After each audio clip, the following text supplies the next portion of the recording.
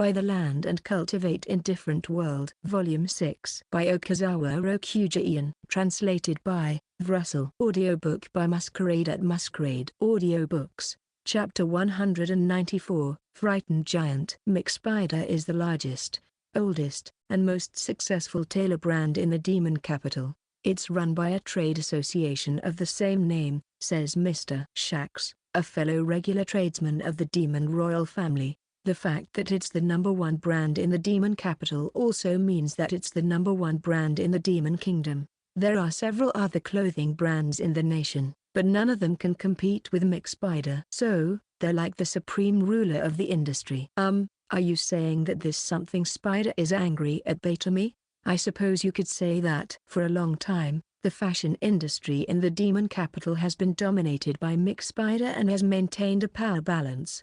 However, the new demon queen is wearing a mysterious dress that is not their work. Not to mention, it's attracting a lot of attention and becoming highly favored. For a long-established company that has dominated the market for so long, this mustn't be favorable to them. We've been receiving inquiries from McSpider from time to time ever since our company started handling Madame Batemy's clothes. Inquiries? What kind? Why, of course, it's about who's the tailor behind the clothes. Still, Mr. Shax is a professional merchant. He's been evading the other party's pursuit to not breach his duty of confidentiality. However, the situation has aggravated with the birth of the demon prince, Geisha. Why does the birth of the prince have such a huge impact? The circumstances of this matter are unique, so it's only natural. His Royal Highness Geisha's clothes are directly involved in this. While we were talking, Geisha, who is at an age where he is immensely curious about everything, was touching Dragon Veil's scales while being held by his mother, Astas. He's wearing the baby clothes made by Batemy. Even from where I was sitting, I could see the radiance of its adamantine silk that can repel even a dragon's fangs. The birth of His Royal Highness is something the whole nation should be celebrating. Therefore, McSpider also made several dozens of baby clothes for the demon prince and delivered them to the royal family. Several dozens? I guess one must up their game big time when dealing with the head of a nation. However, His and Her Royal Majesties didn't accept McSpider's works after discussing it with each other. But why not? And now, Prince Geisha wears clothes exclusively made by Madame Batemy. For a top brand that dominates the fashion industry, seeing their future ruler wear clothes not made by them is a dreadful issue. From that point on, they questioned Mr. Shax more aggressively. Who is making those clothes? What is their name? Age? Are they a man or a woman? Why won't they show themselves? Just let us meet them, etc. They said that since he handles the marketing of Batemy's clothes, he must know something about the person. They're also one of the most important business partners of our company, so we can't continue to feign ignorance. I was hoping for a solution by discussing this with you and Madame Batemy, the people involved. So, that's why he accompanied Mrs. Astas here? Actually, why did you reject their baby clothes, Miss Astas? Asks Batemy, who's been listening with me, straightforwardly. She can't really act like none of this is her concern since she's directly involved in the issue. It's the very reason why the top brand has their eyes on me, right? The Demon King is a great statesman, and you, Miss Astas, are the closest person who supports him. Why indiscreetly disrupt this harmony? It's not like I wanted to do it. You know, says Mrs. Astas as she returns to her seat. She left to rock Geisha earlier. Sensei's taking care of him now. He's so good with babies. I could leave Geisha to him without a worry. I looked over and saw Sensei the lifeless king holding the baby high in the air. Even the baby seems to be having fun.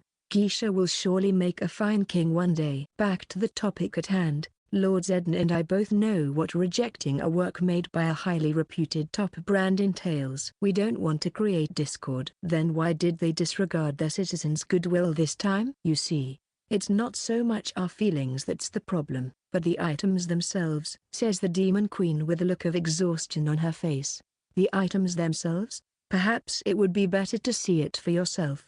Did you bring it, Shax? In response to being called, Mr. Shax placed the baby clothes he brought with him on the table. Thud. They went, ? Wait. Please wait. Do clothes usually make such a heavy sound? These are baby clothes, right? It should be much smaller and lighter than adult clothes. But that thud. What the hell is this? This is the baby clothes presented by McSpider, Lord Saint, says Mrs. Asters to me wearily. As someone who grew up in a different world, I'll use the extent of my knowledge and vocabulary to describe my first impression of the clothes in the most accurate way. Lady Gaga. It was just that indescribably over the top. In addition to the typical parts of a garment, there are way too many dangling decorations. If a baby wore this, it would be more than twice its size, which would surely attract attention. Only its degree of flamboyance fits royalty and nothing else. Sure, the intention of its production may be to represent the Demon Prince's majesty, but this isn't something that can be used on a daily basis. Whatever the circumstances may be, this was my honest opinion. It's just too flashy and daunting, with no regard for convenience. I tried lifting the clothes too. And heavy. It definitely weighs more than the prince himself. I couldn't lift it for long, and when I put it back on the table, it made a loud thud again. You can't easily carry a baby in this kind of clothing. It's even scarier if the baby can't even hold his own head up yet. That's why you discussed it with the Demon King and rejected it. I had to admit that the Demon King and Queen made the right decision. What is this veteran brand thinking? They're not even mere professionals in the clothing industry. They're at the top of it. Why would they make such superfluous baby clothes? I'm sure they're getting impatient, says Shax the merchant seriously. The clothes that Madame Batemy created are currently dominating the demon capital. All the upper-class demons of the nation are fighting over her clothes, and previous fashion trends have become outdated. As the top brand that has dominated the industry for so long, they're desperately trying to recover to not become a relic of the past. And the result of their desperation is these over-the-top baby clothes. If memory serves me right, McSpider has been launching such bizarre products only recently. They used to launch more orthodox works in a more composed style before. Maybe their impatience is leading them astray, and them wandering off course is shown in their works.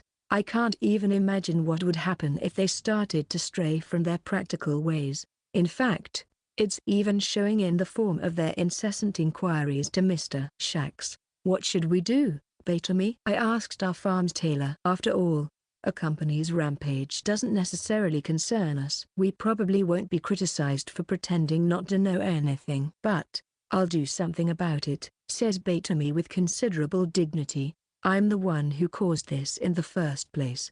I'll do something about it for the sake of the bright future of the demon fashion world. Chapter 195, a long-established brand. Not a single demon in the demon kingdom hasn't heard about the tailoring brand McSpider.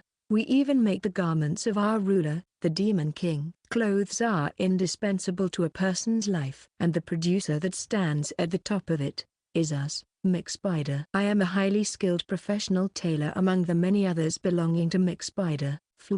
One day, I was summoned by the president of McSpider's Product Manufacturing Association. Look at these clothes. The president and I are staring piercingly at the garment before us. These aren't made by us. They're from the rising clothing brand that's the talk of the entire nation lately, Nuju. Do you understand how great they are? No, sir, I don't. I could tell that they're great. However, when asked to explain what exactly is great about it, I can't put it into words. As a tailor, this is substantially a declaration of defeat, and a vexing one at that. Me too. It's making my blood boil with frustration. First, it's fabric. I can tell that it's a high-quality material, but what fiber is it made of? Even the mana fibers we collect from 4-star dungeons don't have such a smooth and glittering finish. I can't comprehend what material is used at all. Next, the seams. How can they be so evenly spaced? Is this even humanly possible? I can't comprehend how this was sewn at all. The tailor of these clothes is far more skilled than we could ever imagine. I bought them for research purposes, but they only made us depressed, and the two of us let out a deep sigh. It's been well over 100 years since we, McSpider, have reigned as the best tailor brand in the demon capital. We have inherited this status from our predecessors and even earned the honor of being the official purveyor of the Demon King's family through meticulous efforts.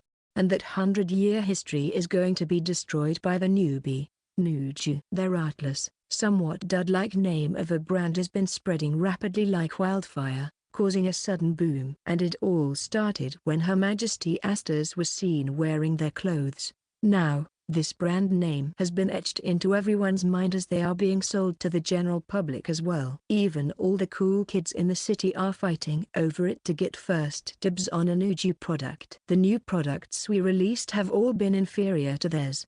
How horrifying.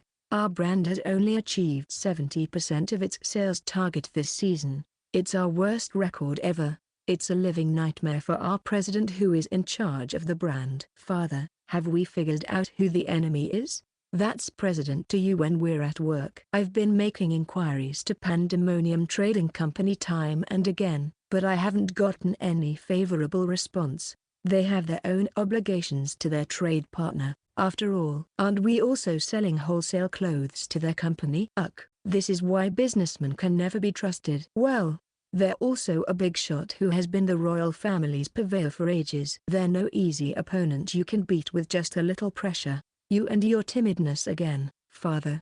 Having said that, we can't resort to drastic measures either. What's the biggest blow we could give them? It's only to shut them out of our clothing line. But what if they use that as an opportunity to use Nuju's products as a replacement? It would be a fatal blow to us. I guess our only option is to compete against them both as famed tailor brands, but our future isn't looking as bright. I mean, what was that presented to the prince? The fact that I'm not involved in other work hurts me. But why did the president give the green signal to those disastrous, over-the-top clothes? Huh? Wasn't that nice? It was flashy enough to highlight His Highness' dignity, don't you think? Our artisans, who have been complacent with their long-time position under a veteran company, were overly disturbed by the sudden shake-up. They pushed themselves way beyond their limits and made a big mistake by straying off the course they've been taking for so long just to find a way to sell better than Nuju. Anyway, if we don't do something about Nuju, our brand value will only keep on decreasing. We need to find a way. However, both of us are already at our wits' end just trying to come up with a breakthrough solution. Isn't there an idea out there as invigorating as cutting cloth with scissors? It's okay, Mum. Dear, the one who broke into the office was McSpider's president's wife and my mother. She used to be the best McSpider tailor, but now, she has given up that position to her daughter, me, to assist father. I thought she was away. Where was she this whole time? And why is she suddenly showing up now? I've been negotiating with Pandemonium Trading Company to meet Nuju's tailor. What? I've succeeded in inviting them to McSpider's workshop. What? You made it seem like nothing when Further had such a hard time trying to establish negotiations with them. What kind of coercive move did you use, Mother? It was just good timing, that's all. The other party seems to have some ideas of their own, but this is our chance, says Mother as she points at me. Fluidity, you'll be representing us as McSpider's best tailor. What? I've learned a little bit from my negotiations with the company that Nuju is a brand run by only one tailor. Just one? Well, a brand can run independently to maintain quality, but they must be very confident in their skills to make it work. No matter how good of a tailor you are, there's a limit to how much you can do solo. That's why I came up with a genius move, ? We'll make Nuju's tailor join McSpider, ? Mother's bold idea left me and father rather president speechless. We'll take the reputation this rising brand has built up as well as their talented artisan. Doing so will bring McSpider back to the top of the industry. True, if we do that, our brand will become more formidable and our fame will skyrocket. Though it's probably too audacious in father's eyes. That's where you come in, Fluidity. What am I supposed to do, Mother? When Nuju's tailor comes to visit us, invite them to a contest with you. A sewing contest. Of course. Wah, does she even hear herself? If you win, make your opponent join McSpider. No matter who your opponent is, McSpider's #1 tailor is you, the president's beloved daughter. Maybe then, I, father, And mother can keep McSpider running? We've been through so many hardships and difficulties just to get to this point. When I was a young girl, my family lived in the remote countryside, not here in the big city. We were poor but content, living as a humble family of tailors. The life of my family of four with my father, mother, and little sister is my most cherished memory. However, that sweet life was destroyed by the invasion of the human army. They destroyed the village we grew up in and were forced to flee for dear life and struggle as refugees. I haven't seen my sister ever since we were separated at that time. I don't even know where she is now. After a long nomadic life, we migrated to the demon capital, relying only on the sewing skills that we have, and eventually joined a tailors' association. Over the course of more than a decade, we transferred to bigger and bigger associations until we reached McSpider. My mother and I made full use of our sewing skills to make a union president out of father. Our march will never stop. We'll overcome this obstacle by working together as a family. I will definitely win and make them join us. I'm sure news will eventually reach my sister's ears as long as we keep making a name for ourselves in the demon capital. You're right. I'll talk this over with Pandemonium. I know you'll win, Fluidity. You're our daughter. Thank you, mother, father. I will definitely live up to your expectations. The sewing techniques I've developed over the years will never lose, no matter who I'm up against. And then, the mysterious tailor showed up at McSpider's main branch on the day of the meetup. Huh? Sis? Batemy? What's going on? Chapter 196. An unexpected reunion. Batemy here. I am once again back in my old home, the demon capital. Through teleportation, of course, and today's destination is McSpider, the most famous tailoring brand in the capital. I longed to work for them when I was still Miss Asta's aide. Alas, I couldn't, since soldiers are forbidden to have a side job. So? Asks my partner Belina sullenly. It's been a while since we did something as a duo, so she should be enjoying this more. What business do you have with those McSpider people? Are you going to directly appeal to them by telling them to stop making a fuss because it's becoming an issue? I won't say such a sassy line to their faces. I think meeting them personally will give us an idea of how to fix this problem, and also because I want to observe a top-class workplace. In short, you have no plan. Right, you do have that optimistic side of you. Whatever will be, will be. That's my motto. The demon army adopted me after I was separated from my family when the human army destroyed my hometown. And just when I thought I had lost everything again during Miss Asta's downfall, Lord Saint helped us get back up.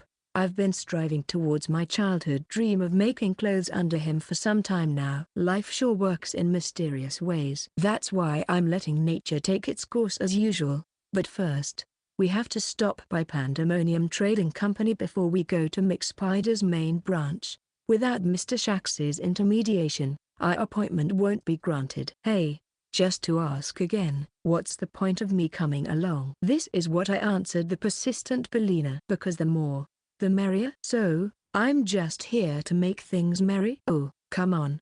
You're free anyway. What's the harm? Don't say that. Even if it were true, don't say it. Whoopsie daisy. I brought up a sensitive topic for Belina by accident. When we arrived at Pandemonium Trading Company, there was some kind of commotion by the entrance. Listen, just listen to what I have to say. It costs you nothing. Someone is fighting with the guard. As is to be expected of a large company, it seems one can't enter the building without permission. The two of them are arguing back and forth. I've come here to offer you guys an extraordinary money-making deal. Let me meet your president, or better yet, Nuju's tailor. With my revolutionary ideas, Nuju's state-of-the-art fashions will sell 10 times faster. You'll regret it if you refuse this. I'm sure the sophisticated tailor who makes the stylish Nuju clothes will have sympathy for me.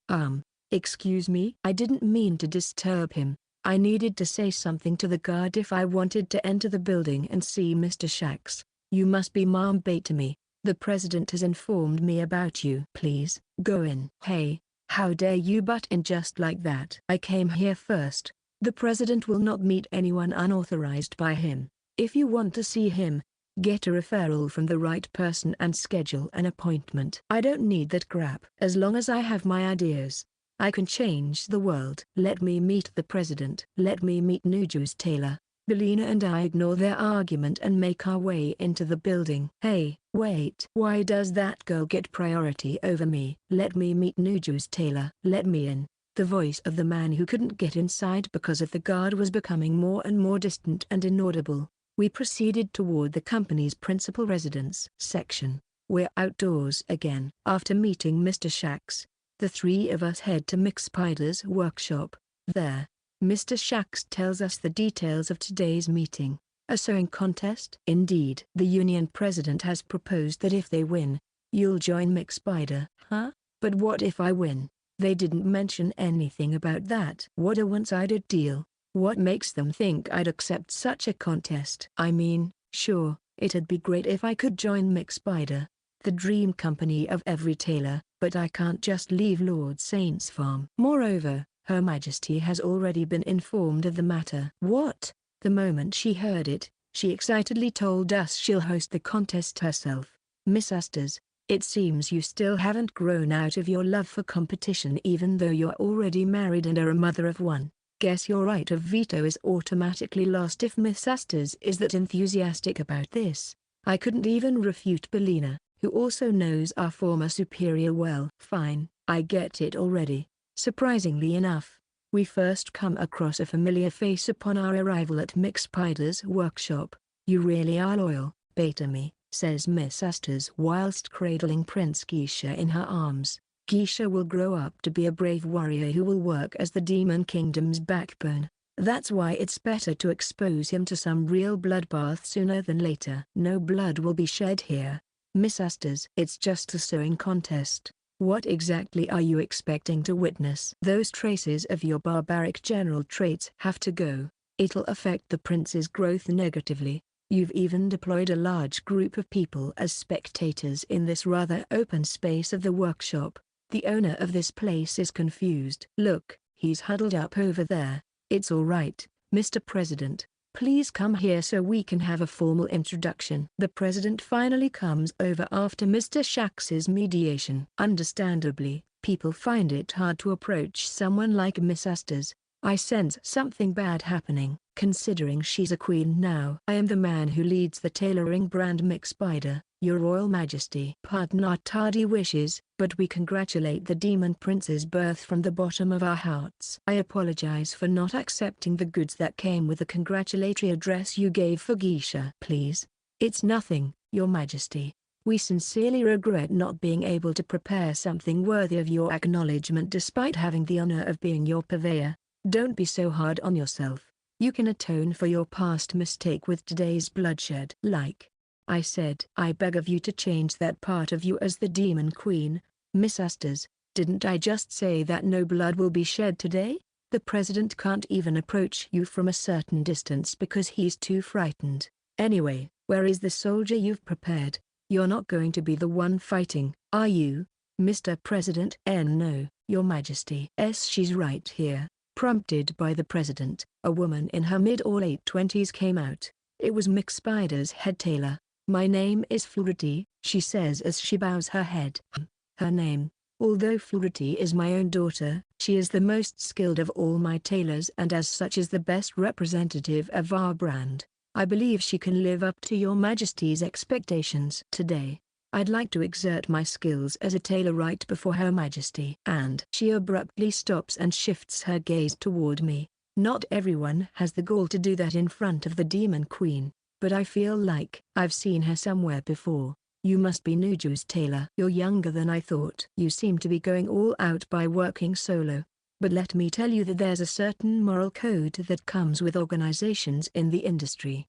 And you're going to manifest your talents by working for McSpider. Sis? Pardon?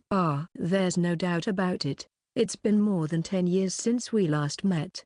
So it took me a while to piece the memories together. She's the sister who I was separated from when I was a child. I haven't seen her ever since our village was destroyed by the human army and I was separated from her during the chaos. Since then, I joined the Demon King's army by force as an orphan and struggled my way through till I became a Heavenly One's aide. Wow, and here I thought all of my relatives died long ago. You're actually alive, here in the capital. What a small world we live in. Are you really Batemy? You're alive? For real? Then does that mean that's father and mother over there? Oh dear. They're all alive and well. Batemy, Batemy. My parents rush over to me. Our family of 4 has reunited after more than 10 years. It was a touching moment. Huh? So there's no fight? Boring. Miss Astor's. Please don't be such a killjoy. While I was busy savoring the moment with my family, Belina came to the rescue with the perfect comeback. Thank goodness I brought her with me. Chapter 197. A contest between sisters. Didn't Batemy join the Demon King's army as an orphan after her village was caught up in a war and she got separated from her family? I took notice of her hard work as a low-ranking officer and promoted her to be my aide. After a brief reunion with my family, I returned to Miss Astor's side. Color me surprised, Batemy. You never showed any signs of looking for your family, so I thought you had been bereaved. I took the initiative to look for them when I first joined the army. But my training became stricter after I got promoted to be your aide. Miss Astor's. As in, all I could ever think about was my own survival. I managed to become a fine aide who could think of nothing but what was necessary under Miss Astor's grueling training. But now, we have reunited. I always believed we'd meet again someday. I've never had a happy day like this since the human army destroyed our hometown. Thank you, Arachne, the guardian spirit of us tailors. My father, mother, and sister's combined excitement are a little too intense for me right now. It's been about a decade since, so I don't really know how to react around them. Batemy, what have you been doing all this time? I joined the army, got promoted, and even became a Heavenly One's aide. A Heavenly One's aide? My family is surprised, but I guess that's to be expected. Being an aide to a Heavenly One is the pinnacle for us non-careers with no degree. Then I quit. You quit? I'm now making clothes for a living in a certain place. Of course, I can't casually mention Lord Saint here, but looking back on it now, I realize that my life has been full of ups and downs. So, Nuju's tailor that has been threatening us is me. Yes, Eerie. And that's why I'm here. A god. My sister fell to her knees. What a mess. What a mess. To be reunited like this with the sister I've believed to be alive all this time. Yet, we reunite as enemies. Why must Hades force us to suffer such a harsh fate? I'll personally ask him that for you in the future. Well, it wasn't all that bad with Miss Astor's support. I see. You were Queen Astor's aide when she was a Heavenly One. It makes sense. Her Majesty was the first person seen to be wearing Nuju's clothes. What a powerful patron you've got on our side. There are other more powerful patrons, though. Anyway, now that things have come to this, it all ties up. Batemy, join McSpider. Huh? What's this out of the blue, sis? Now that you're an established tailor, it's only natural that you must belong to an industrial organization. To McSpider, run by our family. Of course. She's right, Batemy. Let's unite as a family again. Even father and mother are being overbearing. Besides, you're getting ahead of yourself if you think you can make clothes on your own without an apprenticeship in an actual workshop. What you need is exemplary guidance. I'll teach you since I'm your sister. Huh? What? Hold on a second. The clothes I made are all the rage in the capital right now, overwhelming yours. Isn't it a bit condescending of you by saying you'll teach me? That's only because you have Queen Astor's as your support. Such cheap tricks will soon expire. I'm telling you as your sister that before that happens, I'll help you make up for the lack of basics that self-taught people tend to have. I've been taught the basics in our hometown. You're taking this big sister responsibility too much. I'll show you your sister's true worth. This is nostalgic. My sister and I used to fight like this all the time when you were young. Although, she was always 100% wrong. Ah, this quarreling. It's like you're back to the good old days. Father, mother, don't just stand there and be touched by seeing your daughters quarreling. I've never seen Batemy act like the mad dog she is right now. People usually have a different side to them when they're with their family, but I don't know about it being a mad dog. Miss Astor's. Please stop looking at me all confused. I have a favor to ask of you. I'll do it. I'll participate in this contest. Oh? The biggest tailoring brand in the demon capital, McSpider, proposed a contest. How strange. At first, I was completely reluctant, but now, I suddenly feel the urge to give it my all. You're the host, aren't you, Miss Asters? Please start it right this instant and open up my victory road to crushing my sister. Oh? You're going to do it? I, too, suddenly feel like knocking down the challenger with my pride as a tailor on the line. Huh? But why? Isn't this supposed to be a touching story of a family reuniting? Shut up. You've been living in harmony with our parents, leaving me out of the picture. I'm going to take out my frustration on you and beat you to a pulp. If you're going to bring that up, then I also have something to say to you. Why didn't you look for us when you were still a Heavenly One's aide? You should have at least that much power to do so. You can't even command a single soldier without a Heavenly One's permission. And one more thing. Miss Aster's hellish training has worn out any unnecessary desire I had. Only those who do are promoted to Miss Aster's aide. I guess we can only settle this with our needles and thread. Agreed. Not as sisters, but as tailors. I will prove that no younger sister is better than her older sister. I will prove that no older sister is better than her younger sister. Let the sparks fly. We'll fight until the bitter end. Oh, now, this is what I'm talking about. Even Miss Asters is joining the bandwagon. I suppose we should start this contest. But what about the rules? Will you be fighting with bare hands? Maybe. Miss Asters, this isn't a shootout. It's a sewing contest. As for how it goes, I guess we could make a piece of clothing out of the same material and then have them judged based on workmanship and design. What about the judge? I don't think it'd be fair if the judge were from McSpider. Miss Asters and Belina are both inexperienced in this field, so I don't think they can judge to a high standard. What about Mr. Shax? He's the president of a large trading company. I'm sure he has a discerning eye. Everything is under control, Batemy.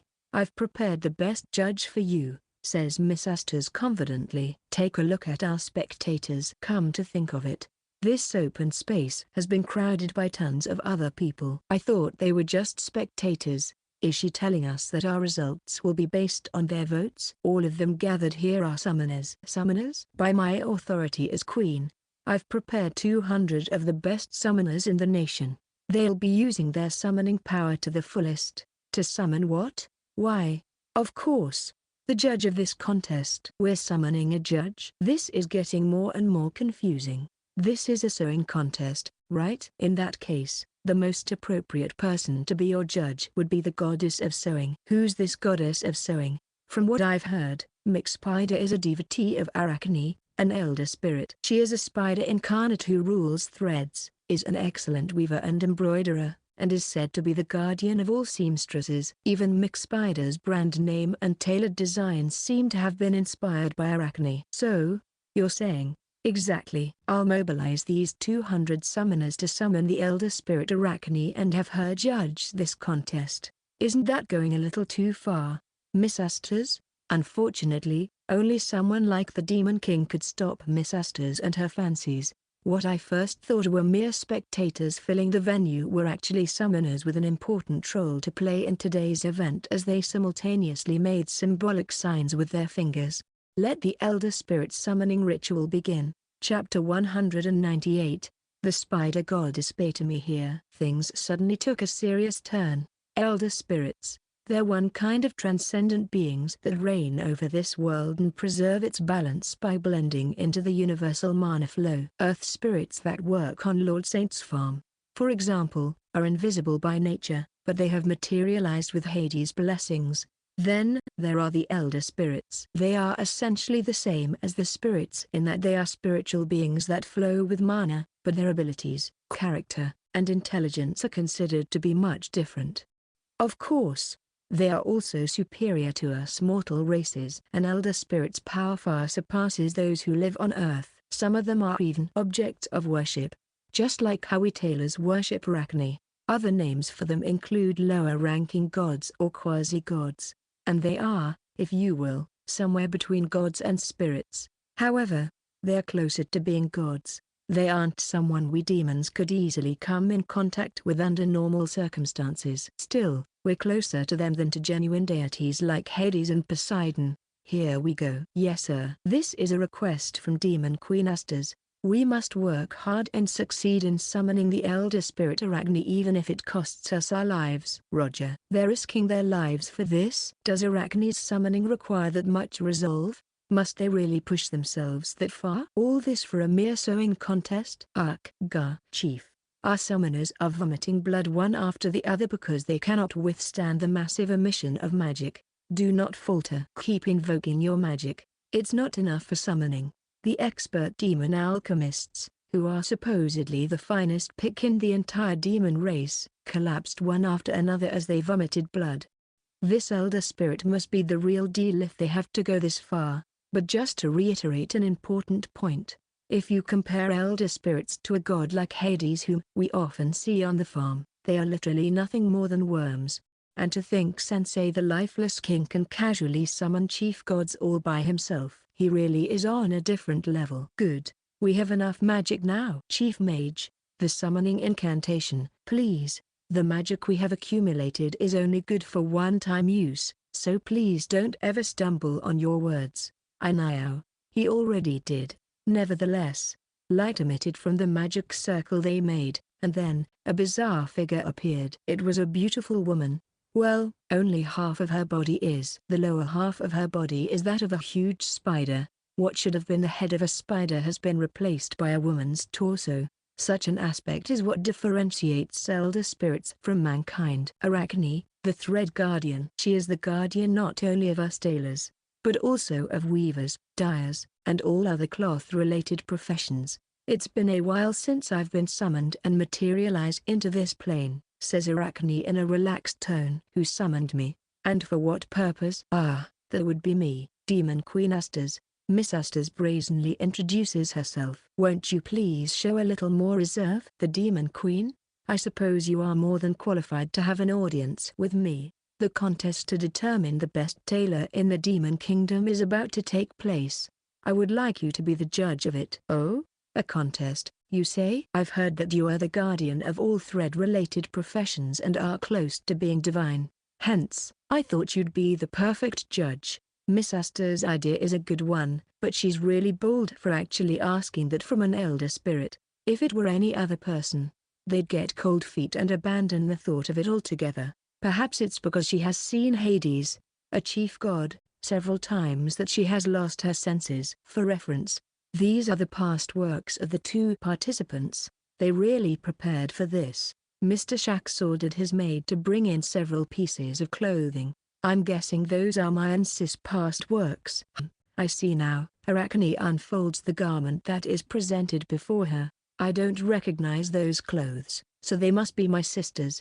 How she improved through these years is beyond me, having been separated at an early age, but I knew at first glance that her piece was a masterpiece, as is expected of the largest tailoring brand's #1 tailor. The seams are tightly sewn and the choice of fabric is good. Above all, the design is as fresh as a cool breeze. You have the skills to be judged by me. My sister passed the Elder Spirit's preliminary screen. Guess I'm up next. Ooh, huh? The Elder Spirit, who is also known as a quasi-god, suddenly howled. She holds up the clothes I made. What is this? This shiny, pure fabric? It's so smooth and it feels so good on the skin. It even has traces of magic in it. So sparkly. So sparkly. Isn't that the one I made with adamantine silk? I only made a few of those in the beginning. Why did they choose that of all the clothes I made? The clothes you made are so popular that every single item we had in stock has been sold. Mom Batemy. So, I chose a sample from my wardrobe. From your wardrobe, Miss Astor's? I guess that makes sense. I've only ever given her clothes made out of adamantine silk. Wait. No, that's not true. I've given her tons of other clothes made out of normal fiber. Why choose adamantine silk out of all that? Wow. Whoever made this piece of clothing has already won in my books. Just before Arachne was about to abandon all rational judgment due to her excitement. Please wait, Arachne. The material has nothing to do with the skill of the tailor. No matter how good the fabric is, if the stitching is rough and the measurements are inappropriate, it's still a poor piece of work. My parents objected to the Elder Spirit's statement. How could you antagonize your own daughter's work, daughter or not? As long as anyone's against us, we must win at all costs. For Mick Spider's survival, my parents are putting their work before familial love. They'll smash anything in their way by all means. Oh, you do have a point. I was so overwhelmed by the beauty of the fabric that I almost missed it. But the tailoring is as good as anything I've seen. It's passable enough. Phew. I'm glad that my own sewing skills are being recognized, since most people only focus on the adamantine silk. The sample presented was one of the first few garments I made, so it was still hand-sewn. The Elder Spirit gave my sister and me an even rating for our sewing skills. I acknowledge the both of you worthy of my judging. To eliminate all sorts of bias, you'll make a new garment using the same materials in the same amount of time. Then I'll judge them based on your workmanship. How about that? As you wish, my sister and I declare in unison. I didn't have an inkling of an idea that we would be facing off against each other like this. Heck, I wasn't even expecting to see her or my family when I arrived here. Batemy, I'm going to defeat you and carry over your skills and fame into Mick Spider. Families are meant to support each other, and a younger sister is supposed to absolutely obey her elder. I already have a master who is scarier to me than the gods, and that's Miss Astor's. I'm pissed off now, so I'm going to crush you myself. The tension in the room keeps on rising. A word of encouragement from me before we officially start the contest, says Arachne as she volunteers to do the introductory remarks. I've discerned that both of your skills are top-notch, though that wonderful fabric caught my attention more. Its impact alone was several folds greater. It seems the adamantine silk was to her liking. As the Demon Queen said, this contest is meant to decide who is the best tailor on Earth. Therefore, I, Elder Spirit Arachne, will present a prize to the winner. A prize? The concept of receiving something in return is exciting to me. Have a look. Arachne, with a torso of a beautiful woman and a lower body of a spider, spews thread from her rear. The thread shines with a faint rainbow color. This is a thread that I, the guardian of all tailors, can produce. It's stronger and more beautiful than any other thread on Earth, and was even used as the raw material for a variety of legendary armor and divine garments in the past. Could it be that? That's the prize? I'm not going to be stingy. The winner will receive a blessing from the Elder Spirit Arachne, which grants them the ability to obtain this thread as much as they like. Which means what? I'll let you make as much of this supreme thread come out of your bums, like me. No, thank you. Chapter 199, Batemy's Return. Hey, it's me again, kidden. Right now, I'm listening to Batemy's story of her visit to the demon capital. How did the contest go? I was surprised to learn that the top tailoring brand rivaling Batemy was actually run by her family. Her older sister, I believe, was even bold enough to challenge her to a sewing contest. Batemy returned to the farm after finishing her business there, which also means the contest is over. So, who did Lady Victory smile on in the end? There was no contest. It was cancelled. Or, come on. Seriously? That's what you tell us after getting our hopes up?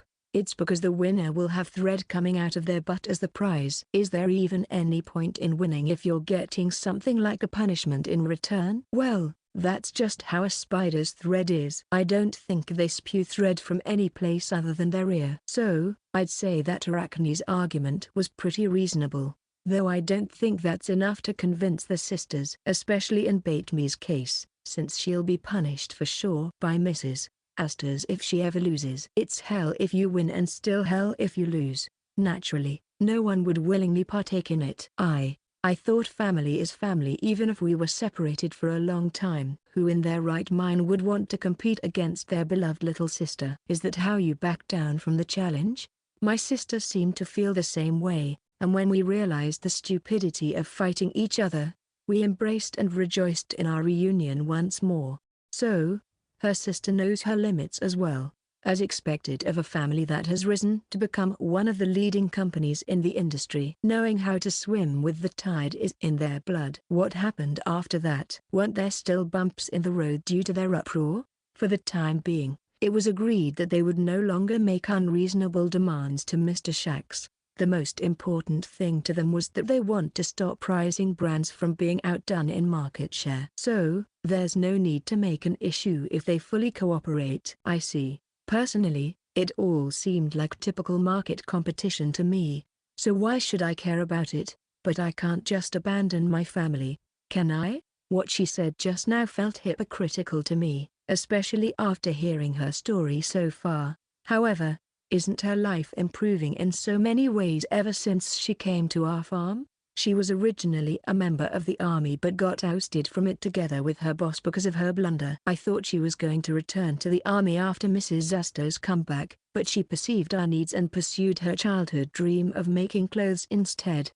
She even made progress with her longtime crush, and this time, she was able to reunite with her family. What a smooth sailing life she has. It seems Batemy will continue to make clothes for us, so we can rest easy and keep relying on her, my lord. Yeah?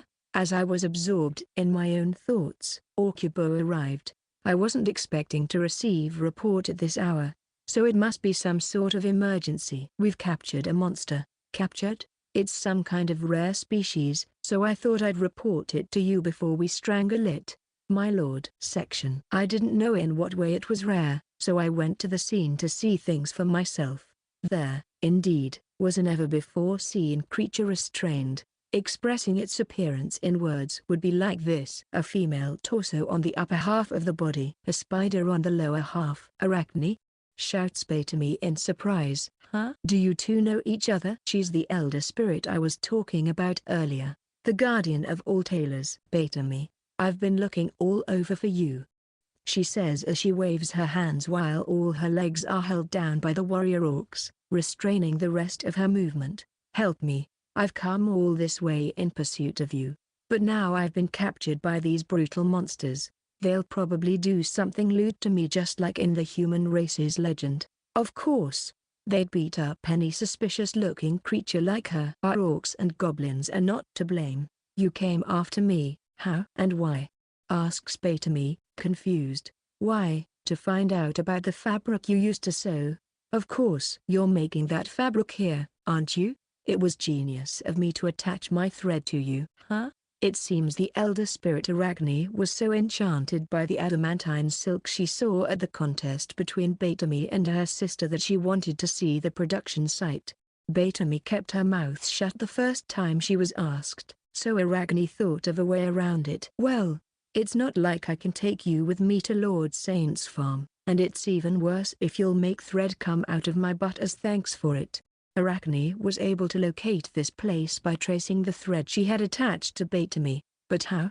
I teleported back here. Elder spirits aren't easily outdone by a simple spatial transfer, you know. That sounded a little conceited. She's still restrained by the orcs and goblins, though. Hey, since I've come this far, you'll show it to me, won't you? It doesn't even have to be for free. I'll reward you with my blessing and make sure that the finest threads come out of your butt. I told you I don't want it. You're so persistent. As expected, even Batemy couldn't help but lose her temper on a transcendent being. Maybe it's because she's the guardian of all tailors that she's extremely fond of textiles. Elder spirits, also known as quasi-gods or lower-ranking gods. I'm not really all that familiar with them, but I wonder where they lie in this world's hierarchy. Oh, what an unusual guest we have here. Sensei, you spooked me. Before I knew it, Sensei the lifeless king had appeared.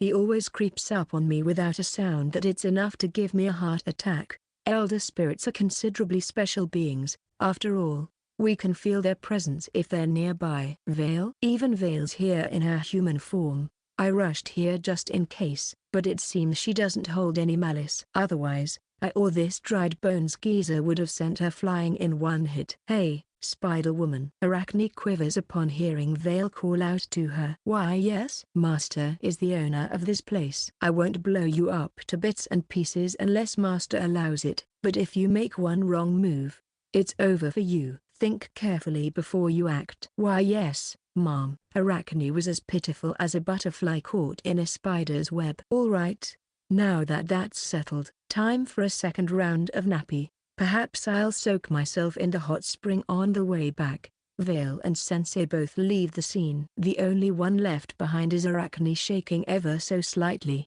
Hey boy, I'll let you in on a little secret. Yes? If we elder spirits ever anger the world's two greatest calamities, the dragon and the lifeless king, we're bound to lose. Make sure you don't provoke them, okay? Is that so? I mean, she was already defeated and seized by Orcubo and the other monsters. I guess that's about the hierarchical standing of an elder spirit. Chapter 200. The Guardian's Visit. Yay! It's an elder spirit. A superior spirit. The earth spirits living with us give Arachne, our surprise visitor, a warm welcome. Oh my! It's rare to see spirits like you materialize. How adorable. Arachne is also happy to see the earth spirits gathering around her like puppies. Ah, if you were Kosui, she's a spider. Spiders make webs and dirty the house. She's a pest. Let's pinch and quash her. They're in charge of keeping our house tidy, so they began to intensely gang up on Arachne, who they deemed a pest. Though to be more precise, only her lower half is a spider while her upper half is a woman. Ah! Ow! Ow! Ow! Please, stop. An elder spirit is being beaten up by a bunch of tiny spirits. Huh? Wait a minute. Spiders catch and eat other pests. She's a useful insect. We must show our respect. The spirits quickly change their opinion of Arachne and begin worshipping her. What's going on?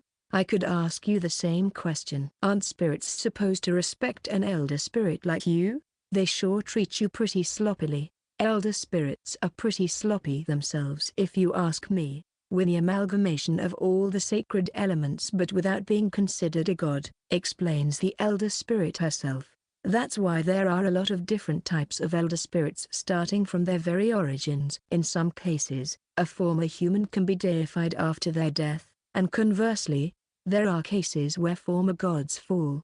Then there are also cases where ordinary spirits such as these girls somehow rise in rank.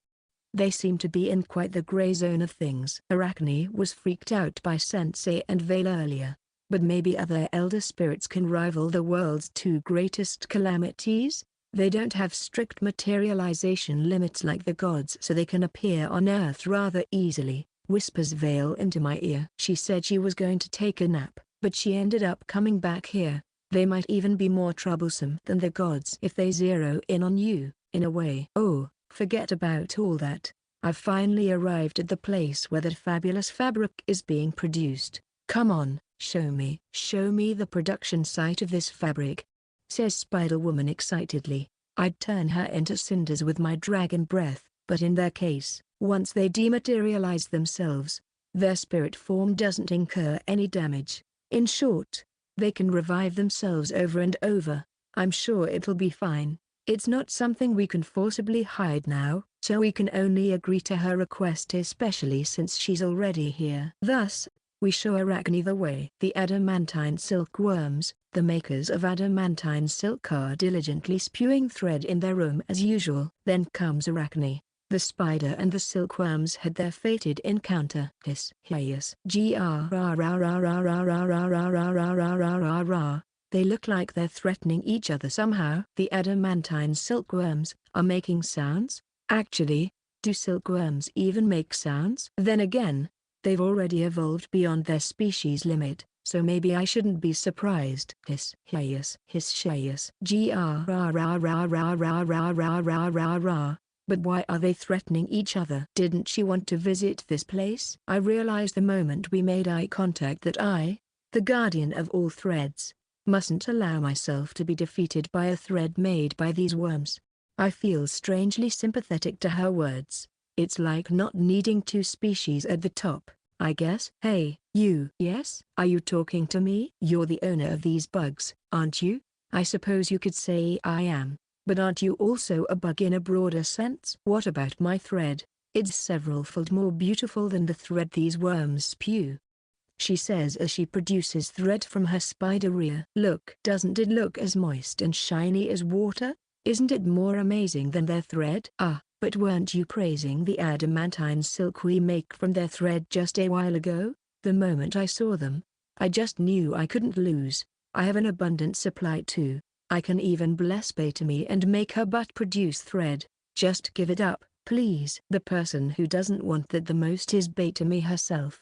It was probably because they were watching Arachne do whatever she pleases that the adamantine silkworms spew their threads all at once. Well, they were doing it even before we came here, but now they're spewing it all out with intense vigor. Moreover, the threads that several silkworms spew are multicolored: red and blue, yellow and green, orange, light blue, yellow-green. Even the finer shades of it. The adamantine silkworms are sending a provocative sign to Arachne, asking, "Are you capable of such detailed color coding?" However, their provocations don't stop there. One of the silkworms spewed thread, but before the thread could leave its mouth, another silkworm took the other end and stretched it, and stretched, and stretched, and stretched. It's stretching. It keeps stretching like rubber. Stop. If you stretch it that far. No, don't let go. Don't ever let go. If you do. Snap. The other silkworm mercilessly let go. It landed a perfectly clean hit to the silkworm's face. Wait, so in short, was that a demonstration to say that they can also produce elastic silk thread? Can you do this? Can you do this, huh? Were the silkworm's way of provoking Arachne. A huge crack forms in the Guardian's pride. HMPH. I can also do something amazing. My thread is spider silk, which means I can also spew a sticky thread to trap my prey, she says as she pulls a long strand of thread out of her butt and hands it to me. Yep, it's sticky. I can't get it off. I can't get it off at all. Hey, how do I get this off? Peel off my skin? Stop scaring me like that. Hey hee hee. So, can you geese make sticky thread like this? You can't. Can you? Ha, it's impossible for silkworms like you. The adamantine silkworm's reaction to Arachne's triumphant expression was rather weak. Actually, it was cold. If I were to read what they're trying to say from their expressions, it would be something like this. What's the use of that? How is that of any use to weaving, sewing, or making clothes? Ugh. The Guardian snaps. Hey, I'll supply my thread to your farm too. Let Batemy make some clothes with it. What? A thread's true value is only revealed when it's converted into clothing. Let's make it clear which thread is better. I feel like just the adamantine silkworm's thread is already too much for us to handle. Oh well. Anyway, we ended up with another legendary fiber section. Currently, the goblins are in charge of spinning and weaving the thread into fabric. Any fabric they've woven is automatically given to Batemy, but I let them handle our newly acquired thread from Arachne this time. This is what we got after experimenting with all sorts of things, says Gobukachi with a sample in his hand. We found that in weaving the adamantine silk as the warp and Arachne's thread as the weft drastically increased the strength and also made it much more sacred. It's enough to effortlessly dispel even the most advanced spells!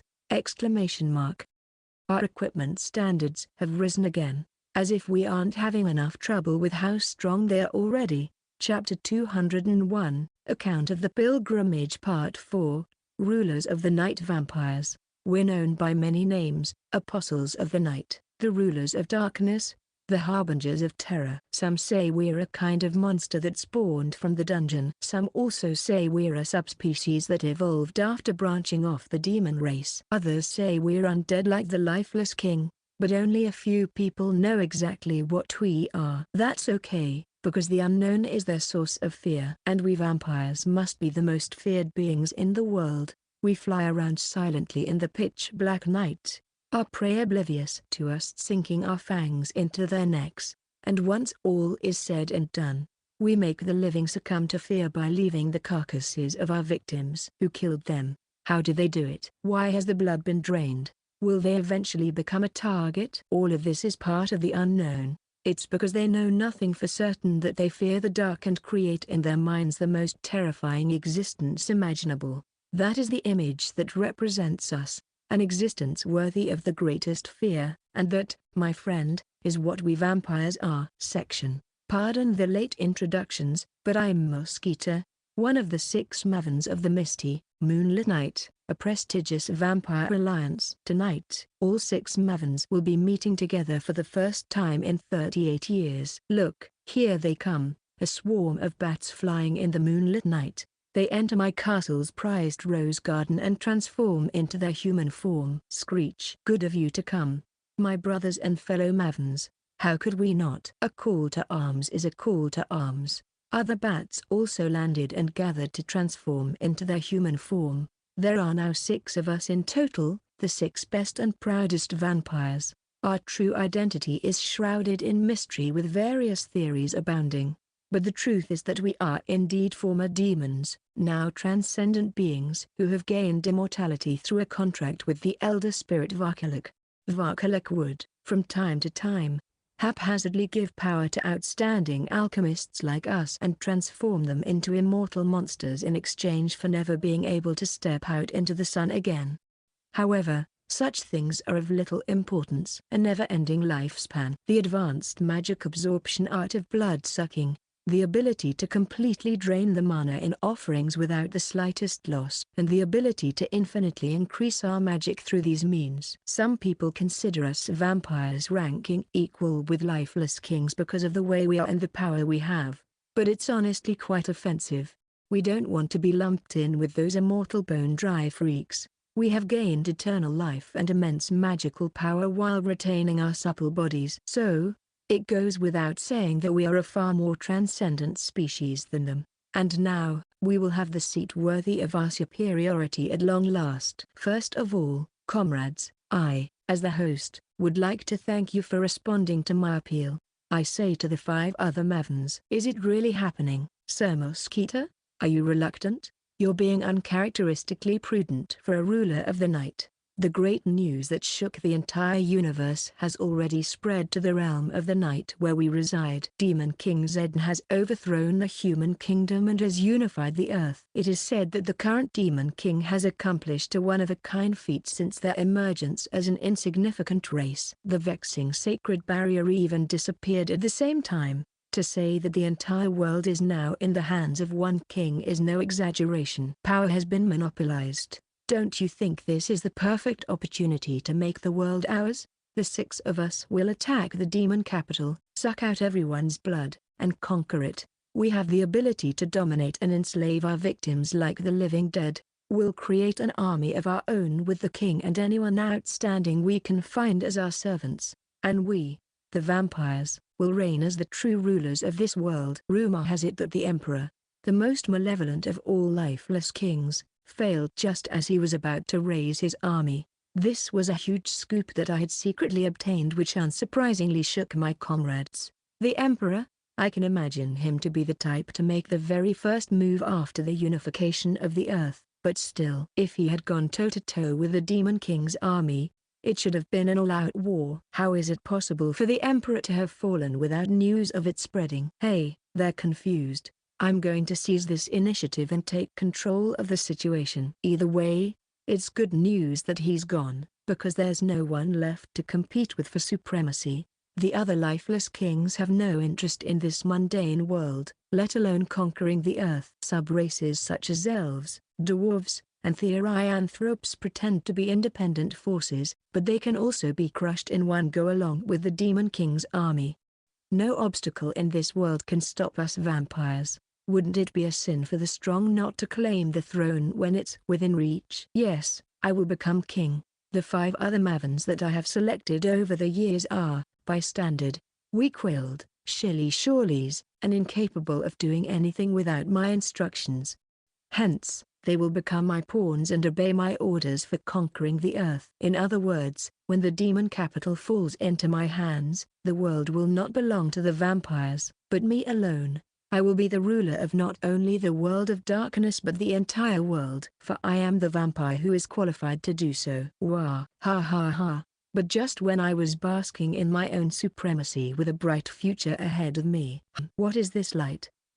My eyes. I lost consciousness. Section. Rumbly.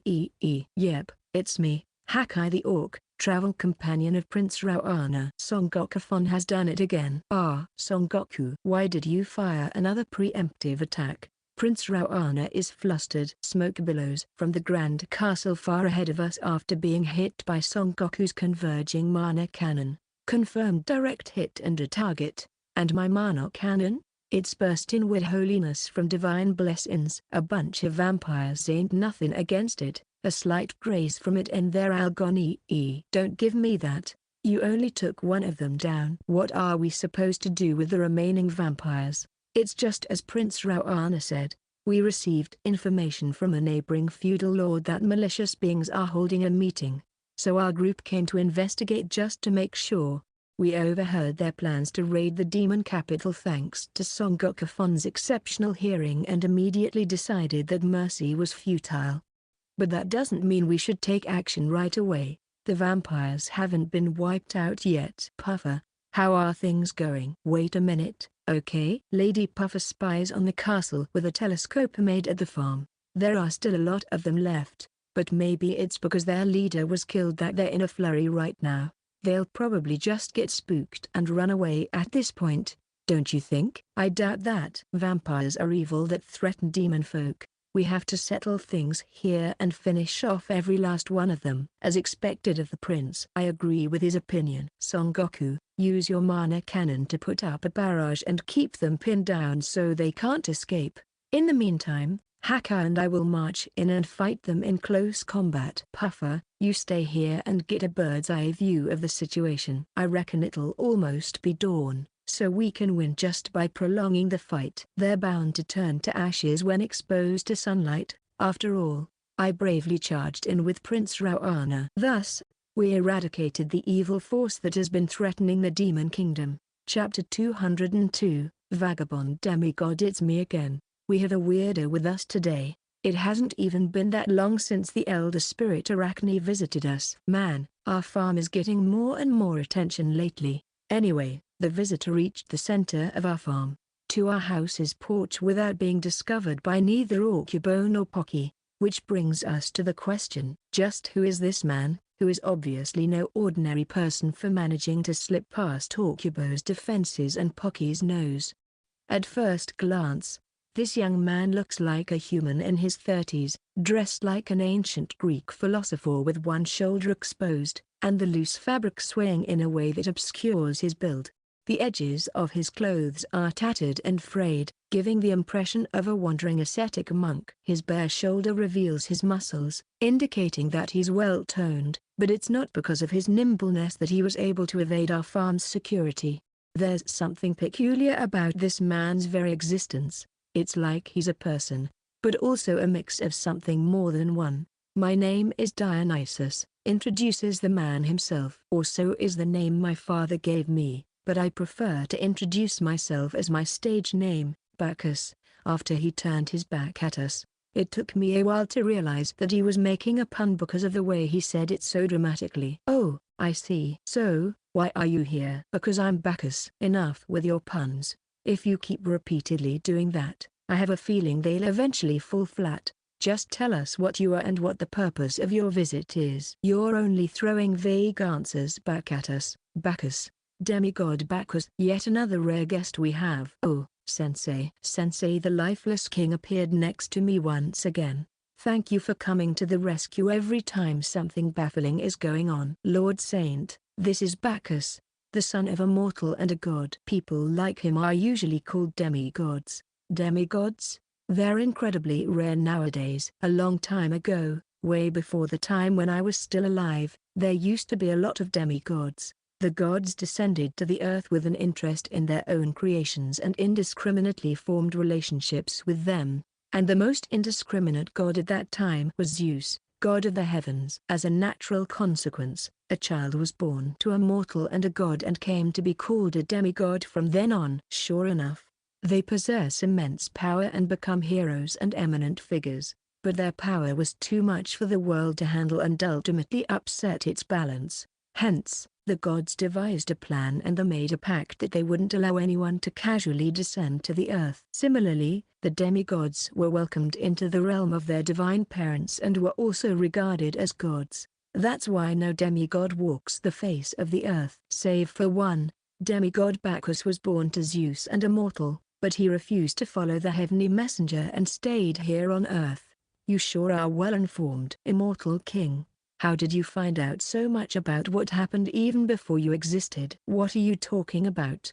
Isn't that what you yourself told me when we met before, huh? What? Are they acquainted with each other? Bacchus has been wandering around this world for well over 2,000 years now, but he's half god, so he never seems to age or die. I see, so we've met before. It seems what my brain needs, after a long time of wandering around, is some hocus pocus. Stop, please, it's getting lamer. Wait, 2,000 years?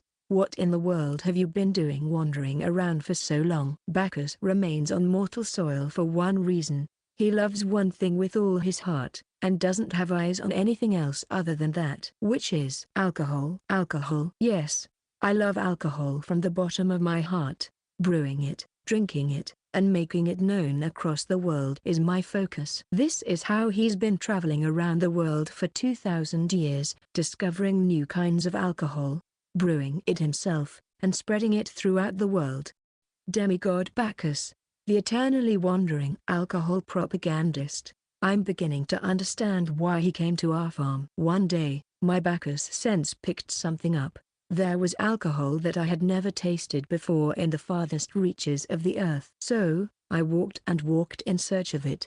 He traversed the wilderness, climbed mountains, crossed valleys, and got lost in forests. It seems he had quite the journey before he finally reached our farm. I've reached my goal. Now, can I have some of your delicious brew?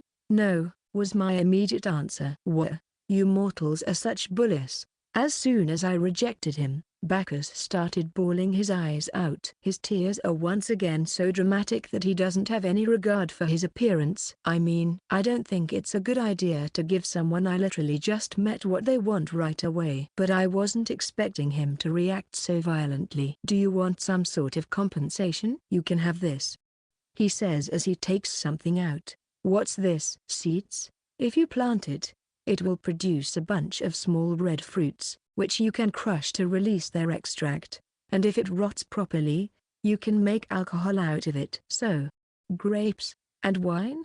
In exchange for this, I want to drink the alcohol you have. Isn't it a fine deal? I have an idea of what Bacchus is looking for. We obtained barley beer after I instructed Garufa to research the brewing of alcohol. Garufa did a splendid job of fulfilling my request and developed a fizzy, refreshing beer. I don't know what kind of alcoholic beverage is popular in this world, but it's got to be good. I think, since its raw materials are from another world. At least, I definitely enjoy drinking it. Oh well. It would be heartless to turn away someone who has traveled all this way just to drink the alcohol we make. Please follow me. What? For real? Wow. This mortal is so kind. Bacchus follows me, skipping along. This demigod is so carefree. Section. Since I'm going to offer an alcoholic drink, I might as well be thorough with it. I chilled a glass stein made by the elves using Puffer's special icebox and poured in the chilled beer. It foamed up well. I also prepared edamame as a side dish that I boiled in natural sea salt. Ha ha ha. Bacchus grabs the stein and vigorously glugs the beer down his throat at an angle almost perpendicular to the ground. Despite his reckless way of drinking, he didn't spill a single drop. The stein's base makes a loud sound as it collides with the table's surface. Clunk. Another. I couldn't help but applaud his exhilarating drinking manner. Just as I thought. No, it tasted even better than I expected. It was worth the trip to the ends of the earth. I want to brand this as the alcohol of the gods in the name of the demigod Bacchus. Hades already did that. However, mortal, what is this vegetable supposed to be? It's hard to chew and strangely bitter. Bacchus is dissatisfied with the edamame. Well, I can see why he has qualms with it. He's eating the whole pod. It's an otherworldly dish. Yet I didn't introduce it to him better. You see, we don't eat the pods, just the beans inside them. You take the beans out of the pod by pushing them out through the side slit. Yeah, that's it. Ooh, this is good. It seems he also likes the edamame now. The boiled beans are soft and chewy with a tingling saltiness. The taste and texture enhance the bitterness of the alcohol. It's the perfect combination. Eat edamame, drink beer, repeat. The empty pods keep piling up. Bravo, mortal. Bravo. You've done a fantastic job of brewing this alcohol. I'm truly happy to have met you. So I'd like to commemorate this day. Well, that'd be nice. But, Aren't you acting differently from before? It's hard to notice because of the subtle change, but he's being awfully polite and reserved with his language right now. Then, Sensei answers my question. The more Bacchus drinks, the clearer his mind works and the more enlightened he becomes. So, he's basically a reverse alcoholic. Chapter 203, The Wine God's Charity. Bacchus, the alcoholic demigod, was pleased with our farm's beer. I've had my fill. He has gone weirdly out of character. This alcohol is made from grain, correct? The human kingdom and the demon kingdom brew alcohol in the same fashion, but they use a completely different grain for it. This one, however, feels refreshing on the throat. I'm happy he liked it, but most of the credit goes to Garufa. You must be a genius to have brewed alcohol as good as this. Thinking about alcohol every waking hour? No, not really. In fact, Garufa, who was instrumental in the development of beer, is not that much of a drinker. What she really loves from the bottom of her heart is the bacteria that play an important role in brewing it. However, she's not involved in the brewing process and is busy with other work at the moment, using her experience as a doctor in the Mermaid Kingdom to provide medical services at our farm. Her workload is so intense that she can't attend to everything all at once. Thus, she has been away from the brewery, stalling the development of another kind of alcohol after we succeeded in making beer, which is why we haven't heard any news of a new brew. Still, it'd be sad not to have alcohol on the table. So our brewery continues to produce beer on a fixed production basis with the help of orcs and goblins. Similarly, only having beer for the rest of our lives would be too boring, so I tried making a new brew myself but ultimately failed because it coincided with making natto. They told me not to enter the sake brewery once I've come in contact with natto, but the mermaid team recently had some fresh recruits, so I suggested that we leave the brewery to them. However, it was flatly rejected since they're still minors. Which makes sense. We can't have minors brewing alcohol for us. The complexion on Bacchus' face changed when I made a slip of the tongue about our situation regarding alcohol. That won't do. Please don't shout so loudly all of a sudden. This is why a drunk's behavior is unpredictable. I can't believe the brewery that produces such wonderful alcohol isn't running due to lack of manpower. How worrisome. Oh, he's back to normal. I guess the shock has sobered him up. Lord Saint, could you please leave this problem to me? What problem? I wasn't aware that it was a problem. This is unacceptable. You there, dragon? Huh? Me? He calls out to Vale from among the people drinking with him.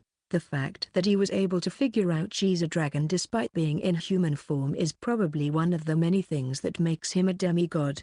I need you to do me a favor. Take me to the human kingdom with your wings. It'll take me just as long as it took me to get here if I go back on my own. And why would I do that?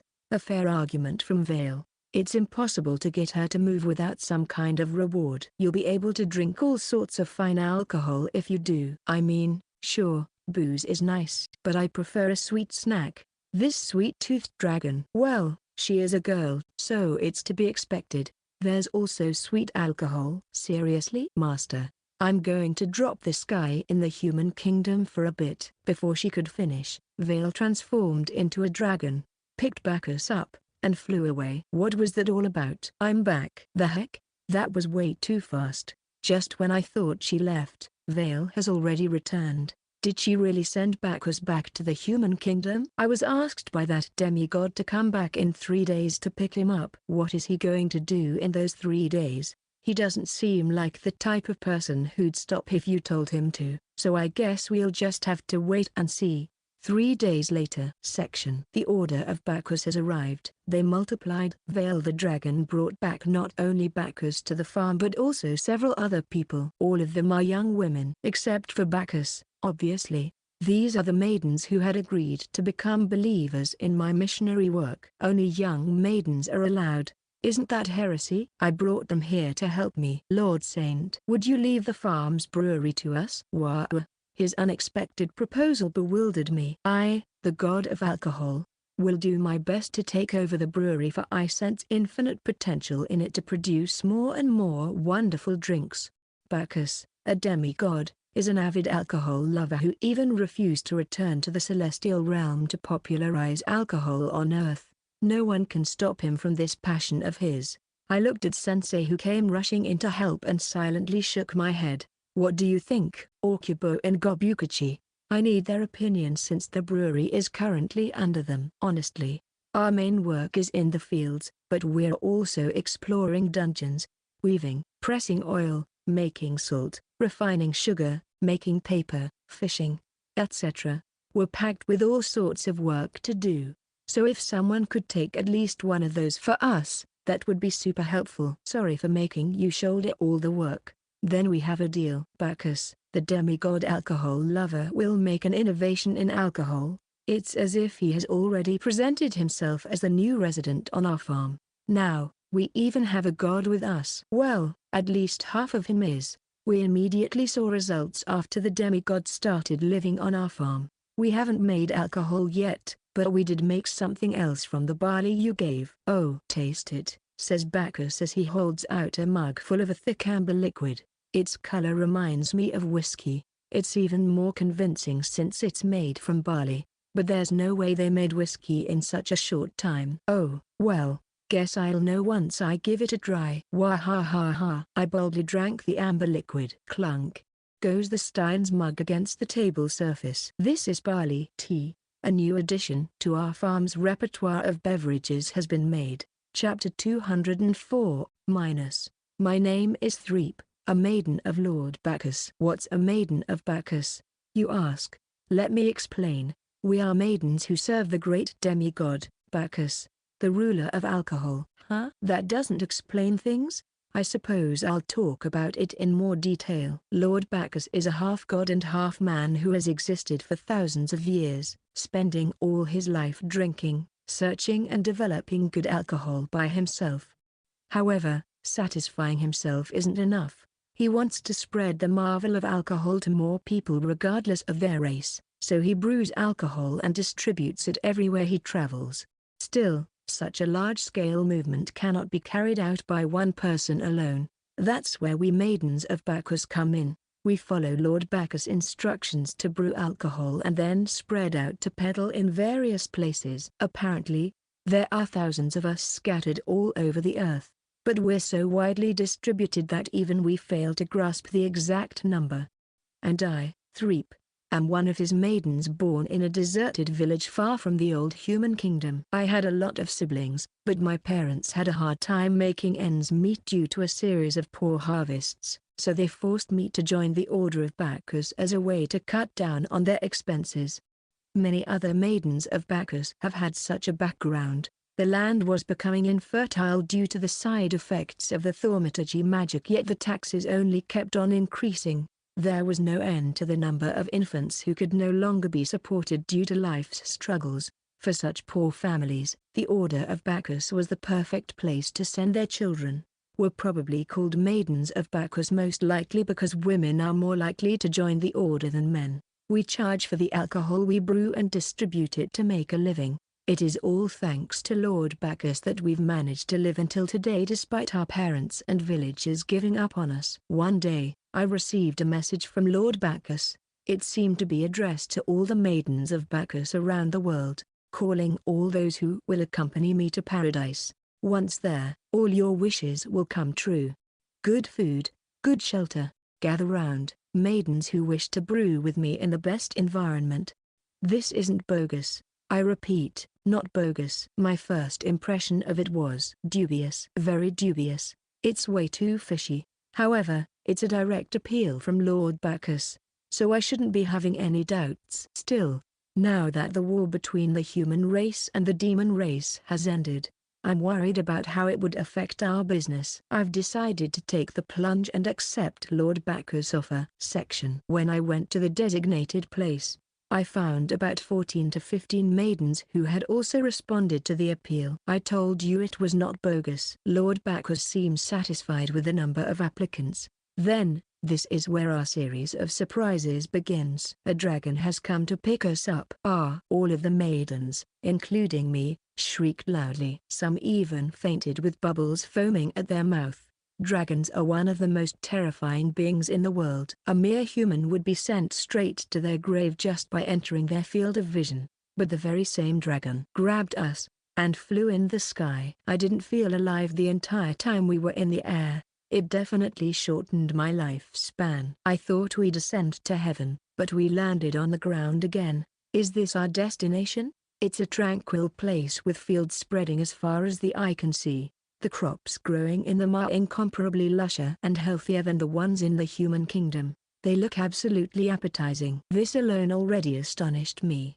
But there was something even more astonishing than this. Monsters attending the fields. Orcs and goblins. Aren't they anthropomorphic, savage beasts used as soldiers who attack human settlements, steal everything, massacre the males, and rape the females under the demon's command? Oh, you must be the new person living here. Nice to meet you. Pardon? And nice to meet you too. We're so glad to hear that you're going to be in charge of the alcohol brewing. We just have so many things to do, you see. That makes you a fellow farm friend from now on. Is that so? Let's all cooperate and support the farm. I was impressed by how friendly they were. They're so polite with their language. It's as if the human race is nothing but a bunch of uncivilized hooligans compared to them.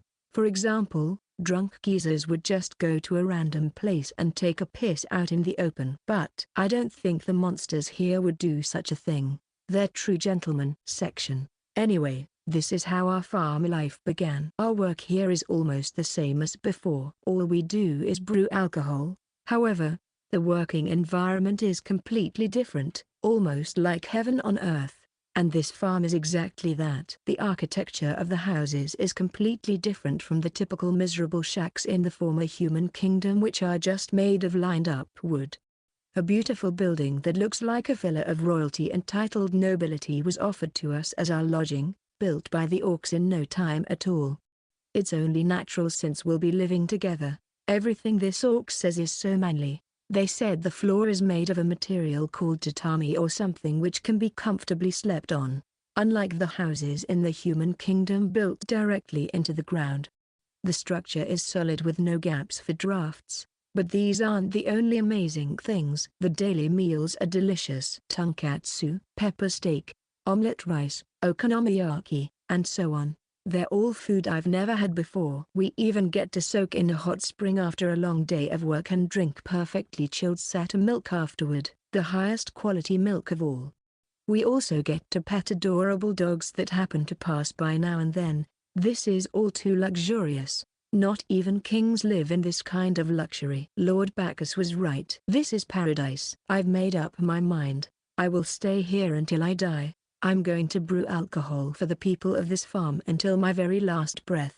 This must have been my life's purpose all along. Section. And so, I've been working hard at brewing alcohol, but encountered a problem right away. Lord Bacchus and Lord Saint are collaborating to make a new brew, but there are just so many kinds that the warehouse isn't enough to store them all. Just when we were stumped, the orcs came to our rescue. Please leave that to us. Mr. Orc and his group built 2 more warehouses in no time flat. How reliable. It's a pleasure helping you out in whatever way we can. Oh, stop it, you manly orc. You're making me fall for you. Chapter 205, Rumors of a Utopia. My name is Shabe, a worthless adventurer living in the human kingdom. Our nation was unexpectedly destroyed by the demons. There was a time when I was unsure of what would happen to us. But now I'm managing to make a living somehow. The demons only crushed the royalty and the religious order and kept everything else the same as before, which was truly reassuring. Today, we're going to enter the dungeons and make some easy money. Adventurers like me go to the Adventurers Guild first before anywhere else. I decide on my target based on the requests posted. Sup, old man, got any good quests? How about this one, defeat 3 Beelzebub? You have until the end of the day to complete it. Them again? I'm tired of hunting Beelzebub all the time. I know. But they're weak. Hang around near the dungeon entrance, and are easy to hunt. There's nothing better than easy hunting, you dig? Despite my dissatisfaction, I accepted the quest. Beelzebub oil can be processed into a salve that works well on cuts and is always in demand. Anyway, old man, don't you have a cooler quest? You know, something that would make my reputation go through the roof just by completing it. Like defeating a dungeon guardian, for example. If a novice like you runs into a dungeon guardian, you'll be killed instantly. You won't even be able to run away. Yeesh. Stop trying to look for a shortcut and diligently work your way through instead, one quest at a time. Just 2 or 3 more quests and you'll be able to rank up and enter a 1-star dungeon. Seriously? Sweet. This is the job of an adventurer. Kill monsters in dungeons and get useful materials for people. Dungeons are strictly controlled by the local adventurers' guilds to ensure that monsters don't escape and that no one other than authorized adventurers can enter them. I recently learned that the Demon Kingdom doesn't have an adventurers' guild. I wondered how they manage their dungeons, but it seems they're all under the Demon King's direct control. Well, our nation has been destroyed by the Demon Kingdom, so now their king is also our king. Section. The Demon King's army uses anthropomorphic monsters like orcs and goblins as their military force. It's more convenient to manage them directly that way. We go into dungeons, hunt the monsters we've been asked to hunt, complete quests, and end the day with a drink at a tavern. Such is the standard routine for adventurers. The old man meets up with me to have a drink after finishing his work. No one's more reliable in the adventuring world than him. Their army has been disarmed after overthrowing its arch-nemesis, the humans. They entrusted dungeon management to the private sectors and even proposed more liberal access.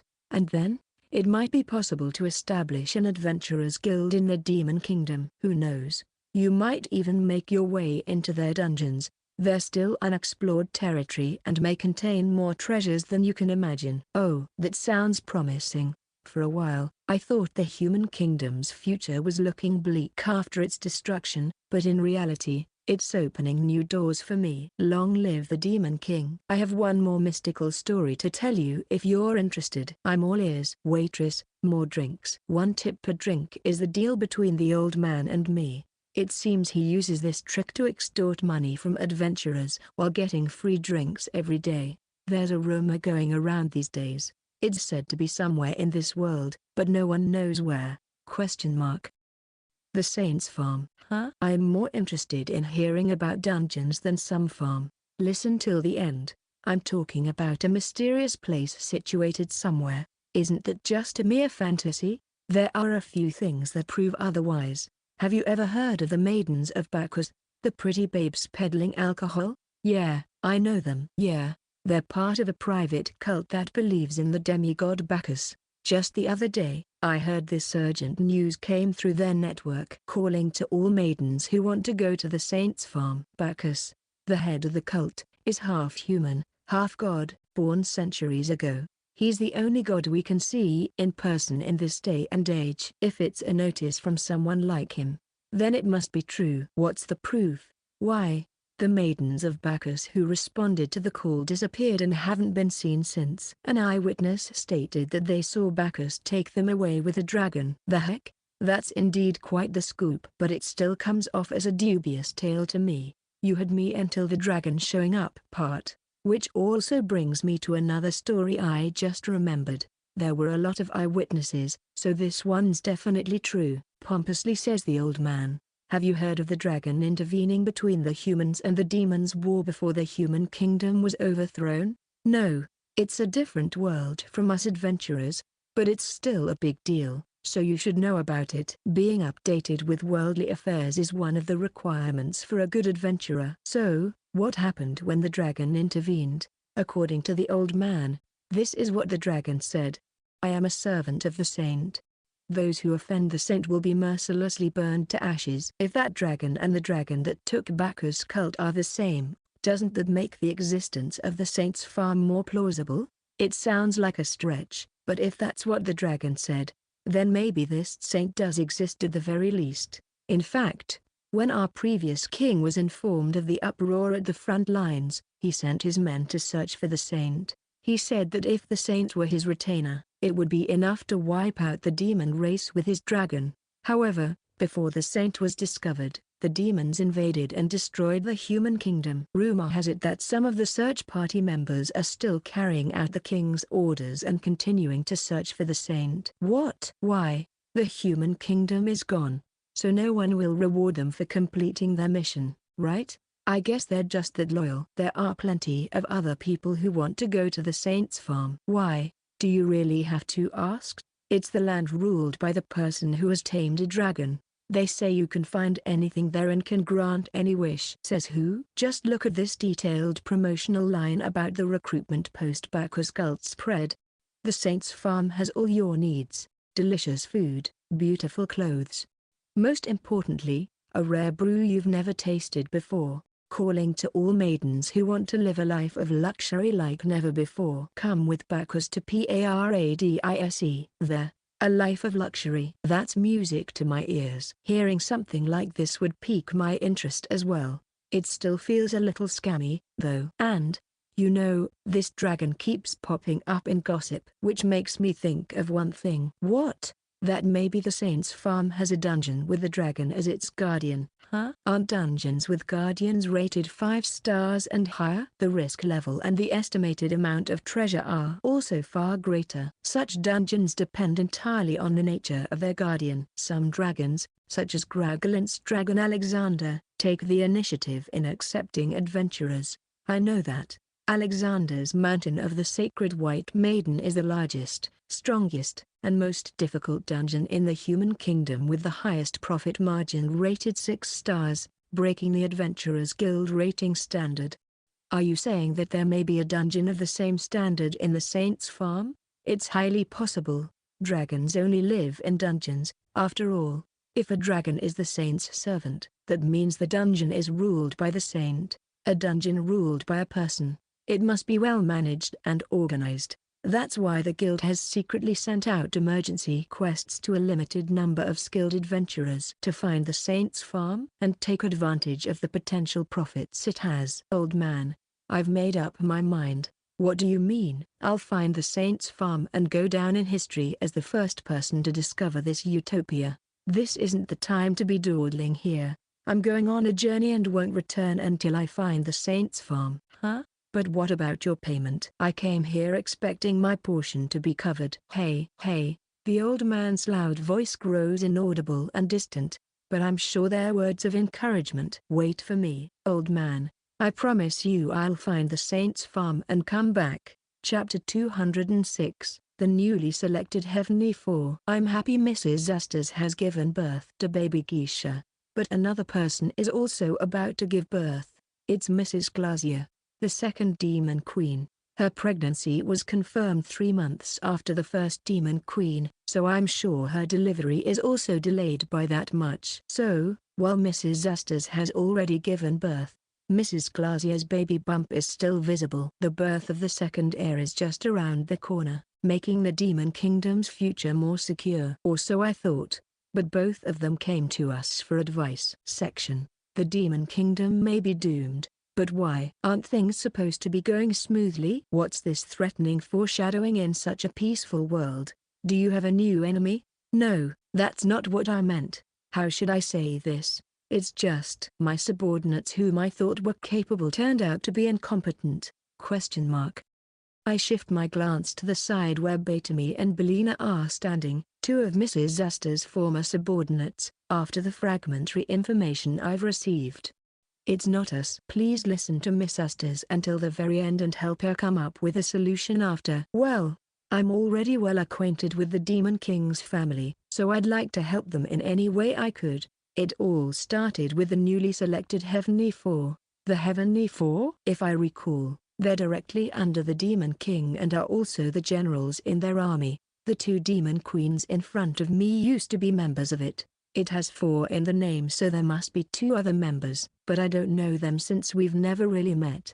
It's been almost a year since Glacier and I became queens, hence, we've decided to officially step down from our position and decide on our successors. I see.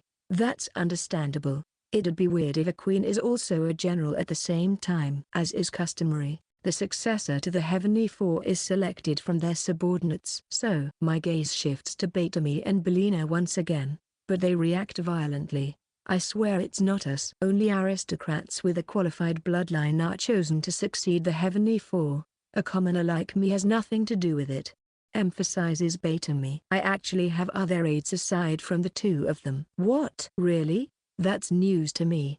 Lieutenant Eshma was in charge of commanding Miss Asta's army during her absence. Hence she's more fit for the role than me or Belina. When Miss Asta's was exiled, she stayed in the army to consolidate the remaining troops, all while choking back on her tears. Wow. I've never really given it thought until now, but I guess someone did have to do that. So, that person will replace Mrs. Astas? That's what I've had in mind for a long time. Eshma comes from a family close to mine and is well qualified by bloodline. The Demon King readily gave his approval as well, so Eshma was appointed as the new member of the Heavenly Four. So far, there seems to be no problem. It's probably going to start from here.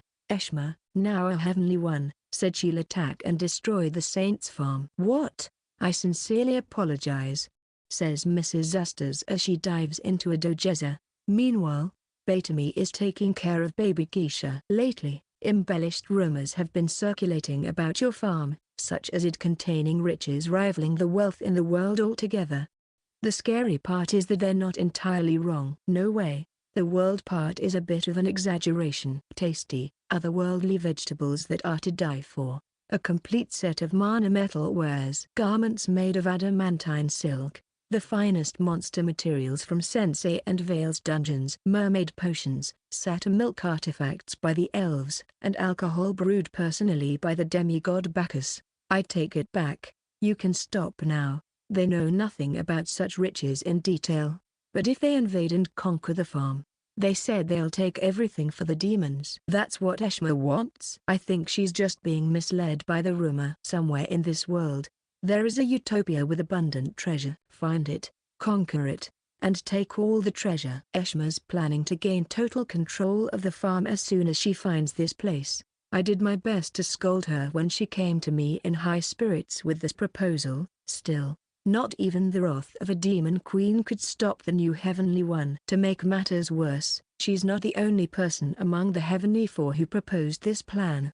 Mrs. Asta's gaze shifts somewhere else. She looks at Mrs. Glazier gobbling up our fresh vegetables. I have to eat for the baby. I'm not criticizing you for eating a lot. I want you to apologize for letting your successor go along with Eshma's nonsensical plan. Sorry, it's self-evident that Mrs. Glazier also has to retire from being a Heavenly One and select her successor now that she has become the queen. So, even the Heavenly One who succeeded her is in favor of raiding the farm? Thanks to the aggressive promotion of those two, the plan to search and invade the Saints' farm is about to be approved. The fact that the Demon King is no longer in direct command of the army as he is busy with government affairs makes it more troublesome. The situation is being delayed by Belfgamilia's indolence, who has been entrusted direct command of the army by Lord Zed, but that also makes it hard to keep the newbies in check. I get it now. So, what do we do? Lord Zed nor I could personally reprimand and silence them, but they are the pillars that will be responsible for the army in the future. We don't want them to keep talking about this kind of nonsense since it might cause you trouble again. That's why we want you to interfere and beat some sense into them. Thus, it was decided to invite the new Heavenly Four to the farm section. However, the result turned out to be more pitiful than I imagined. The other party came with the intention of conquering us, so we sent out a warrior orc since Orcubo himself would have been too ruthless. They didn't even last 3 seconds. The newly appointed and highly motivated Heavenly Ones were blown away like dried leaves. Still, they persisted and said that they haven't been defeated yet. So we asked a Spartan Goblin, one of Gobukachi's subordinates, to fight them. This time their match was decided in 2 seconds. It ended all too fast with one attack from the goblin that I couldn't even react. Our opponents broken-heartedly raised the white flag. We're leaving these people here as an apology for the trouble they've caused. You're free to use them however you wish, says Mrs. Astas. We heard that you're short-handed, so I hope they can be of help. Surely, they'll develop an awareness of what it means to be a Heavenly One through their labor. Well, we are extremely busy nowadays, so I gratefully took them under my wing. Chapter 207, Successor of the Wild. I am Eshma the Wild, a Heavenly One. I never thought that I would be calling myself this. I thought this title would forever belong to my superior and my sister, Astas. I've been supporting her as an aide whom I believe also relied on me. I'm part of the elite unit under her direct control who took over things during her absence, a duty only her aide could carry out. I was happy that she trusted me enough with such an important duty, but at the same time, I envied Batemy and Belina who followed her on her sorties. I felt frustrated not being able to be by her side during those times. I wanted to accompany her on the day she was framed by the previous members of the Heavenly Four and was ousted from the army, but alas, she stopped me. "Only you can look after the troops under my command when I'm gone," she said. She was still concerned about her troops even in the desperate situation she was in. The best I could do was reciprocate her feelings, so I stayed behind in the army and awaited her return. My patience eventually paid off as things took a sudden turn for the better upon His Majesty's return. She surpassed her original position and married the Demon King, becoming the Demon Queen. That's Astas for you. A woman of greatness. But now that she has become queen, she can't continue being a heavenly one. She has officially retired from the army. Personally, it's a pity, but she has been promoted, so to speak. Blessed be Astas on her further glory as the Demon Queen. But amidst my excitement, a sign of change came to me as well. I was asked to become her successor as a heavenly one. It was understandable since most members of the Heavenly Four, including Astas, had left their positions at one time or another. But as is customary, their successors are selected from among their respective aides. Hence, my turn has also come. Belina is also qualified in terms of lineage, but she's been missing since Asta's come back. I felt like I wasn't up to the task as Asta's successor, but when she told me I can do it and that she's counting on me, I just had to motivate myself. I, Eshma, will do my best as a new member of the Heavenly Four. Huh? Now that I've become a heavenly one, you'll also give me the wild holy sword? Please, no. That's too much. That sword is yours to keep forever, especially since it's been completely restored. Section. All right. Now that I am actually one of the Heavenly Four, I must live up to Asta's expectations. I'm going to fight hard, win hard, and garner fame in the Demon Kingdom. But then I realized that there's no way to do any of that since our arch-nemesis, the human army, has already been destroyed. The Demon King has also grasped this situation and passed the disarmament policy. This is bad. I won't be able to make any distinguished service now. Is there any enemy out there worth fighting? The Mermaid Kingdom? No. They're too big of a target. They're one of the three major kingdoms along with the Demon Kingdom and the Human Kingdom. Even the war with the Human Kingdom lasted over several hundred years. They're not an opponent a single general like me can pick a fight with just for the sake of contributing to the military. So, who else do we have? Should I just slowly accumulate points by killing monsters that have escaped from the dungeons? That's still not enough. But as I was fretting over this, I happened to hear a certain rumor. The Saints' Farm. An earthly paradise somewhere in this world with a mountain of treasure.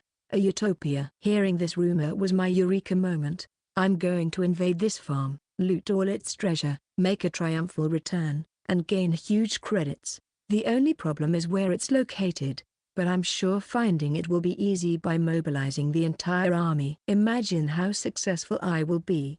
Encouraged by my own plan, I first went to Astas to report this. She was in the middle of breastfeeding His Royal Highness Prince Geisha, so I thought I'd come back later, but she said she didn't mind my presence. Thus, I presented to her my plan of invading the Saints' Farm, but she instantly fumed with anger and landed a somersault kick on me whilst holding Prince Geisha the entire time. For some unknown reason, my plan wasn't to her liking. I would have given up my plan since I couldn't gain her approval, but that wasn't the case this time. I found out that Leviasa the Malicious, another newly selected Heavenly One, was thinking of the same plan. Leviasa was formerly Lady Glacia's aide, and as long as Lady Glacia is in rivalry with Astas, I will not fall behind in the competition with her respective successor. I repeatedly talked to Astas and asked for her permission with the state of affairs in mind. Although Lord Belfgamilia, the new commander-in-chief, is slacking off as usual, which isn't helping the situation progress. Please approve my plan, Astas. We need a new enemy for the army's future. You're so hopeless. Fine. Exasperatedly says Astas after my incessant pleading. Then, How about we go to the Saint's farm right now, huh? Section. I don't know how things turned out like this. There's an orc in front of me. I was suddenly brought to a strange land through teleportation and ordered by Ustas to fight him. But I can easily tell that this orc is crazy strong just by looks. The vibe he gives off is clearly beyond that of the Heavenly Four. Even my companion, Lavyaza, is immobilized with fear. Say what? This orc isn't the strongest one here? Why are you telling me this now? I was trying my best to keep it together, but that's all gone now. As a result, I lost. After I lost, he told me that this is the Saint's farm. Huh? What do you mean? But before I was given time to think, a goblin appeared next. I could tell just by looking at him that he's another strong one. Then, I was blown away and lost again. Chapter 208. The Land of Failures. And so, Eshma, a new member of the Heavenly Four, will be living with us for a while. Eshma is Mrs. Usta's former aide and is a female just like the others. She's also closer in age to her than to Batemy and Belina. Even the impression she gives off is similar in a way that she looks like a mature, evil executive who would make the opponents she defeated lick her high-heeled shoes. Hello, I'm the owner of the farm. I greet the still puzzled Eshma. Is this really the Saint's farm? She looks like a wreck after being beaten up by one of Orkibo's men. Do you want to join the Demon King's dominion? Swat. Batemy and Belina each hit her on the head with a farm-made resin. Ow. Hey, you're Batemy and Belina. What are you two doing here? Long time no see. Too bad we can't congratulate you up front on your promotion. The three of them were all Mrs. Usta's aides, so it's only natural that they know each other. What happened to you guys? You didn't come back with Ustas after you fled the capital, so we kind of stopped bothering about your whereabouts. You should at least tell us you were worried even if it's a lie. They must be close if they can exchange jabs like this. I'm glad to see my fellow comrades again, but our conversation will have to wait. I'm in the middle of an important negotiation right now, she says as she pushes them aside and faces me. If you present your treasures to us, not only will you avoid being the Demon Kingdom's enemy, but you'll also be under our protection. I'm not asking you to give it all, though. How about 60% of it? Swat. Swat. Horizons struck Eshma's head again. Ow, what is wrong with you two? How could you hit your former comrade? It's exactly because you're our former comrade that we're doing this. Please don't ruin our position here. What? We live here now, huh? All of Eshma's attention is now focused on Batemy and Belina. What do you mean? What the hell have you been doing during your absence? Remember the mission that led to Miss Usta's downfall during her time as a Heavenly One? Of course. Usta's told me about it. You were supposed to capture the princess of the Mermaid Kingdom who insulted the demons, right? Hearing this feels nostalgic now. During that time, Eshma was in charge of Mrs. Ata's commanding troops. I didn't hear who the Mer Princess married. Eshma closes her eyes as if she's trying to recall something from her muddled memory, then suddenly opens them wide. Saint? The woman over there scolding the princess of the human kingdom is the Mer Princess you're talking about, says one as she points to Platy lecturing. Let us read it. Huh? Mer Princess? Princess of the human kingdom? You've heard how we came back from that mission, haven't you? Of course. I remember. It was an unforgettable incident how you and Estas were brought into the battlefield by the dragon. Then that dragon said something. Do you also remember that part? I only heard what the dragon, Vale, said through hearsay. It went something like this. I'm a servant of the saint. You shall face my wrath if you ever trouble him. And so on. Eshma, does the word saint ring any bells to you? Perhaps it's because they're familiar with each other that they keep teasing her. I get what you mean, but saint is a rather common title. I'm sure there are many others. It never crossed my mind that they'd be the same person. At that moment, Eshma quickly looks at me, then back at Batemy and Belina. Batemy and Belina nod silently. Then, Eshma looks at me again. So, this and that saint are the same? By the way, this is also where Miss Usta's sought refuge after being ousted from her position in the Heavenly Four. Eshma opens her eyes so wide they look like they'll pop out at any time. Lord Saint is an incredibly forgiving person. We used to be his enemies, but he still welcomed us with open arms. It was also because of his support that Miss Usta's was able to return as the Demon Queen. We're indebted to him in ways more than one. And when we say we mean the entire demon race. Batemy and Belina continue cornering Eshma with their argument. It was through his help that we were able to completely overthrow the human kingdom. The debt of gratitude that we, the demon race, have received from him is immeasurable. Even Lord Zed respects him as an irreplaceable close friend. Therefore, hostility towards Lord Saint is equal to rebellion against the Demon King. Don't just inadvertently say the same thing in unison like that. However, their words seem to have reverberated through Eshma, as her face visibly turns pale. Please pardon my rude behavior. Ultimately, the situation was settled with Eshma kneeling down for forgiveness. Section. Asters. Why didn't you tell me anything? You knew everything, didn't you? Well, it's not like I can openly talk about it. Asters joined us after lulling Geisha to sleep in the house. Besides, Belina and Batemy helped you piece the story together. It's unbecoming of a heavenly one who leads an army to lack such wit. Oh, if Eshma only keeps on getting talked down today, it'd be better for Eshma to undergo a heavenly one induction course here. Lord Saint. Yes? I have a bad feeling about this. I'd like to let Eshma stay here for a while. You're free to use her in any way you desire as our apology. Huh? Oh, okay. During that time, I'm going to lecture her hard on what it really means to be part of the Heavenly Four and teach her their vast difference in mindset from a mere aide. Is she perhaps making an excuse to visit the farm by leaving Eshma here? Well, even without one, she drops by almost every 3 days. Batemy and Belina have already settled here, working hard day and night to repay our piled-up debt. You'll be joining them to make up for the trouble you have caused today. Why yes, Mom. Huh? Eshma is also going to work here? But we've been living a carefree life all this time. Her former comrades don't seem too happy. Nonetheless, Eshma clearly looks more superior in terms of competency and trust from her boss. So she must be difficult for Batemy and Belina to deal with, despite being in the same rank until recently.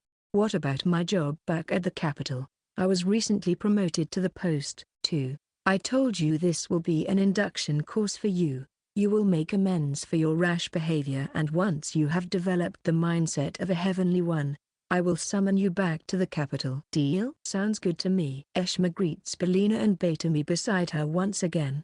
It's a pleasure to be working with you again, Batemy and Belina. So, what exactly do you do? I should just do what you guys do, right? No.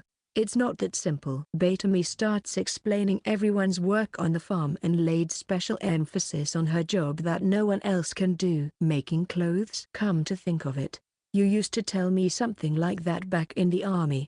I'm surprised you remember, but can you really make decent clothes without receiving specialized training? Are you sure you're not adversely causing more problems? Her concern is understandable but needless. What kind of clothes I make, huh? I'll give you the simplest and most straightforward explanation. Yeah? Your clothes right now. You're kidding. It seems Eshma's clothes are one of Batemy's creations. It's probably one of the articles sold in the market through Mr. Shax's intermediation. What are you talking about? This is the most popular clothing brand in the capital right now. I splurged on this after Rastas told me that we're going to a special place today. I own that very brand. Also, if a heavenly one like you is going to splurge, please have it custom made instead. Thus, it was decided that Eshma will have her own ceremonial dress once she returns to the Demon Kingdom. Chapter 209, The Heavenly Four's Homestay. Eshma, one of the new Heavenly Four, will be temporarily living with us. I don't think someone of such high military ranking as her can still learn something new by living with us. But it'd be great if she does. Section. Gahahaha. Let's have a match. Vale has reverted to her dragon form and is going on a rampage for some reason. She's facing Hawker's Fawn as her opponent. Hawker's Fawn's wings flutter about in the air as she dodges Vale's dragon breath splendidly. Seeing yesterday's fight made my body tingle too. Play along with me, bird woman. Please wrap this up quickly. I'm supposed to be making ground natto today. Nonetheless, Hawker's Fawn, who has devoted her heart and soul to making natto, sincerely comes at Vale with her mana cannon. There's the dragon, and it's fighting someone. Eshma's knees are giving way at the sight of the two. Is this really such a surprise? Vale has a previous record of intruding into the humans and demons war, so you knew she'd be here, didn't you? Some things still come off as shocking even if you've anticipated them. Yeah, I get what you mean. The dragon was already more than enough. But what is that winged creature? She's fighting the dragon on equal ground. Hawker's Fun is from the ancient angel race. They're said to have power equivalent to dragons. Equivalent power? You can forget about that for now and let me show you around the farm. We need to find you a job that suits you. Forget it? Aren't we going to do something about the dragon? They might end up destroying the world at this rate. Don't worry, she'll stop once she's gotten bored. In reality, Hawker's Fun got impatient first and sent Vale flying with the blast from her mana cannon at maximum power. No fair. You're not supposed to get serious in a little game. Section. I now understand why Asters wanted to stop me from invading this place, says Eshma as her face turns pale as a ghost while following me. The strength of our forces is too different. We will certainly be beaten at our own game even if we mobilize the entire demon army. Oh, no, no. You're just exaggerating. You have not only the dragon but also such menacing threats like the orc and goblin I fought earlier. They were clearly mutants. Warrior orcs and Spartan goblins are said to possess power equivalent to one army. I hesitated whether I should say it or not, but I still did in the end. The truth is, our farm has 100 of those mutant orcs and goblins. Are you trying to destroy the world? No, not at all.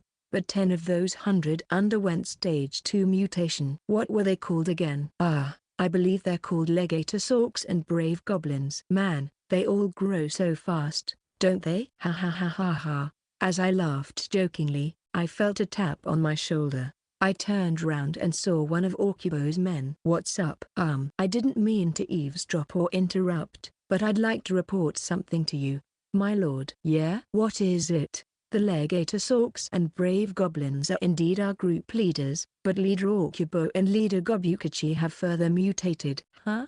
They're the stage 3 mutated Julius Caesar orc and Takaya Suzuno O goblin. According to Sensei's explanation, their combat power is already equivalent to the world's 2 greatest calamities. No wonder Orkibo and Gobukachi have a dignified look to them lately. They mutated further without my notice.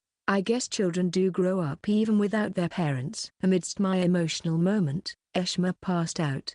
While standing still. Section. Please forgive me. Eshma once again got down on her knees. The demon race seems to do this a lot. I was a fool for trying to invade your land, Lord Saint. This wasn't the consensus of the entire demon race, it was my own decision alone. So, please, you don't have to keep apologizing.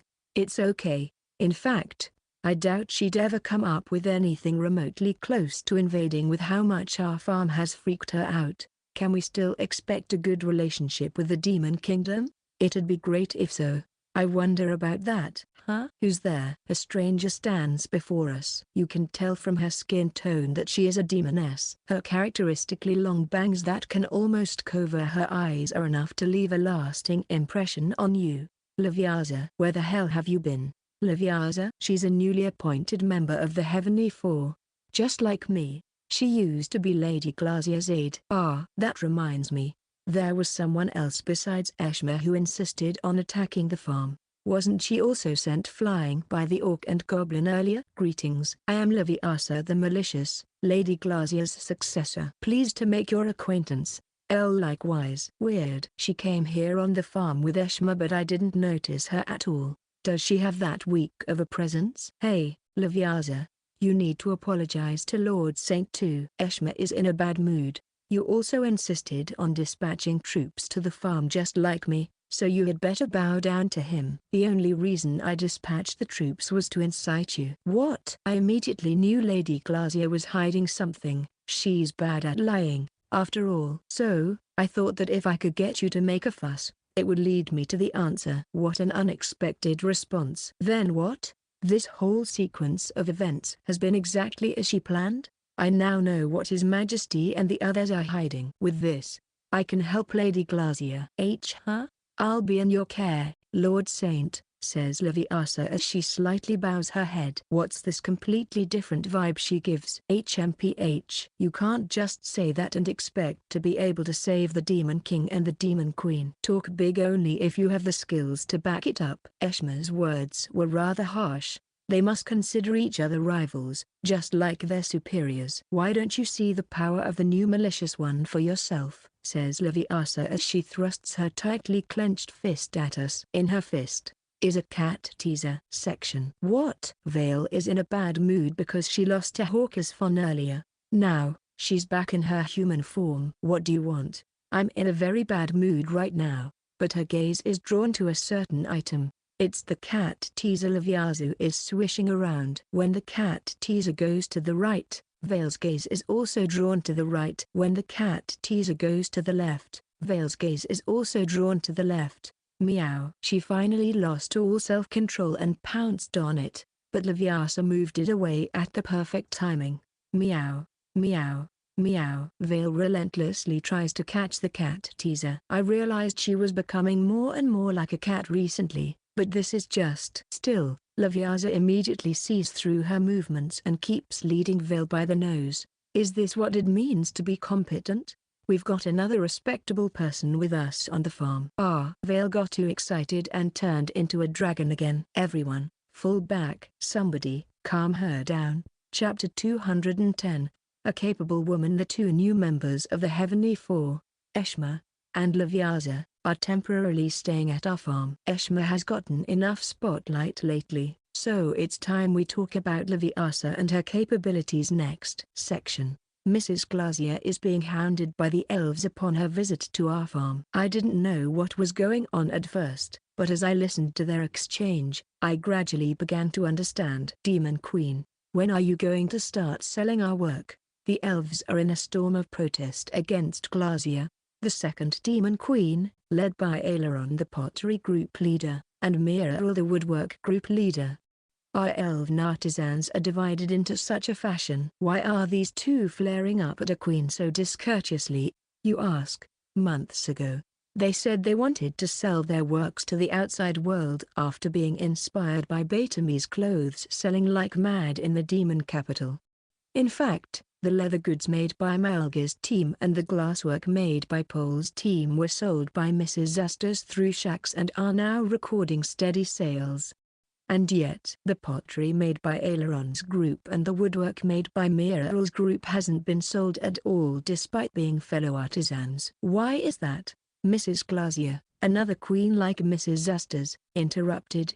It's not fair that only Estes is doing this. Let me do it too. By distributing superior farm articles under Mrs. Zestas' name, her reputation from the entire demon race will also rise. Worried about being outclassed as a queen, Mrs. Glazier interjected. After several discussions, it was decided that the 4 types of products produced by the elves would be split released to the market. Mrs. Zestas is in charge of Malga's leather goods and Pole's glass goods. Similarly, Mrs. Glazier is in charge of Aileron's pottery and Mirael's woodworks. That should be enough to explain the gist of things. This is where light and darkness split for the elves. Malga and Pole's works are already out in the market, but what about ours? They're piling up from your side, aren't they? Why aren't you selling them? Sell them right this instant. There you have it. Both Mirael and Aileron have no modesty even though they're talking to a queen. As expected of former anti-authority bandits. Now, calm down and listen.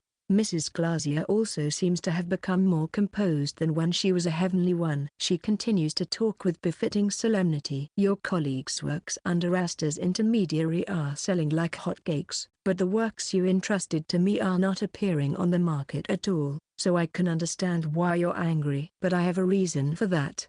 We weren't expecting you to say that. It's not like we blame you alone for it. Well, it's actually because I haven't been doing anything that nothing's ever happening. So it's your fault after all.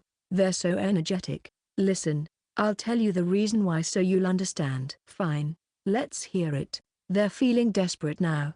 It rings true that this intermediary business has a rivalry aspect between me and Astas with our title as queen on the line. I see. The world will think of the one who sells more as the better demon queen. I'm not going to let her beat me. She's my destined enemy since our times as heavenly ones.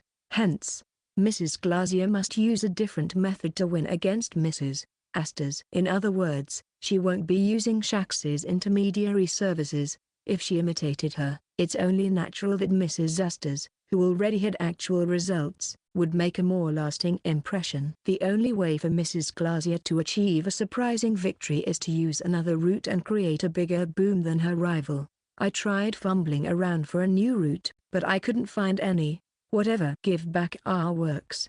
We'll have Miss Astor sell them for us instead. Don't be ridiculous. If you do that, I'll lose miserably. My pride cannot allow that. And now they start scuffling. Why can't she just put her stubbornness aside and sell them normally? Watching their behavior, I let out a sigh. You're a completely useless woman as always, Queen Glacier, says Laviaza, Mrs. Glacier's successor as a heavenly one. I'll find you a route to sell their crafts if you'd like. You will?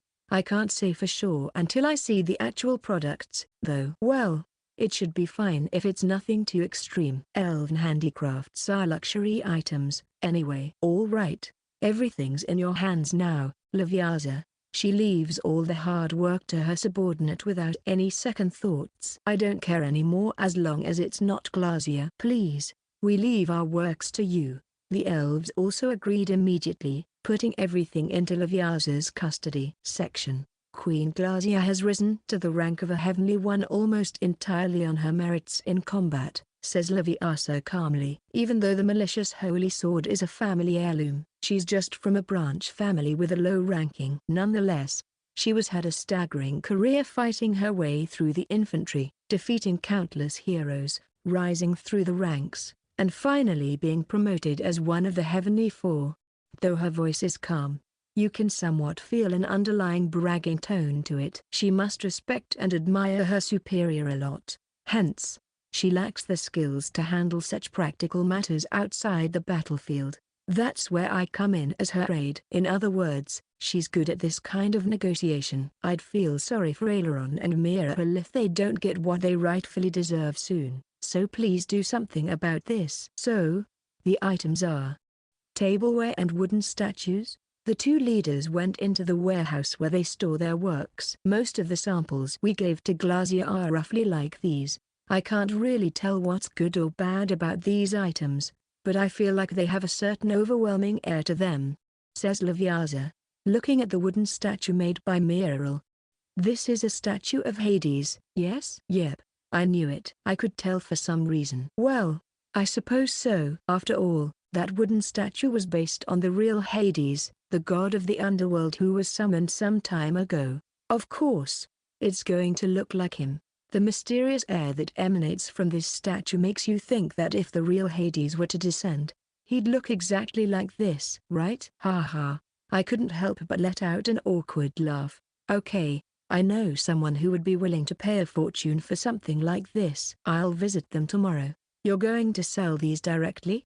The fewer intermediaries, the better. And so, she went back to the capital to do her negotiations. Section. The next day, everything was sold out and over the target price. That was way too fast. She really is competent. Chapter 211. A grand fool. My name is Baal, but everyone calls me the biggest fool of the demon race. I spend my money on the most worthless of things, hence, the biggest fool. I use up my money to buy what I want, paintings, sculptures, ancient scriptures, and things that were used by great people in the past. Everyone calls me a fool for buying such things.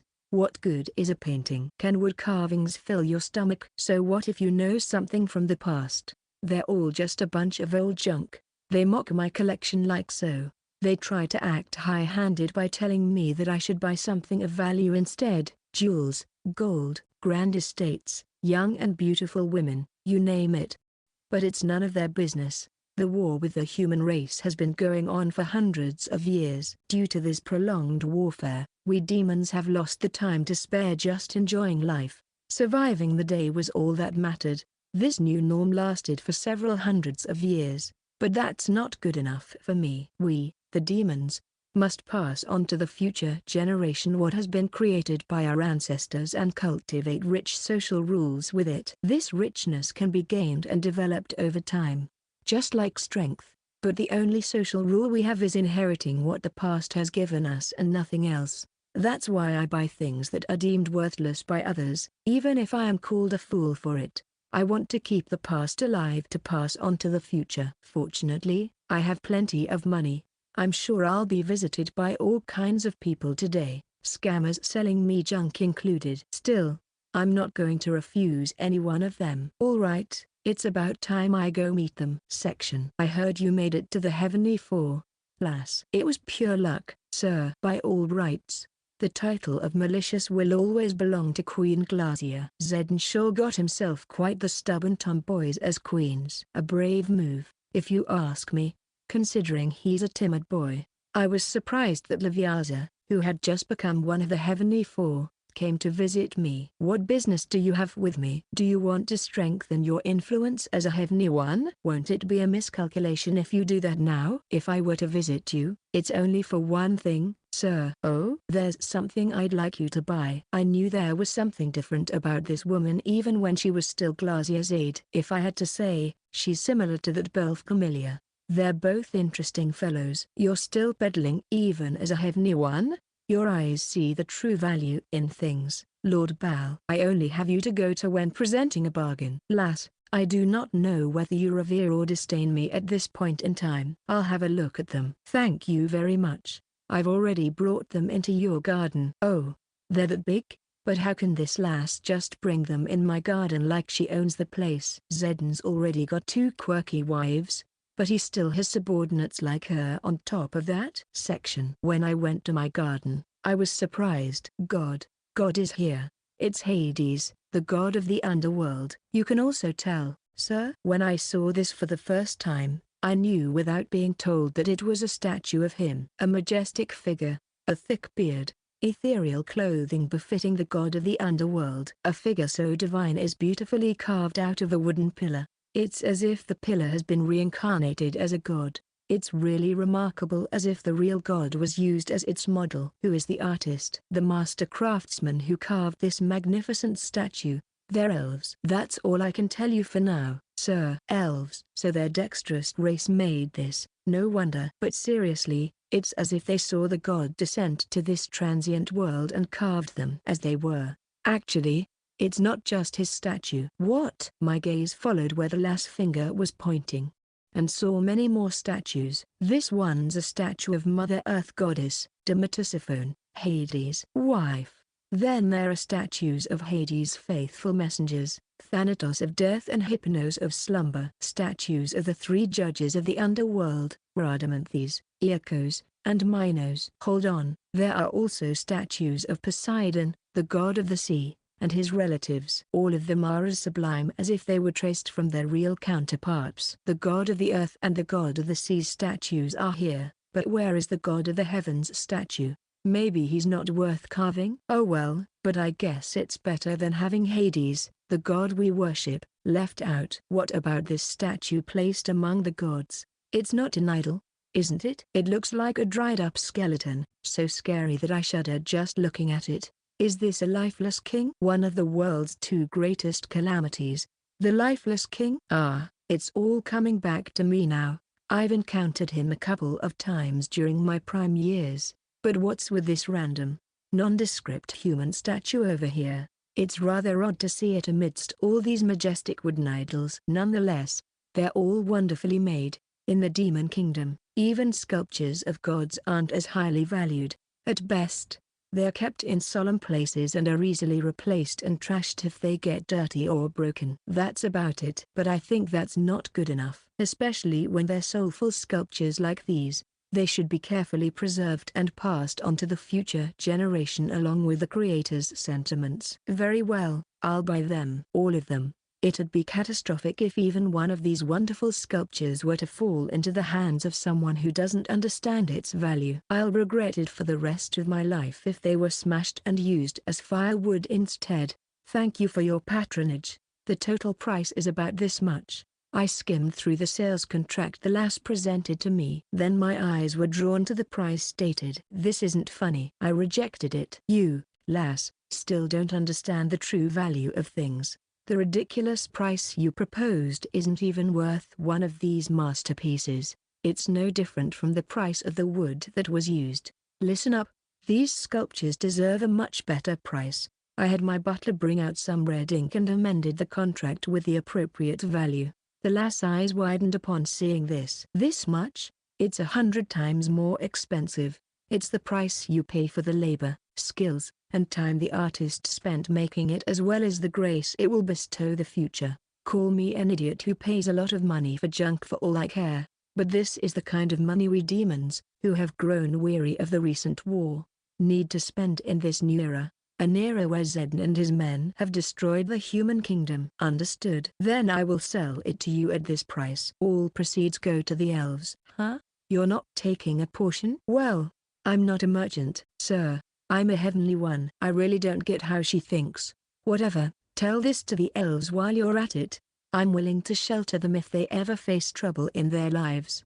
I'll give them everything they need for carving, so don't hesitate to get in touch with me. Section. It's been a while since I felt good about my shopping experience, but a certain visitor came and ruined that. It's Zed. He's already got his hands full with work as king, yet he still casually disturbs me and my peaceful retired life. Looks like you've splurged a lot again, father. That's uncalled for, Zed. I'm already a retired man. What I do is none of you or anyone's business. That's not true. The demon race is still very much under your influence. Please bear that in mind. HMPH, I wonder about that. Everyone holds me in contempt as a fool. You still care about that kind of backstabbing? You should just ignore those cowards who can't even criticize you to your face. Your proud and loyal followers still use only one name to address you. HMPH, it's a conspicuous name. The previous Demon King, Great Demon King Baal, Chapter 212. The outcome. And that's how I sold them. Our farm is absolutely shocked to hear Leviasa's report. No freaking way. Sold out? And at a much higher price than any of us expected. The most excited bunch are, of course, Myrtle and her team who made the statues. They certainly must be very happy that their work was recognized. They're hugging each other with tears of joy. So, here's their payment. Heave ho. Oh, wow. That's one huge bag. Is it full of coins, perhaps? All gold coins. What? The elves' voices are no longer within the normal vocal range. They sure bought them at quite the high price. Who in the world actually has the money to pay for all of that? Oh, they're just some eccentric person. Leviasa didn't say much about her client. It was only later that I realized that she also sold Mai and Sensei's statue. But was that really a good idea? Sensei's statue can still pass off as divine, but wouldn't my statue be just completely out of place? Nonetheless, they still bought the entire set. This must be like the marketing scheme online shopping channels on TV use, where you get an extra item for free if you buy them right away. Well done. Well done, Leviasa. Leviasa's superior, Mrs. Glazier, is also delighted. If we keep this up, we won't lose to Tea Masters. My reputation will undeniably increase with this. The elves are tossing Leviasa into the air in front of her. You're so competent, Leviasa. Really competent. Leave everything to Leviasa to solve your worries. Master Leviasa of the Heavenly Four. They're being tremendously generous with their praises. Mrs. Glazier continues to stare at them. Hey, did my reputation really go up? It's as if only Leviasa's reputation increased. That's not true at all, my queen. Leviasa makes a clean and swift landing from her position midair. I'm your loyal subordinate and will always be, Queen Glazier. A subordinate's achievement is also their superior's. This is universal common sense. Oh, you're right. I'm so lucky to have such a good subordinate. Seeing Leviasa smoothly cajole Mrs. Glazier made me remember how competent she really is. Section. But not everyone is happy. While there are joyful elves, there are also upset ones. Why did you sell just Myrtle's stuff? Angrily asks Aileron. Leviasa agreed to sell two kinds of products for us, Team Myrtle's woodworks and Team Aileron's pottery. Only one of the two was sold this time with Team Aileron's products still on hand. If we also take into account Team Melga's leather goods and Team Pole's glasswork that are still selling well through Mrs. Astor's, only Aileron's group is completely left behind, so her anger is understandable. Don't panic. There is a certain order to things, says Leviasa to appease Aileron. The potteries you have made are all of remarkable quality. It's only natural for me to sell them at a price they deserve. Competent once again. We're still not going to get over calling her that, huh? Regarding that order, the other party put their complete trust in me after my business with them. They said they can't go wrong with my offers. That's why I'm going to make use of that trust to sell your pottery at a high price. You're not going to do anything shady, are you? Actually, ? There's something I'd like to ask you, Lord Saint, ? Section. According to what Leviasa told me, the value of dishes and other related items, including pottery, is uniformly low at present in the Demon Kingdom. For example, there is not much of a difference between the plates used by the common people and the plates used by royalty at parties. And this trend is widespread throughout the entire nation. Their rule of thumb is, if it's usable, it works. Moreover, this way of thinking is also prevalent in the former human kingdom, hence they aren't worth all that much. In such a world, women's desire to be beautiful remains immortal, which is why clothes sell well, while Pole's glasswork reminds people of crystal jewelry. That's why we have to be very deliberate in selling elven pottery, says Leviasa. I was surprised when I saw the unusual pottery they made for the first time. Unusual? They're just plates and cups meant to be used daily, but they're all dyed in different colors such as green, red, black, and blue, some even with patterns on them. They also vary in shapes and are distorted in funny ways, but for some reason, they don't look like flops to me. There was this manga revolving around making artistic bowls that I was hooked on in my world. Wanting to imitate this, I told Aileron all about it, which also got her excited. Her group made different enamels, remodeled the kiln, and kept on making this unusual table where Leviasa calls out of their overflowing enthusiasm. If I can find a way to sell them, they'll be worth far more than just mere tableware. This is where my question comes in, Lord Saint. What is it? Miss Competent, how did you feel when you tried to make them? I'm going to use that in my sales talk, so explain it to me in detail. Explain? Please go into the minutest details. Why don't you ask Aileron's group that? They're the artists. You found out I was the one who gave them orders? Oh. Thus, I was forced to perform the embarrassing act of explaining my state of mind during their creation. And then, section. The next day. All sold. Too competent. Leviasa's rapid advance knows no bounds. Chapter 213, A Dining Table of Jests. I am Beged, a demon potter. I live my days firing plates in my workshop located on the outskirts of the demon capital. I need and fire, need and fire, need and fire. I've been doing this for 40 years and will continue to fire plates to my heart's desire. Please leave the job to us and go.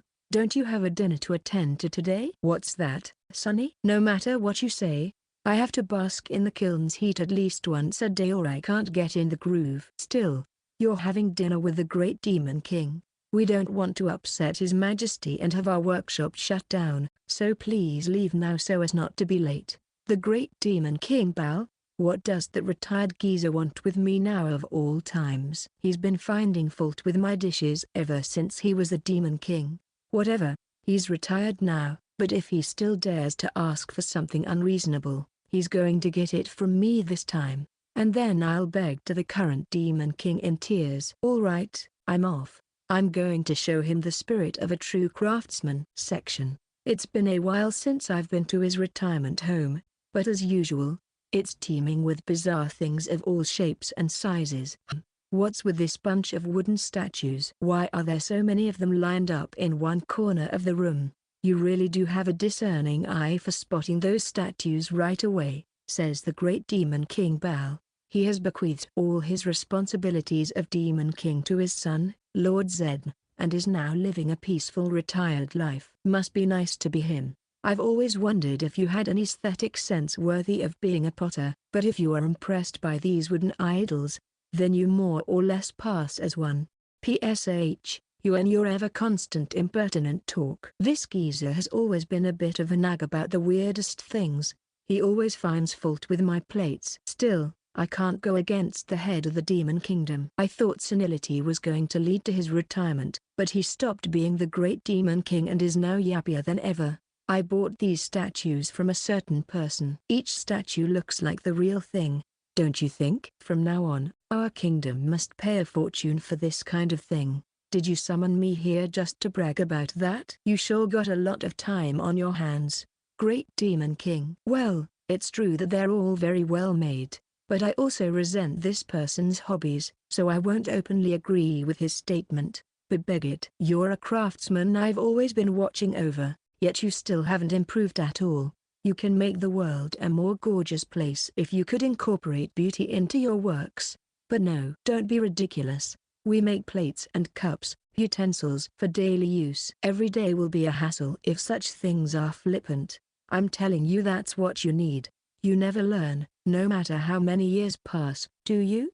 This is why I hate this old man. Every time we meet, he blabbers non-stop. Even though my dishes have been highly praised by many people, this old man is the only one who lambasts my works with incomprehensible remarks.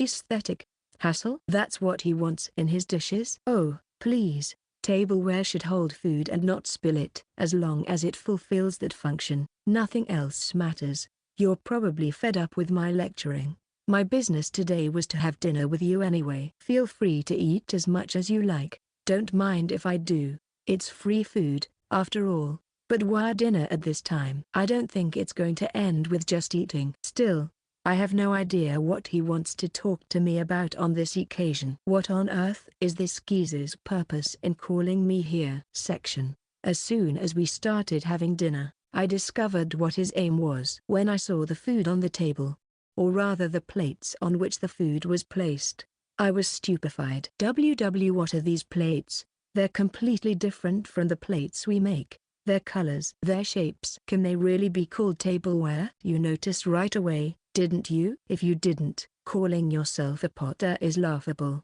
He's just thinking out loud, isn't he? He's even smirking. The plates you make are all basic, white and circular, the same shape and color. There's nothing interesting about them at all. That's the most efficient way to do it. Of course, do you mean to say something else is needed? Creativity, like these dishes. The plates that he showed me are multicolored, from green and blue to black and earthy colors, and even have detailed patterns on them. Their shapes aren't limited to being circular, either. Some are deliberately square, oval, or oddly distorted. But why this distorted shape? Instead of seeing it as a completely inefficient design, it looks fancy. This is the tableware I've been looking for, Great Demon King. If it's just for the intake of food, having any sort of decoration is unnecessary and just tread the most efficient path of making them. However, these plates dared to step outside the limitations of such efficiency. Vibrant colors, eye-catching shapes, the colors of the ingredients are even more accentuated by the tableware, making the dining table look gorgeous. The demon race will not just eat and live in the new era. Now that the war with the humans is over, the demons must also enrich their minds. Hence the peculiar tableware. I bought these dishes from Leviasa to state this opinion of mine and paid a lot of money in the process to spread awareness on it. A lot? How much are we talking about here? Hearing the exact price made my jaw drop. It's several hundred times the price of the plates we sell. One plate is worth enough money to build a mansion. Dare to make plates as good as these with your title on the line? Demon Potter? ? I see. So, that's why he summoned me here today. He wanted to ignite the craftsman's spirit in me by showing these plates. Fair enough. I'm going to create something way better with my own two hands. Chapter 214, with the excess money. And there you have it. Leviasa would bring back big news whenever she returns. The tableware made by Team Aileron is all the rage in the demon capital now. Yes, Aileron's group is ecstatic. Their delight is justified since they felt left out while the other three groups have already made their debut in the market. Demons had this notion that eating was just a matter of taking in nutrients, and the same was true for the dishes merely holding those, so the eye-catching dishes they made were considered a rarity. I see. They became popular, especially among the upper-class demons. Even the Potter's Guild has been inspired to make similar tableware, but they seem to be struggling with the colors not showing up as well as they would like, and the distorted shapes caused them to break. Obviously, our technology isn't something that can be easily imitated. Aileron is getting carried away. The dishes we fired are masterpieces born of generations-old technology combined with Lord Saint's wit. The demons will never be able to catch up even if it takes them 1,000 years. Aileron, a little modesty please. It is true that I helped make the enamels and instructed them how to shape the pottery. In any case, enjoying a lavish meal with Nuju-made tableware has become the trend in the capital, and they're selling like hotcakes. Oh, that's the brand name we use for our products. I guess we're pretty all-rounded with what we produce, not just limiting ourselves to one type of product. I left everything else to Pandemonium to sell it at their premium price after receiving Lord Bal's seal of approval. Here you go. And then, she takes out another huge leather bag. This is the payment for it. Wow, the elves made a lot of money again. Laviaza would return with a huge amount of gold coins every time she would take the elves' crafts to the capital with her. The elves' eyes sparkle like the mountain of gold before them. So many gold coins. Unlike anything we've ever looted during our time as bandits, we wouldn't be able to make a run for it if we were carrying this many. Not only the Ailerons group, but Malga's leatherwork group, Pole's glasswork group, and Miral's woodwork group are all making huge profits, so they should have accumulated a considerable amount of money by now. I'm happy that their efforts are being recognized. But we made so much money. The elves piled the money they earned into one huge, towering mountain of gold. What should we spend it on? Good question. And then we face another problem. Money. It's what makes the world go round. The system is designed in a way that they leave your hand one way or another after obtaining it. This is how money circulates and keeps the economy alive. However, the providence of the market economy doesn't apply to our farm. Why not? Because the food, clothing, and shelter we provide ourselves with are more than sufficient. I want to eat good food. Lord Saint's dishes are the best in the world. I want to wear pretty clothes. The clothes Batemy makes are both comfortable and stylish. I want to live in a nice house. It is our pride as elves to live in forests. They can't come up with anything to spend their money on like so. If you ask me, our farm's motto is self-sufficiency. I want to make what we eat, wear, use, and sleep in with our own efforts. I've built my farm with this goal in mind, so I'm actually glad to see that they have come to the same conclusion of making everything we need here. I always want to say with a smug look on my face that the concept of buying doesn't exist on our farm. So, it's only natural that the elves would have trouble spending the money they made. Even Batemy, who got into the market before them and made a lot of money, also had trouble spending at first. She eventually seems to have spent it on all sorts of fashion-related items. She's not doing that anymore. Wait, really? Batemy's partner, Belina, suddenly told me that she's been saving up all the money she gets from selling her clothes now. Saving up for what? Marriage with that elite soldier back in the Demon Kingdom? After she had said all she had to say, Belina left with a face devoid of any expression. Her character is pretty much wandering off now. Batemy has established a valid use for her earnings, so that's fine. But what about our elves? Lord Saint, we've thought of something. Aileron and Malga come to me. They were originally the leader and second in command during their banditry times, so they represent their race on our farm. In the past, they stole left and right from the humans and the demons and ended up at our farm where they were eventually caught after all that running away from their pursuers. And to atone for their sins, they work here. That's how they came to live with us. Do you remember how we became bandits, Lord Saint? I think we told you before. Yeah. The forest you used to live in withered and died, right? Elves are forest dwellers and they can't live without them. Hence, They resorted to banditry after they lost their home. I heard sometime later that the thaumaturgy used by the human race consumes a great deal of the naturally circulating mana and brings adverse effects to nature. If our forest was destroyed because of the humans' activities, then now that the demon race has destroyed them, the negative effects brought by their magic should have also disappeared. Now may be the time to revive the forest we once lost. I see. With the disappearance of the humans' magic and the return of the exploited mana to the Earth's surface, the desolate lands may be revived. We want to use our money to fund that cause. I think we can do something with this much money to help bring back the forest where we were born. If we just let nature take its course, it may take hundreds of years, but with extra hands, it may come back even faster. I'd say that's a good way to use their money. The first thing that comes to mind as a way to revive a dying forest is, of course, afforestation, planting tree saplings and letting them grow. But to do this, we need people to grow saplings and plant them. If the money earned by Aileron and the others could be used to pay for such helpers, wouldn't that be a wholesome splurge? Afforestation. Thanks, Lord Saint. You're a walking source of good ideas. Positive responses were elicited from Aileron and Melga after my explanation. We're going to start a project to revive the Elves' Forest, funded by our farm's elf team. So, who's going to take the lead in afforestation? Are you going to do it yourselves? No way. We'll have to leave the farm to do that, and we don't want that. They've become accustomed to living here. We can eat good food every day and have a rewarding job. It's heaven. And we can visit Lady Vale's mountain dungeon whenever we feel homesick. They've lost their wildness, too. Oh well, I don't mind. I don't want them to leave, either. So that means someone else will take action. And then, a certain someone came into my sight.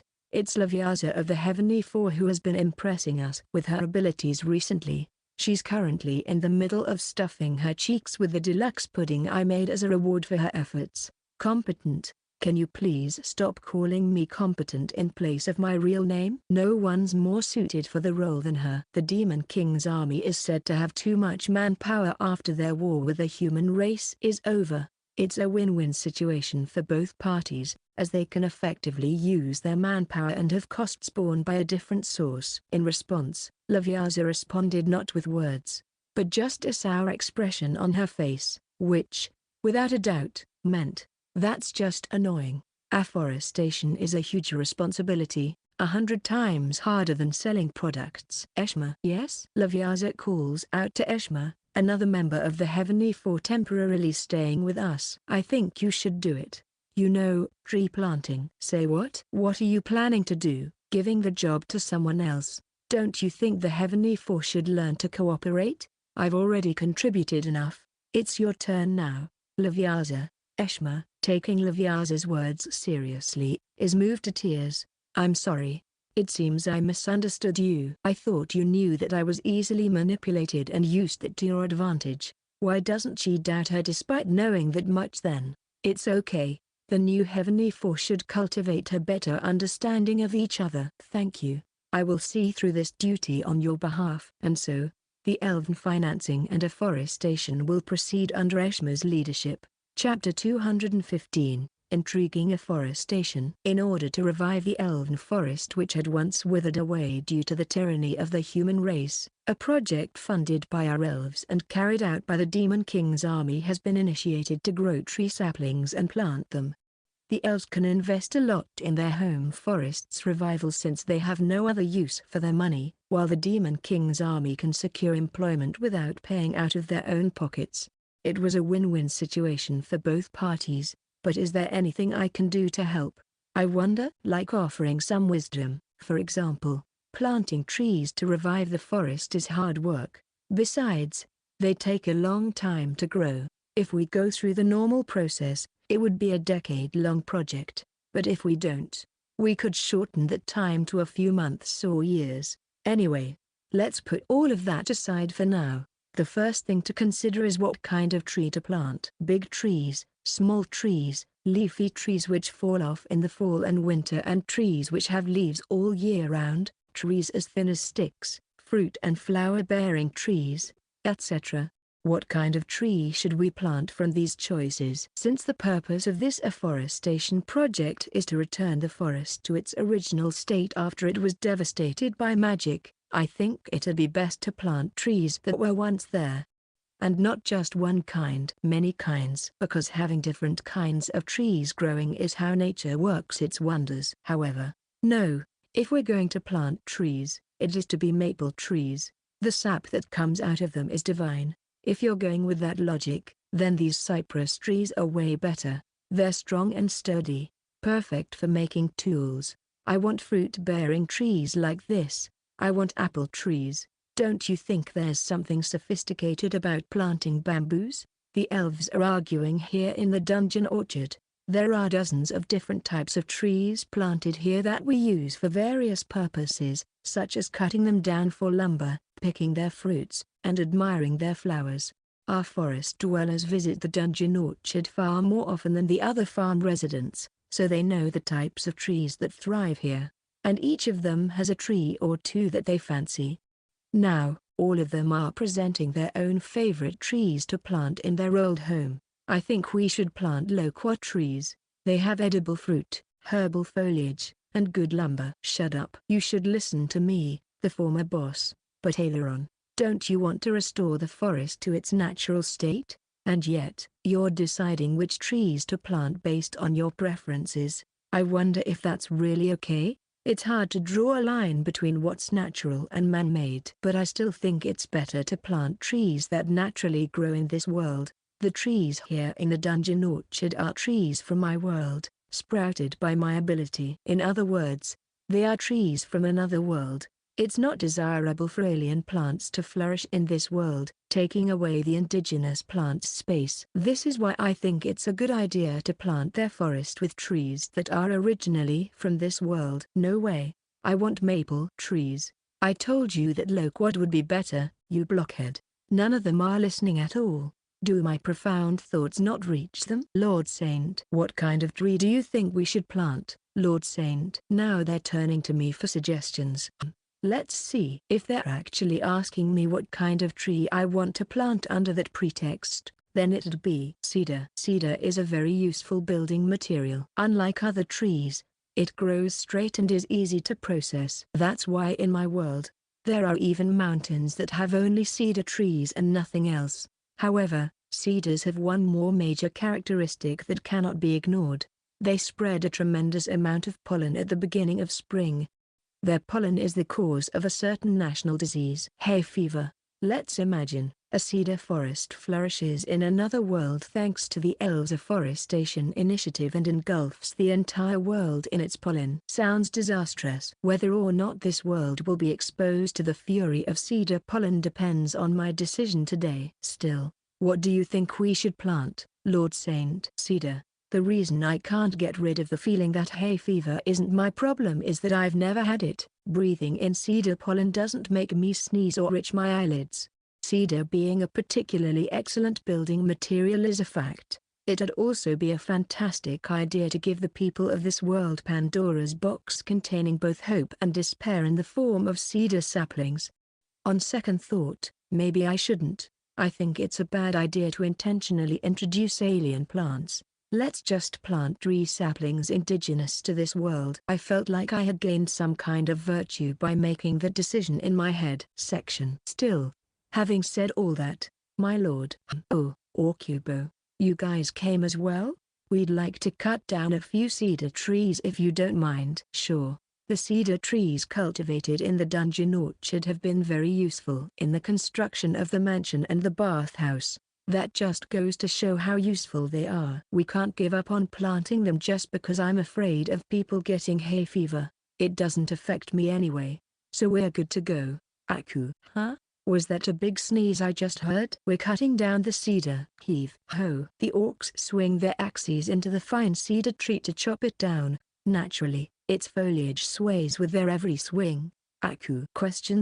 PSH. No way. I'm just hearing things. I'm sure I am. Chapter 216, Account of the Pilgrimage Part 5, A Puppet Show with No Audience. Welcome. It has been 4,396 days since our last visitor. This is the laboratory of the genius alchemist Marij. Master doesn't like people and refuses to meet with anyone, so I represent on his behalf. You have business with my master, you say? Your fine clothes. I see now. You have come to offer my master a position, have you not? Is it the Demon King who seeks my master's genius? However, I must apologize. Master Marij no longer wishes to work for anyone. He cannot bear to use his wisdom for the sake of irredeemable fools anymore. It wasn't always so. Master once tried to use his unparalleled intellect for the good of the world by serving a powerful man. Alas, he wasn't heard. The foolish Demon King failed to comprehend my master's noble research and turned him away, saying he has no interest in his pipe dreams. This all happened before I was born. Since then, Master gave up on the mundane world and confined himself to this laboratory, continuing his grand research in complete solitude.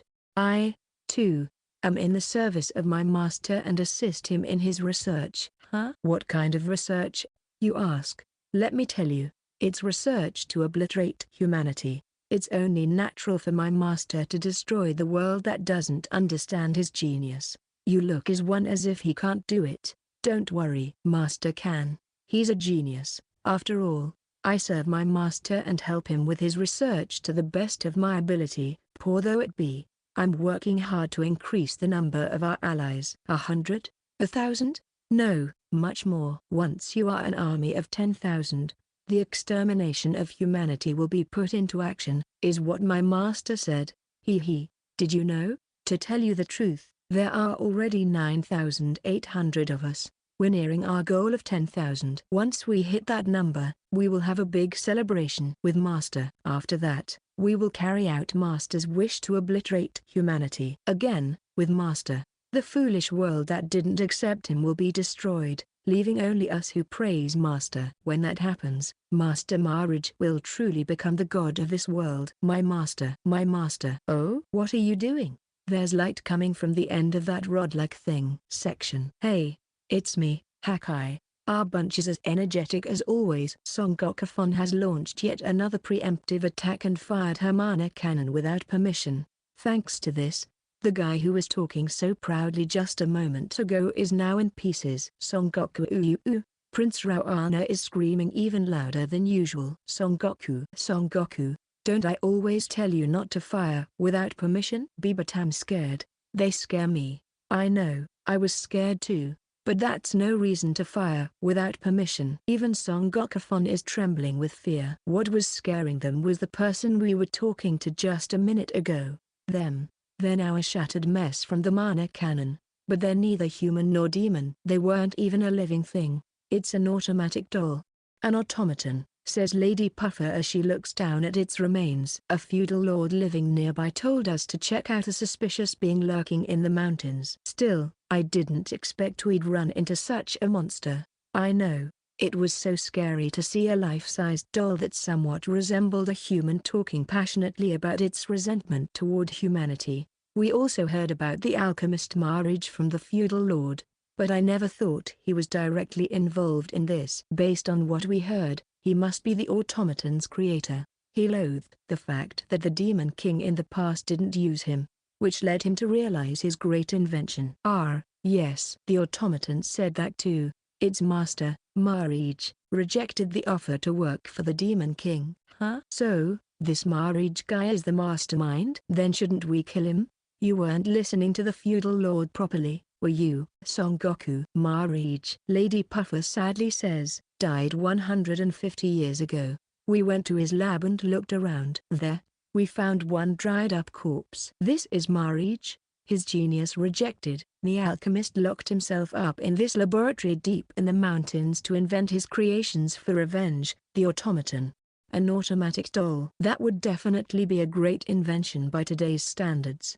Marij must have been a true genius for making that happen. Genius though he may be, he couldn't overturn the world. He used up all his time and talent into inventing the automaton, and lost his life trying to complete it. Does the automaton he left behind understand its creator's death more than 100 years ago?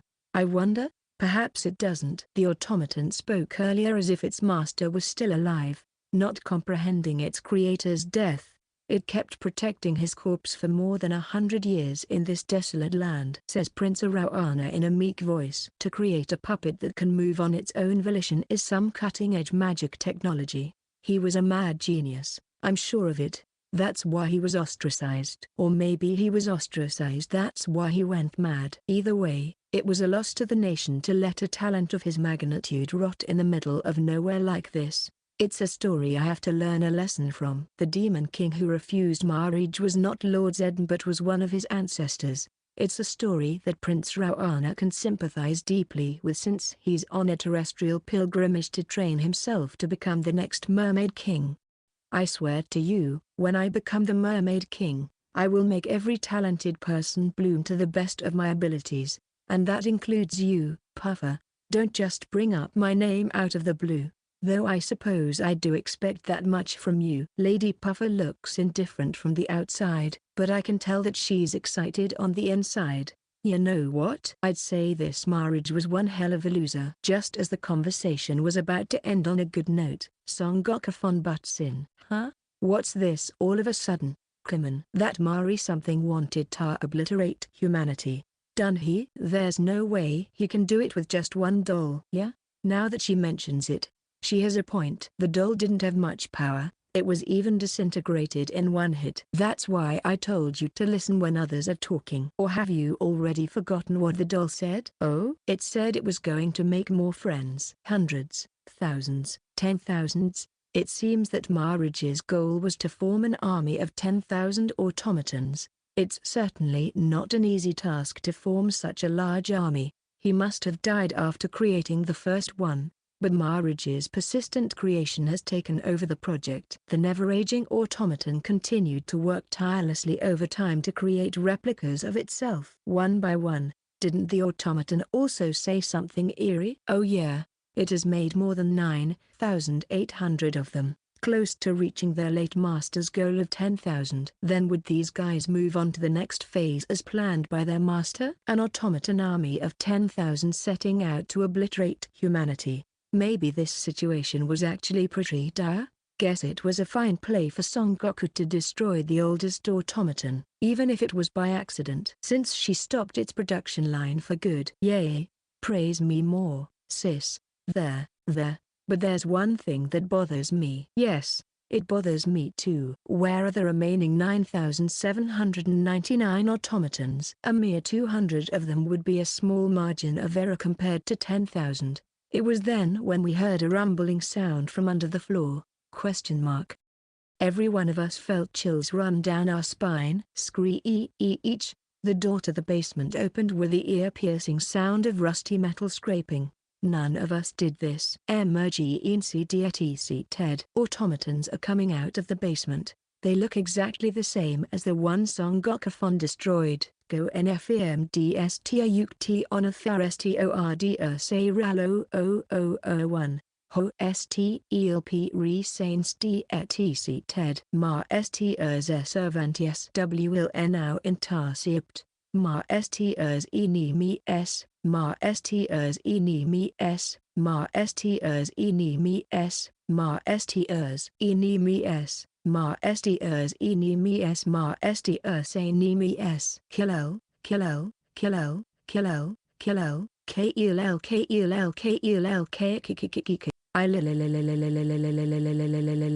More and more automatons emerge from behind the basement door. They're here. There must be 9,799 of them. Counterattack. I knew this would eventually turn into a huge fight. We can only force our way through them. I can shoot, right? The automaton's movements are so creepy that even Son Gokufon is scared. They're crawling out of the basement like insects. Oh, don't worry. They're weaker than the undead and vampires, so we can wipe them out. Prince Rawana's capacity as a king aside, his combat abilities have definitely improved. Chapter 217, The Taste of Unrefined Sake. I noticed that we have more breweries now. Weren't there only 2 of them? What's going on? Am I hallucinating? My lord, have you received no report?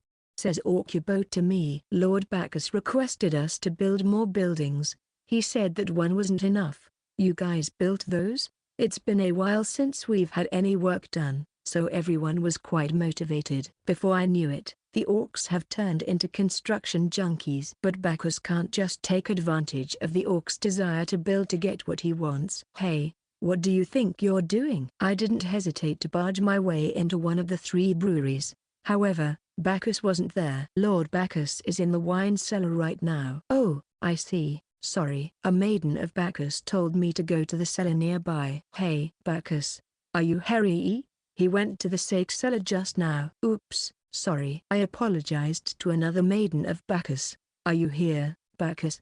You better be. Lord Bacchus went to the beer cellar after remembering his business there. Damn it. You're moving around too much, Bacchus. In the end, I changed my plan and decided to wait for him at one of the breweries. Surely enough, he showed up. Oh, Saint. What are you doing here? Waiting for you. When I questioned him about building more breweries without my permission, Bacchus didn't feel guilty and said, I needed to do so to make a fixed amount of good alcohol.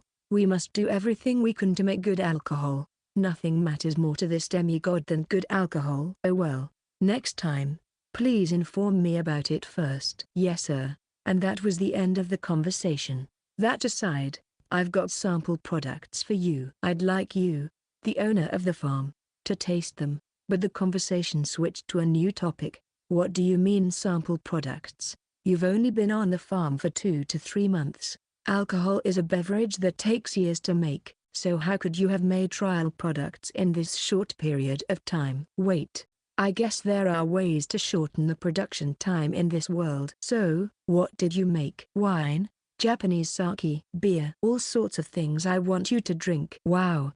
Okay, calm down. Since I'm going to try all sorts of alcohol, I decided to taste them with everyone. First, the wine. We've been growing grapes in the dungeon orchard for some time now, and they finally came in handy for brewing wine. Its rich sweetness and fruity taste, opposite to beer, are its selling points. Bacchus the demigod has been wandering around the world spreading the word about alcohol, and it seems wine is his to-go to fruit alcohol, so he made it easily without consulting me. Oh, this is delicious. It's sweet and easy to drink. I prefer it to beer. Is it because of its main ingredient? I feel like it tastes better than the wine I drank back home. Why, of course, Lord Saint grew those grapes. As I expected, wine is very popular among the ladies. It's a big hit with Platy, the elves, and the satyrs. There was a certain appeal to the sight of them sipping red wine from the wine glasses Teampole hastily made. Then we moved on to the next tasting. Japanese sake, says Bacchus excitedly. It's the alcohol that he tried to recreate at my suggestion. Sake is made from rice. When I first instructed Gararifa to make alcohol on our farm, our rice wasn't ready yet. With Bacchus taking up residence on the farm, he has made incredible progress after taking on the challenge. This is the most painstaking brew that I made using a different method under Saint's idea. It's understandable that he'd be excited about this. He's the god of alcohol. The sample alcohol Bacchus made was a cloudy white Doburoku. It's probably the first thing you'll get when trying to brew sake. You boil rice until it becomes porridge-like and is then fermented into alcohol to produce cloudy Doburoku. The fermented rice remains in it, giving it a cloudy white color. It's my first time drinking Doburoku, but it tastes delicious. My preconceived notion was that it was the same as a mosaic, a sweet half sake, but I was wrong. It tastes like actual alcohol. As soon as I took a sip, I could feel the substantive texture of the white cloudiness and the mild alcohol taste unique to Japanese sake. This is magnificent Japanese sake. All right. Cheers Bacchus. After I gave his brew a passing grade, he has put his heart and soul into brewing sake. You can make seishu if you filter out the murky part more. It's a more refined version of it. I don't mean to say that it's better refined, but the cloudy part can be made into sakelis and used in various dishes. You can also distill it to make shochu. My dreams are growing wilder. Oh? Distilling sake to make shochu is a very rough way of saying it. By distillation, I meant that stuff you learn in science class where you boil water so it produces steam, and then separate the water from its impurities. The same process is used for alcohol. Distilled alcohol is made by separating water and alcohol to increase the alcohol content. Drinking all sorts of alcohol has made me want to drink distilled liquor too, though I doubt we'll be able to do that without an actual still. Let's worry about that later. While the ladies favored the wine, a certain group also favored the Doburaku, the orcs and goblins. This is delicious. It has a sweetness that soothes the bitterness of life. Drinking this is making me reminisce on things. Here, have another. Thank you. The orcs and goblins are becoming manlier because of the alcohol. Lastly, beer.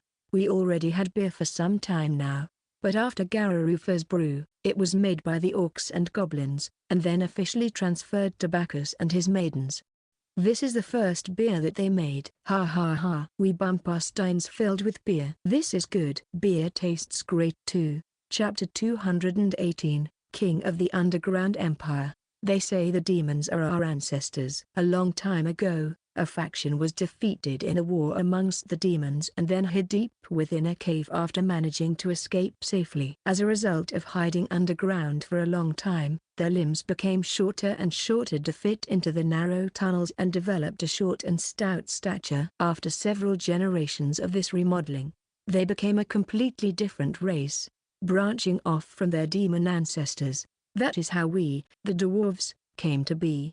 We're a subspecies of the demon race just like the elves, but we take advantage of our subterranean habitat to dig holes in caves and mine minerals to make into various weapons and tools for a living. Now that we have made peace with the demons who have forgotten why they fought with us in the first place, they've become our longtime VIP clients.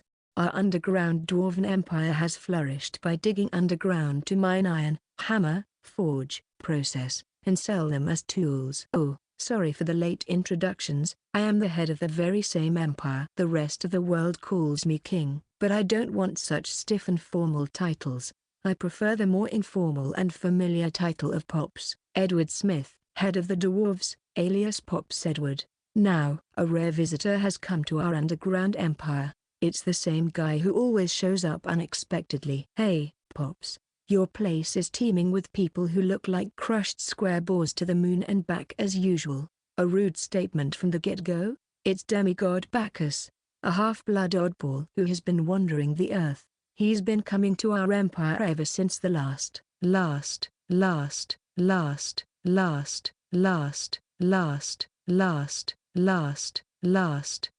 Pops was alive. You hadn't shown yourself in years, and that has given us peace of mind. What do you want now? Surely, you're not here to cause a racket like last time, no? Oh, come on.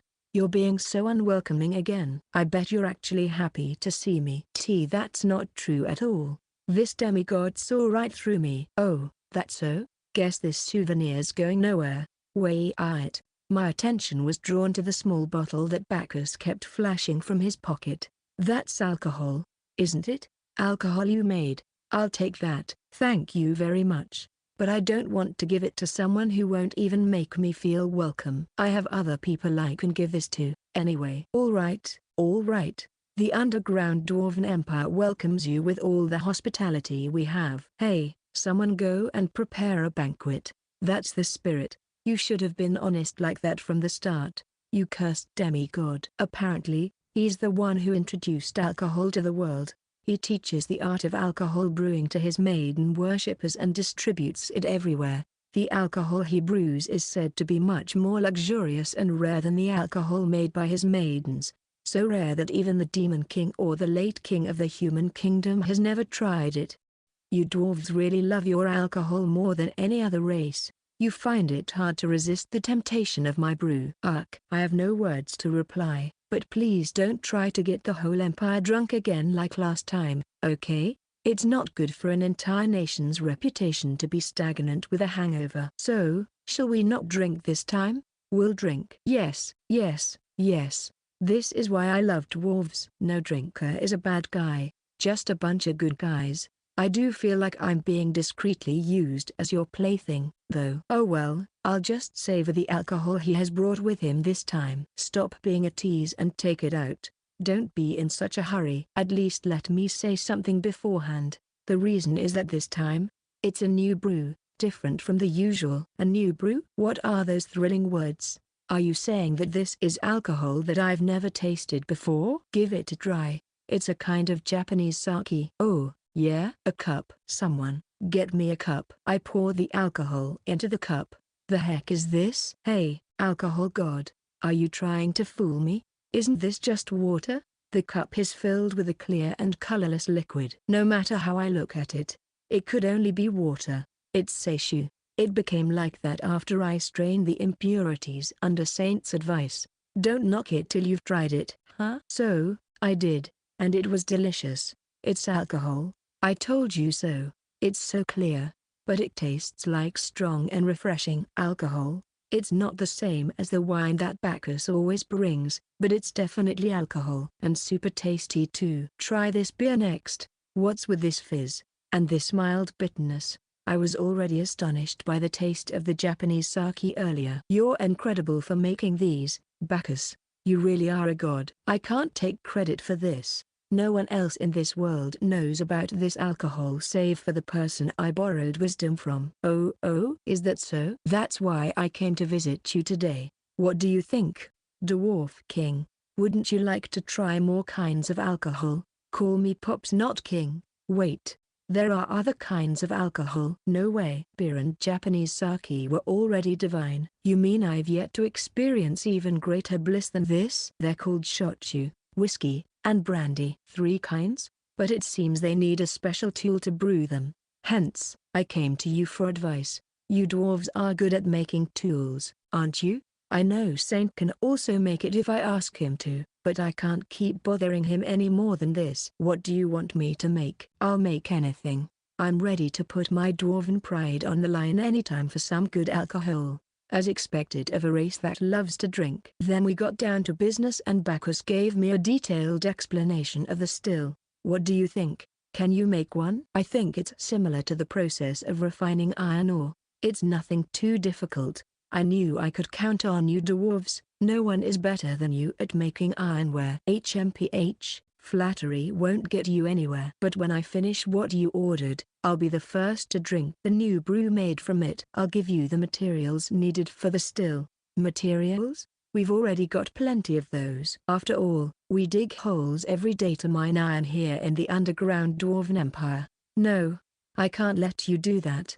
I'm shouldering the cost. Oh, is that so? That's why I got the best material from Saint. I want you to use this for making the still. He places the ingot in front of me with a heavy clang. I couldn't believe my eyes when I saw the shimmer of the metal. Is this mana metal? Yes, the best metal in the world.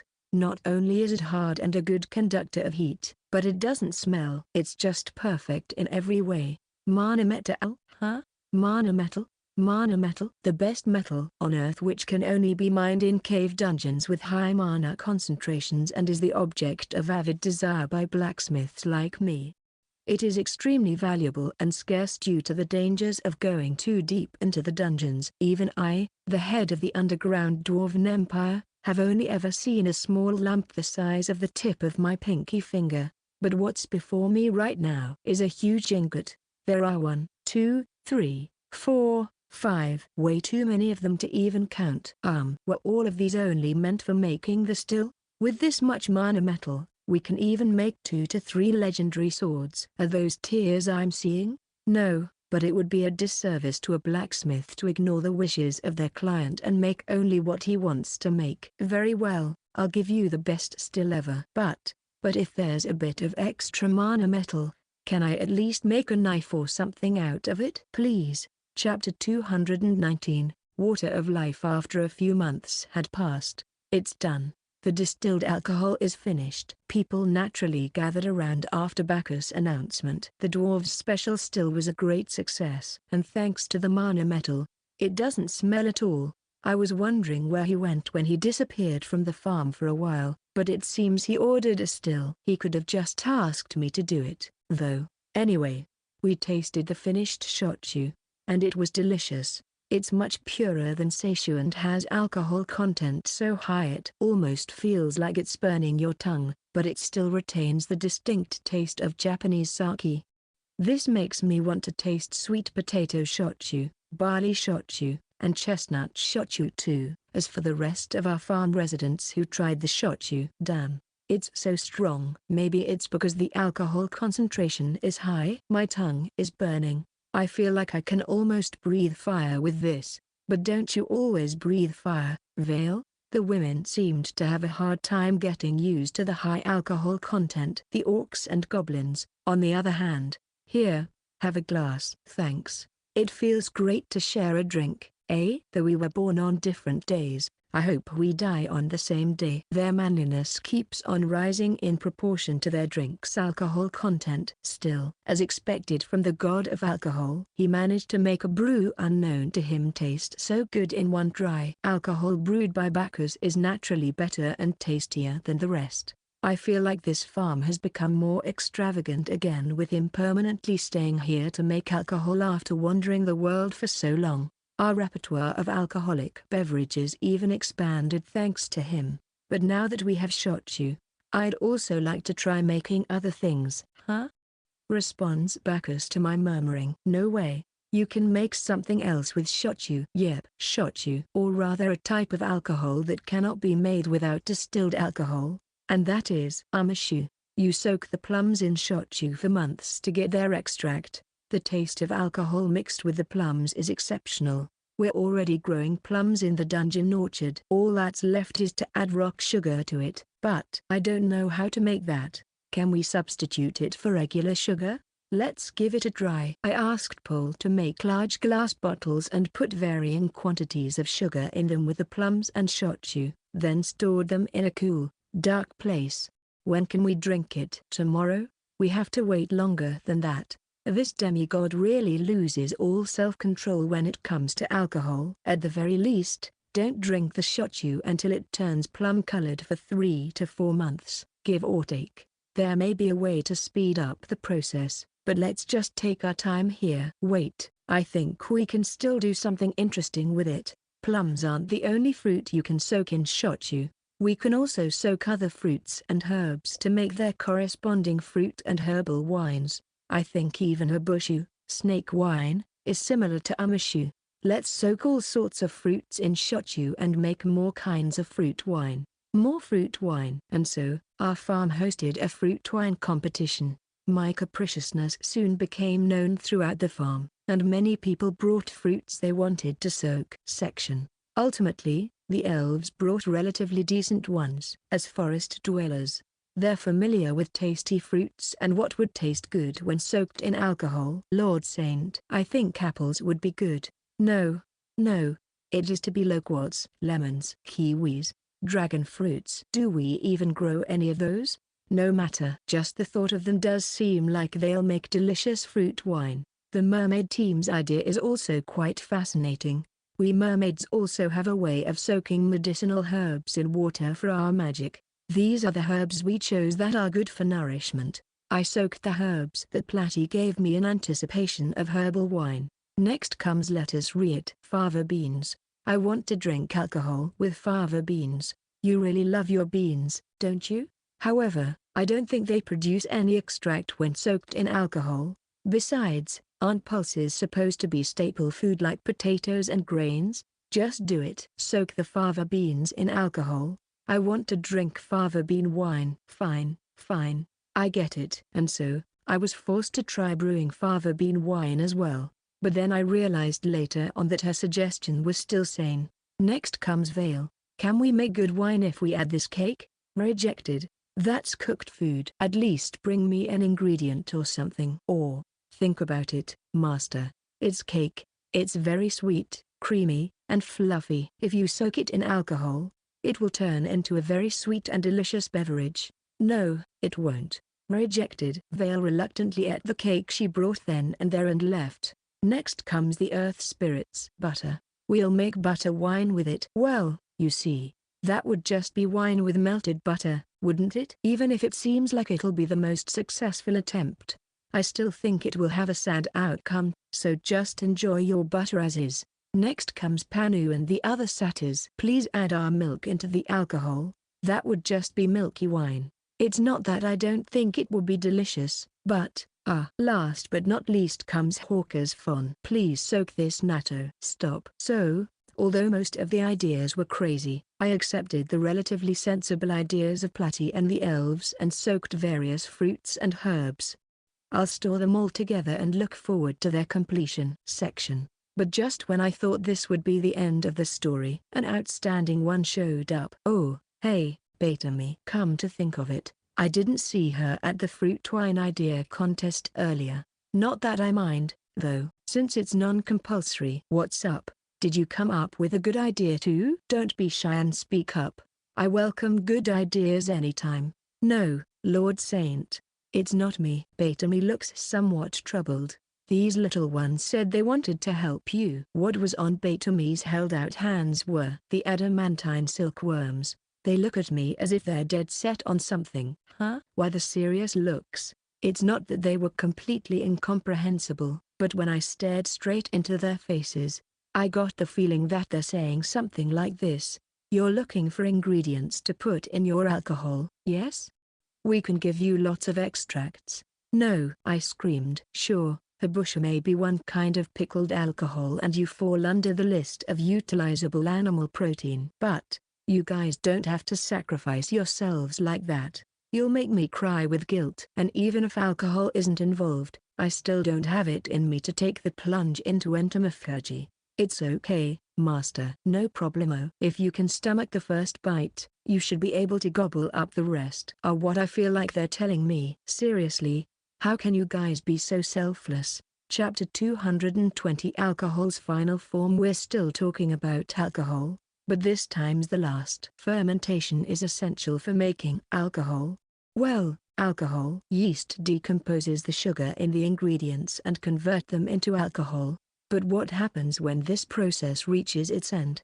It reaches its final form. Such is our topic today. Section. No. Bacchus, who had become the leader in alcohol brewing at our farm, rejected my proposal. You can't do that. It's a line that mustn't be crossed. If you cross that line, alcohol will cease to be alcohol. That's taboo. It's needed. Please accept it. Saint, I knew you were a scary guy. As expected of another worlder, you failed to grasp this world's common sense. Still, Bacchus then explains to me like I'm 5. Anything but that. Please, don't do anything to desecrate the alcohol I've put so much effort into. Isn't it good enough as it is? Why take the risk of ruining it? It's because I've been using it for as long as I can remember. And I will continue to do so. That's my way. If there is a possibility of creating something new, I will take on that challenge. You're that determined to make it? Yes. Vinegar? Yes, vinegar. That's today's subject. Did you know that vinegar is made from alcohol? What? That heated argument they had was all about whether or not to make vinegar. They get heated up over the stupidest things, don't they? Platy and Vale are whispering to each other as bystanders, but they understand nothing. Men get serious exactly because it's stupid. Alcohol can be made because of the fermentation action of yeast. Carbohydrates are broken down into sugar, and then sugar is broken down into alcohol. What happens when the alcohol is further fermented and broken down by bacteria then? It becomes acetic acid. In other words, vinegar, the ultimate evolutionary form after a series of fermentation. Moreover, it's one of the most basic condiments along with salt and sugar. It's late, but it will make a fine addition to our kitchen. To tell you the truth, I've been using a vinegar-like condiment that Platy compounded with her magic as a substitute. But if there's hope of accomplishing the real thing, we should boldly take the plunge. Even if the vinegar is made from alcohol, the alcohol is completely decomposed. So it's not really alcohol anymore. No, I don't want my alcohol to stop being alcohol. Bacchus is bawling his eyes out in detest. Surely, there's nothing more depressing for the god of alcohol than to see his beloved alcohol vanish. But I'm not going to console him. I still have my eyes set on making vinegar. It can be made by just letting the alcohol sit there, right? I think. Of course, we have to be careful not to let mold grow in the process. I'll ask Platy, our local expert, to help me with it and proceed with caution. No, wait. Let's try one more twist at the same time. Myron, do you know the difference between vinegar and myron? Yeah, Me neither. But I do remember reading about how to make mirin in a manga, so I'm going to give it a try. Time to prepare the ingredients. Shochu, glutinous rice, and fungus to ferment the glutinous rice. That's all. We had to wait for Bacchus to finish his work because shochu is indispensable. Thanks, Bacchus. Thanks to you, we can reach new heights. I'll ask Platy to shorten the fermentation period, then make genuine mirin. Section. Mirin's done. I took a little lick to test it out. It's sweet. I thought it would be sour since it's kind of related to vinegar, but it wasn't. The saccharification process of the glutinous rice incorporated into the process must have made it sweet. Anyway, let's use this in various dishes to pursue better taste. My alcohol, the alcohol I made. Meanwhile, Bacchus is still breaking down crying. Oh, well, here, try this. Huh? I gave Bacchus a clear glass filled with liquid. What is this? I only drink alcohol and nothing else, you know. Just try it. Bacchus looked extremely wary at first, but he finally gave in and drank from the glass. And then, it's alcohol. He shouts. It's alcohol. It really is alcohol. And it's insanely delicious. I've never tasted anything like this. What is this, Saint? It's shochu mixed with mirin. We call it honashi. Mirin made from shochu mixed with shochu. That's honashi. It's similar to the bizarre idea of putting tofu in miso soup, both finished products of soybeans, but I'm proud to say that this is the best way to make Bacchus accept the outcome. I like this, Saint, and he did accept it. The more I let the taste linger, the more I realize that this mirin also has some alcohol in it. It's delicious. Bacchus then gulped down the mirin. The vinegar also added more life to our dining table. Rice vinegar is made from Japanese sake, much like wine vinegar is made from wine. There are as many different kinds of vinegar as there are different kinds of alcohol. I got carried away and made all sorts of things. I could have been satisfied with just one kind.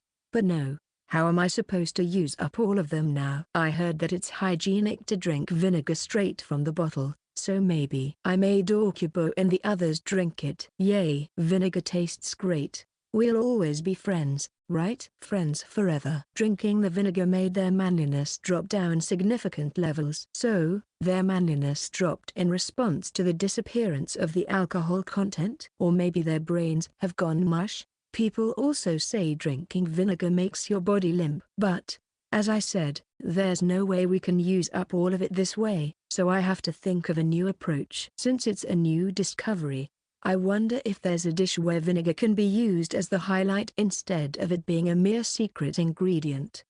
Wait, there is. I thaw the fish that the orcs caught and make sashimi out of them, then mold them quickly to make sure that my body temperature doesn't transfer to the rice. Now's your time to shine. Hand of Supremacy. Sushi Q-N-E-E-E. Nigiri is ready. Otherworldly farm fresh sushi, ready to serve. Deer has made another new dish. Huh? For real? I want some. Wait up. Dibs on the first bite. And as usual, our farm residents began to gather around. I was a little worried if they would eat it because raw fish isn't popular and we have mermaids on this farm, but they were surprisingly unperturbed. They dipped it in soy sauce and gobbled it up. Yummy. This one's good too. I never thought I'd be enchanted with uncooked fish. The rice that comes with the fish tastes different from usual too.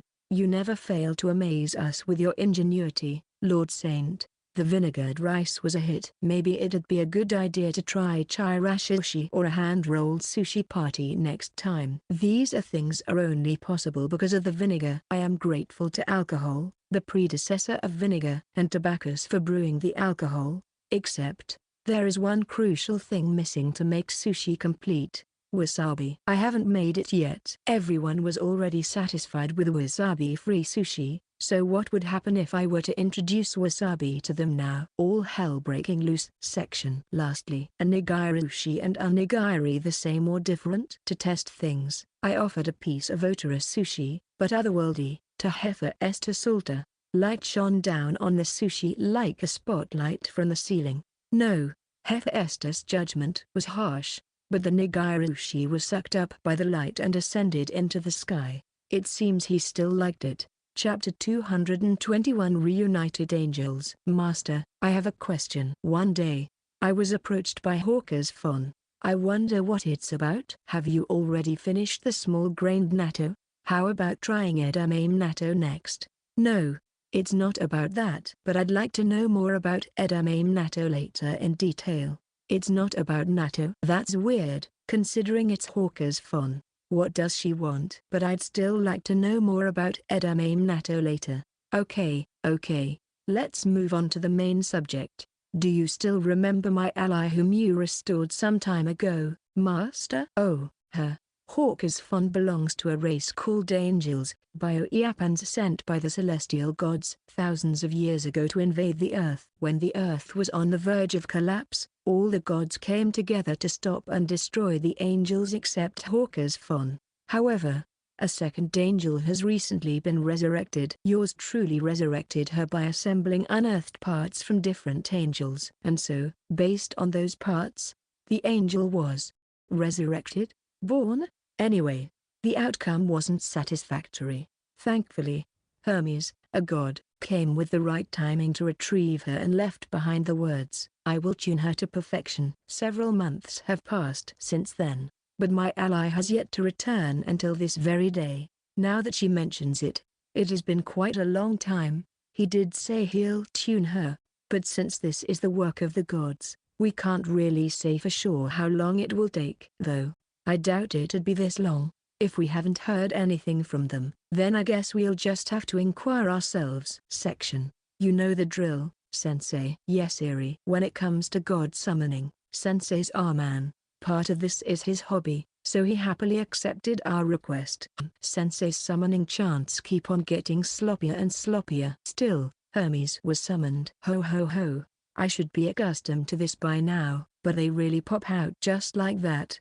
Huh? Are you fine with this, gods? I witnessed an elder spirit being summoned just recently. Yikes. Before I knew it, Batemy had appeared behind me.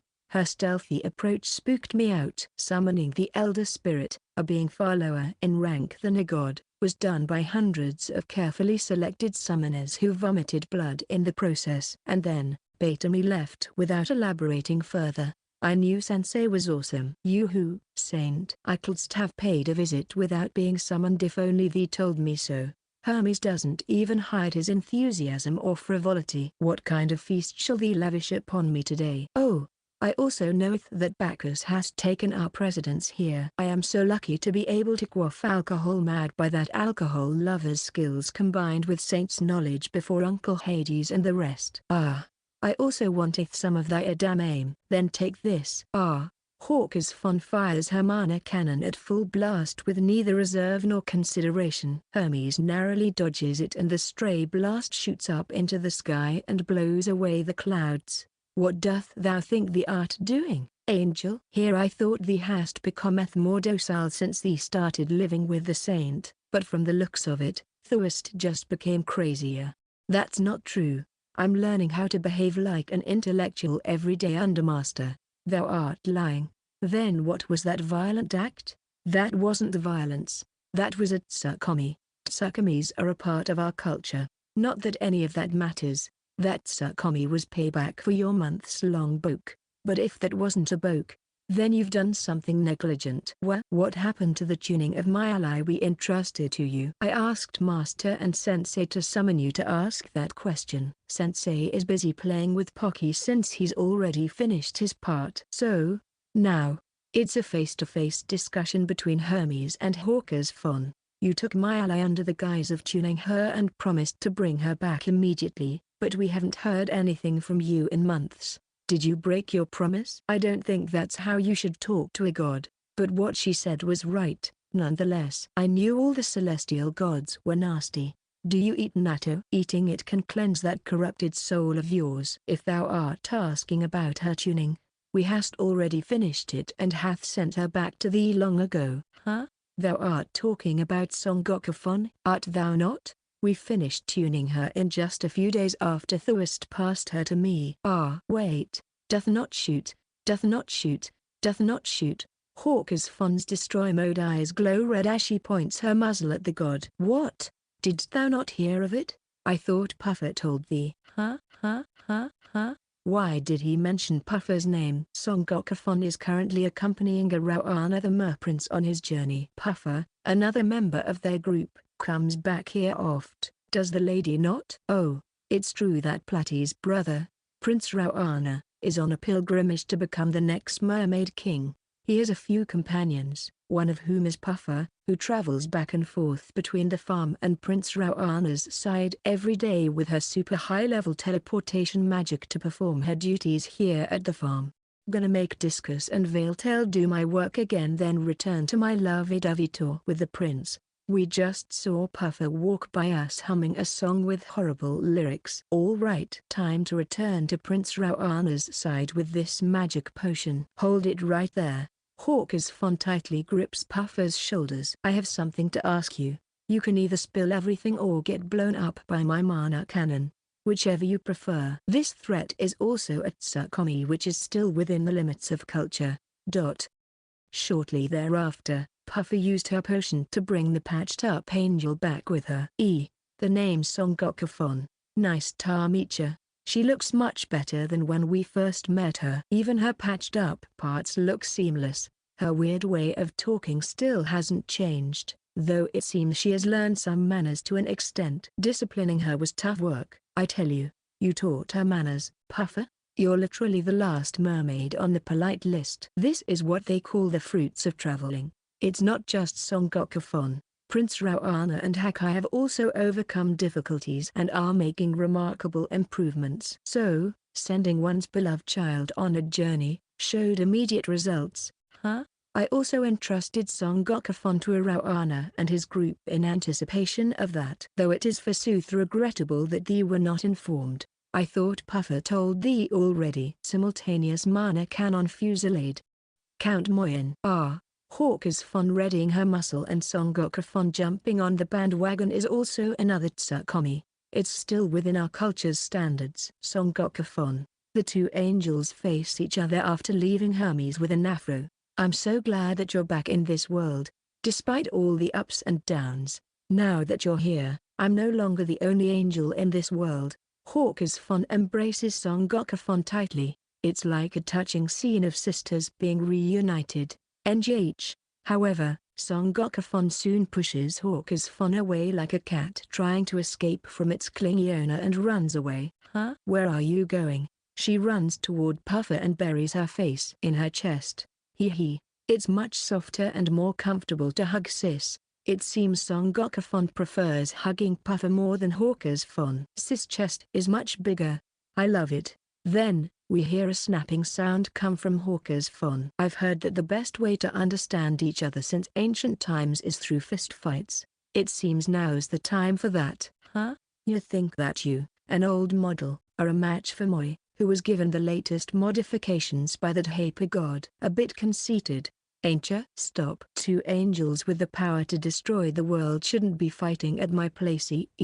I guess angels, including our Hawker's Fon, do need good education, just as Hermes said. Section. After a short while. All right, it's about time I return to my beloved. Let's go, Son Goku. Hey, sis. Puffer and Son Gokufon are about to leave.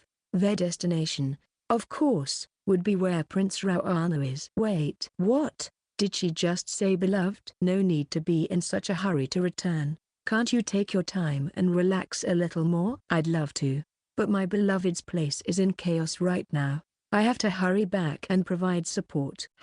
What do you mean? Is Prince Rauana in some kind of trouble? He's fighting a dragon. Go. Now. No, that won't suffice. We'll assist you. Okubo, Gobyukachi. And times like this are when Veil is most needed, but where the hell did that dragon go? Chapter 222. Preparing for winter. My second winter is right around the corner. We had a swell time last winter being unprepared and all, but we've learned our lesson and are ready this year. Our elves have been making and storing charcoal since the beginning of last winter, and Batemy has been sewing thick clothes for us. Pocky and the other wolves have also shed their coats into thicker ones. Of course, I can't let myself be outdone. As the owner of this farm, I've decided to make my own preparations for winter. A heater, But kerosene doesn't exist in this world, so I'll have to find an alternative fuel source. That's when I came up with firewood. We can burn firewood and use the heat to warm the room.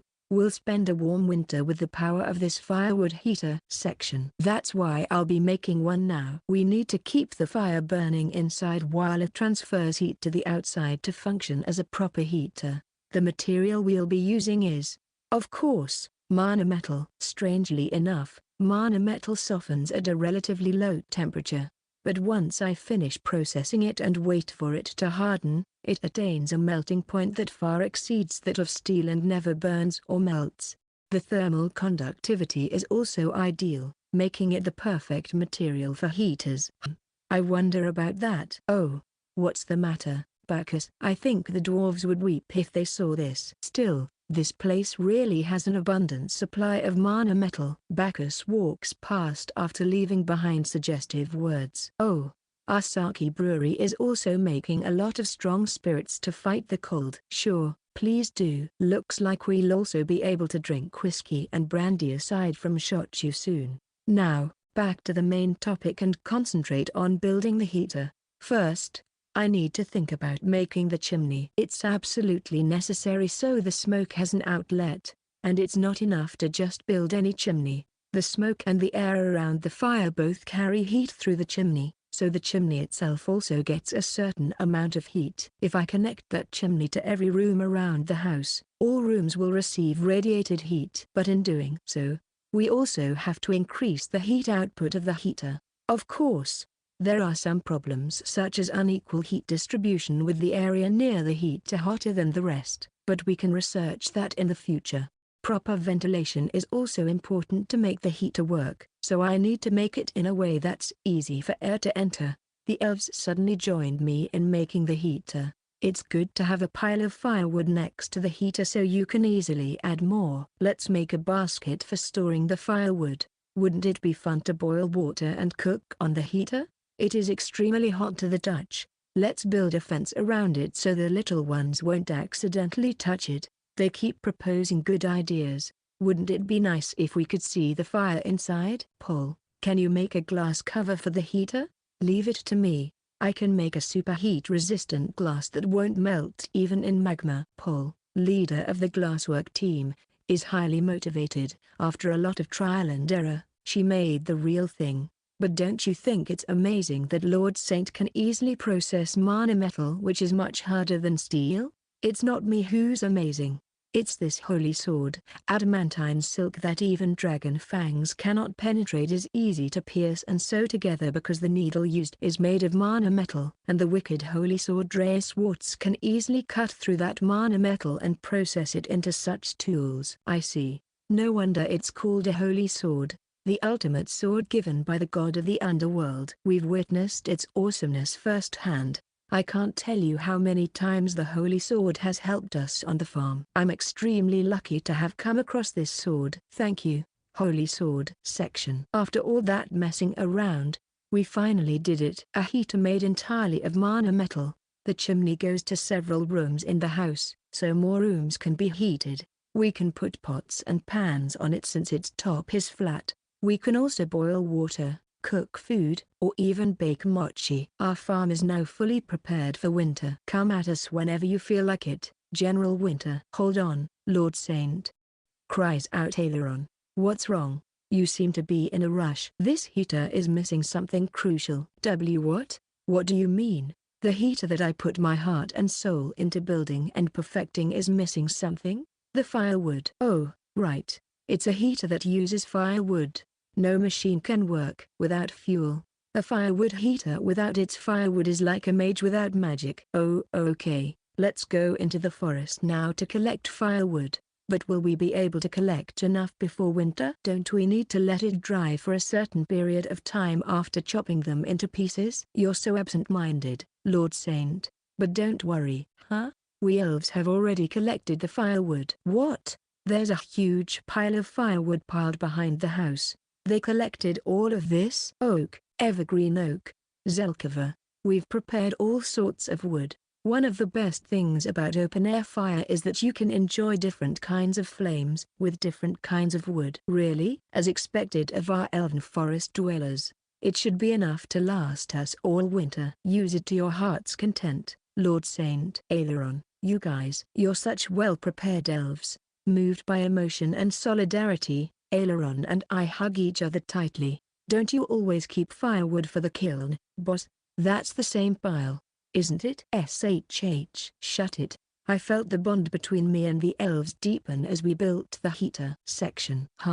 I'm home. After the bond between me and the elves skyrocketed, Platy returned. Where did they come from? After Platy, Orkpo, Gobukachi, and the rest came buzzing in. It suddenly became noisy. Were you all out? Where have you been? What's wrong with you, dear, hugging Aileron like that? Are you going to make her your concubine now? No, I'm not. And stop making it sound like I have concubines other than Aileron. What about you, Platy? Where did you go with the orcs and goblins? Thinking about it now, there's no way the orcs didn't want to help in building the heater. Maybe since they were away is why I didn't sense their presence. Isn't it obvious? We're getting ready for winter. What? We were caught by surprise last year, so we have to be prepared this year. As expected of my wife, she was thinking the same thing. I'm sure she'll be very surprised when she sees this. Behold, our heater. So, we dug out a lot of what? Coal. Coal? Orkibo pushes a cart filled with jet black rocks. Is that coal? The coal used to power steam trains and steamboats? Where did you get that? Sensei remodeled his cave dungeon and made it possible to mine coal. So, I asked Orkibo and the others to help me dig them today. Carts of coal arrived one after the other, and it looked like there was more than enough to last us all winter. The more we looked at it, the sootier our faces became. Coal has better thermal efficiency than firewood and charcoal, right? Otherwise, the Industrial Revolution never would have happened. The orcs even made a coal heater. Now we won't freeze this winter anymore. Looks like we'll be spending a really warm winter this year. A desolate autumn breeze blew relentlessly across me and the elves. Section. Side note. Thankfully, the mana metal used for the firewood heater was sturdy, so it worked fine with coal, which generates more heat. I thought the firewood would go to waste, but Aileron's pottery group just kept using them for their kiln. Chapter 223 Fire Drill. One thing worries me now that we've added heaters to our farm. Fire accidents. A little carelessness and a fire could break out, burning everything down. People say a single match is enough to start a fire, but with so much wood and coal burning in the heater, it's not just a match that we need to look out for. It's something that must be kept in mind the moment you build a house, but it'd be better to spread awareness to all the residents once again.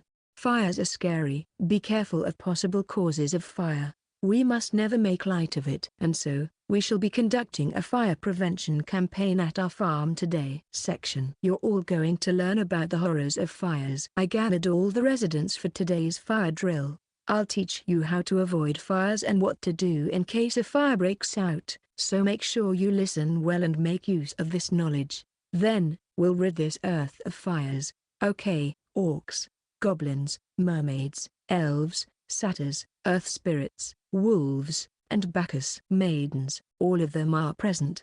There wouldn't be any point in conducting the drill otherwise. The first thing you need to know is what to say when a fire breaks out. You better remember these words, and they are Okashi, emergency drill instruction. Okashi, sweets, shouts a group of people. Sweets? Did you say sweets, master? Is it cake? Ice cream? Maybe fruit parfait? If it is butter, then all the better. It highlights the sweetness. Vale and the earth spirits are getting ahead of themselves as usual again. No, I'm not talking about treats. Okashi. Okashi is an acronym for the 3 things you should keep in mind when you encounter a fire, making it easier to remember and react promptly in an emergency. Our ancestors sure have thought up something witty. Or maybe it was recent, I don't know. Let's learn what O-Ka and Shi stand for. O-Sanai. Don't push one another when trying to evacuate, or you might miss your chance to escape. Kakasanai, don't lend. Lending or borrowing money, even between friends, can lead to the breakup of relationships.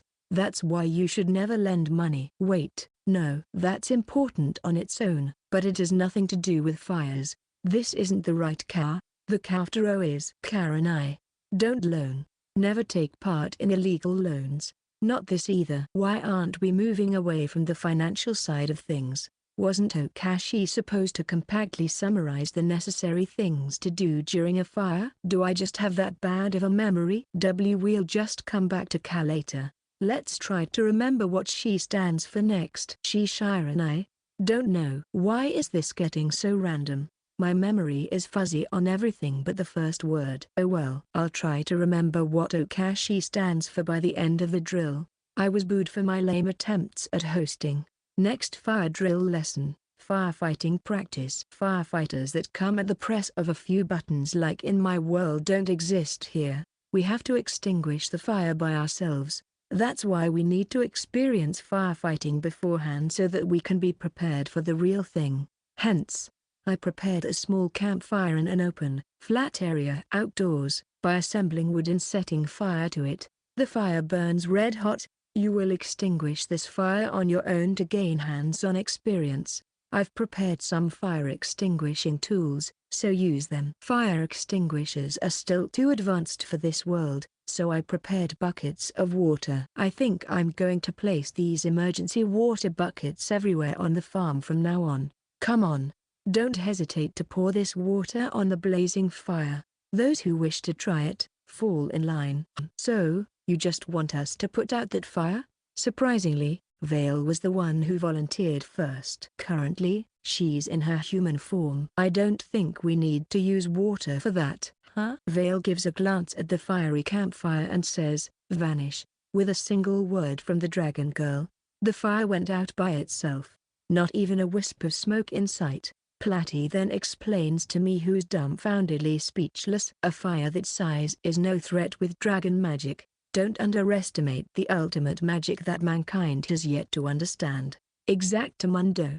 I can put out a small fire like this with a snap of my fingers.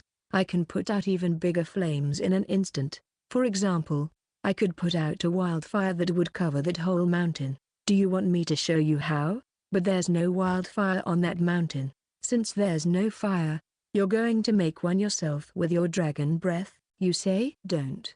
That's just like an arsonist getting credit for putting out a fire they started themselves. Anyway, we all rushed to stop her. I'm not as good as Lady Vale, but next comes Lampai from the mermaid team, nicknamed the Witch of Hellfire. She holds her hands out toward the relit campfire and whispered, Dorime, Dorime. The flames broke into smaller flames and went onto her hands. She's manipulating the flames? I'm called the Witch of Hellfire exactly because I can use flames as if they were a part of me. Those who can set fire to the flames at will are merely second-rate fire mages, says Lampai, as she holds up the flame in her hands and extinguishes it. It wasn't as fast as Vale's, but it was still a remarkable feat. I don't have the ability to control flames like Lampai, but I made this, says my wife, Platy. Something smoky is coming out of the test tube she brought with her. Wait, I think it's more like mist. It's something in between smoke and mist. The best way to describe it would probably be dry ice vapor. An unimaginable amount of dry ice vapor is coming out of the test tube, as if crawling on the ground.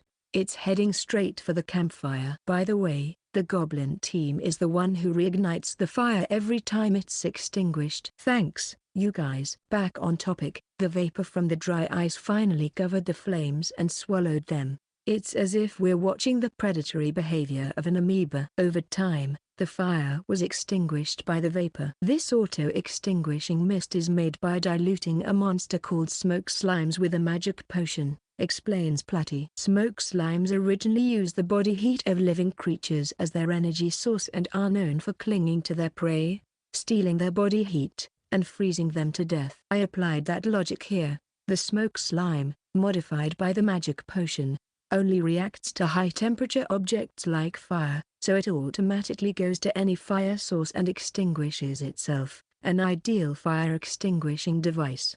I've already placed this fire-extinguishing mist all over the farm. Huh? For real? According to Platty, they're sealed in paper boxes and set in every possible place where a fire could start. If a fire breaks out and the paper box is burned, the fire extinguishing mist will leak out and extinguish it. You don't even have to wait for the fire to reach it. You can also just throw the box into the fire. It's a great system, isn't it? Yuaha.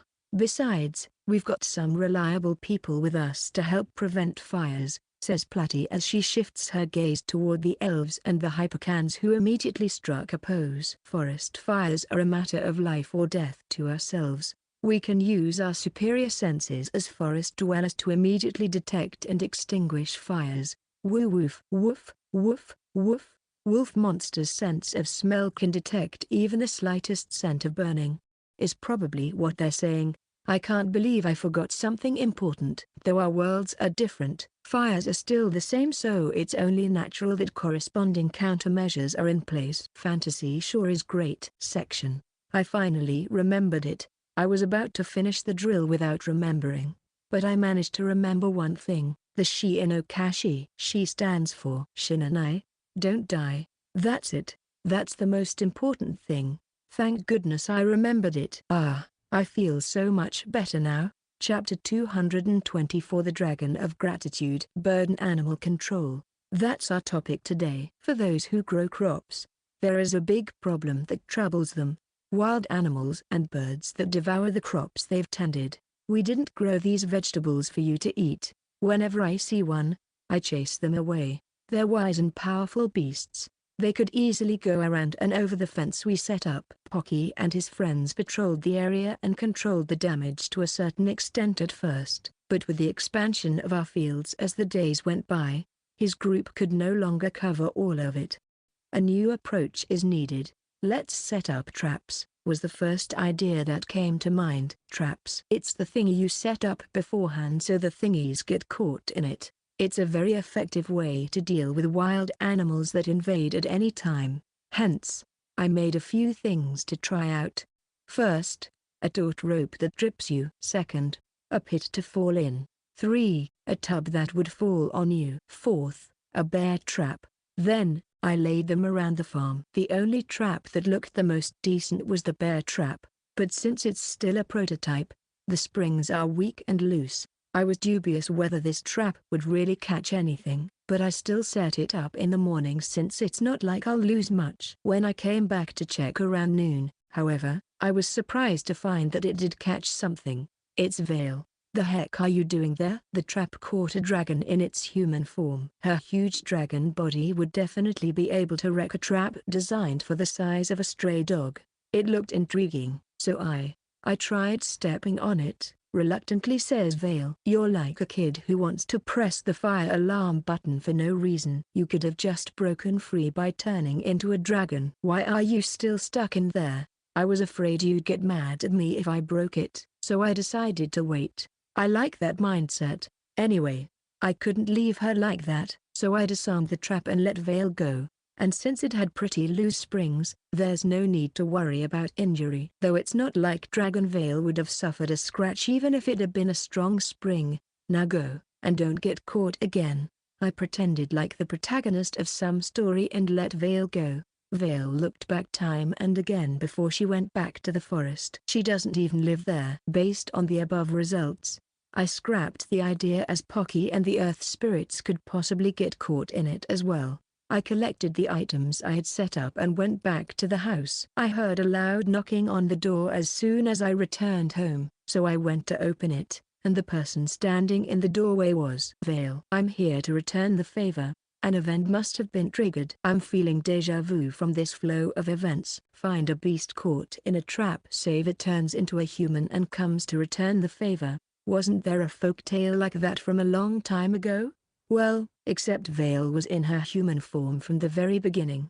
Besides, in the original story, it was a bird that came to return the favor, not a dragon. I once recounted a fairy tale from my world during my spare time, and I think Vale was present at that time too. That's not it. I'm a traveler who needs a place to stay for the night. But you live here. I don't know when she realized the similarity in the flow of events, but she's now in full the crane of gratitude mode. I'll weave for you if you let me stay. Take me to the weaving room. Vale then goes to the weaving room in our house, which she knows very well. There were several goblins inside, all in the middle of weaving fabric from the adamantine silkworm silk and cotton from the fields. Get out of here. You mustn't take a peek at the weaving. The audacity. Our goblin victims were thrown out of the room even though they work there. As expected of a dragon, no one can top their selfishness. The goblins who were kicked out ask me in confusion, "My lord, what should we do? You don't really need to finish them right away. No, let Vale do what she wants for a while." And so, Vale had the weaving room all to herself. "Listen up, master. I'm weaving to repay you, so promise me that you will never, ever peek." "Swear you won't," she says as she shuts the door. "I guess that's our cue to never peek without permission," says the goblins. "What would be the right thing to do here? Open the door and take a peek, or leave her alone?" This decision is very difficult. If we proceed according to the original story, it would be faithful to peek inside at the right time. However, as a result, the crane, or in this case, the dragon, whose true identity is revealed, flies away and never comes back. In other words, a bad ending. Those who broke the taboo get their retribution. We all know the tragic ending, so why should we choose an option we shouldn't? It would be very dumb of the protagonist to choose a bad ending on their second run. Therefore, if we want to have a happy ending, we shouldn't peek, but at the same time, that wouldn't be the Crane of Gratitude anymore. It's just Vale's pretend play of the same title. If her goal is to recreate the story, isn't peeking at the right time the best choice to make? Which one is the right choice? Two perplexing choices. Why must this torment me so? I pondered and pondered. After all my pondering. Section. Ready, set, 1. Ready, set, 2. Damn it, I missed. Hey. I'm next, my lord. Ready, set, 4. It was a hit. After abandoning all hope and worries, the goblins and I amused ourselves with simple games.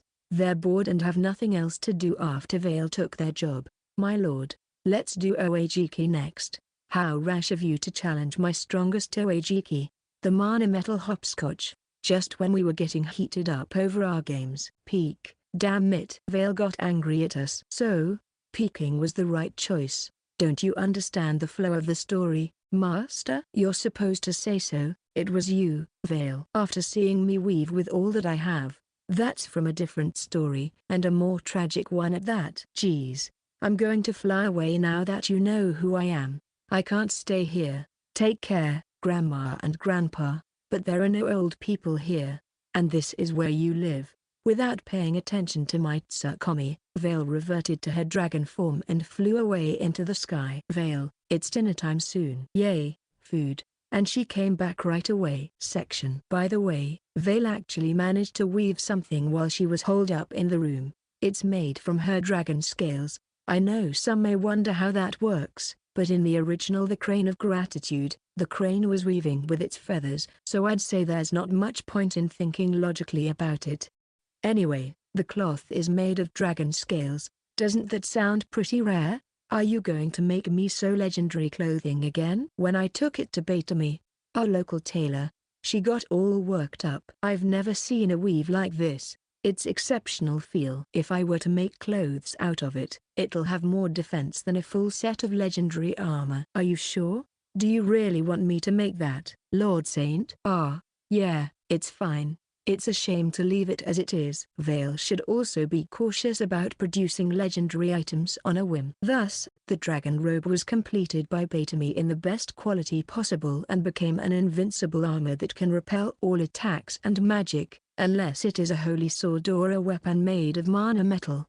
Perhaps because they thought their position was threatened, Arachne and the adamantine silkworms got together to make a firm objection. Chapter 225 The New Heavenly Four's Efforts. First half. I am Eshma, chosen to serve His Majesty as one of the New Heavenly Four. Alas, I'm currently at the Saint's farm where I spend my days training my inadequate self. Today's story is about my hardships and growth here. Section. Flame Brace. Become my sword, a flames. I'm in the middle of chanting a spell. Striking a cool pose during this moment is essential for demon soldiers. Hellfire Spirit Slayer. A huge flame from both of my hands shoots up as if to scorch the sky. It's only a demonstration, so I have no specific target, so to speak. Oh wow. The mermaid girls are struck with admiration at the spectacle of it. I heard that they are also living here on the farm to study.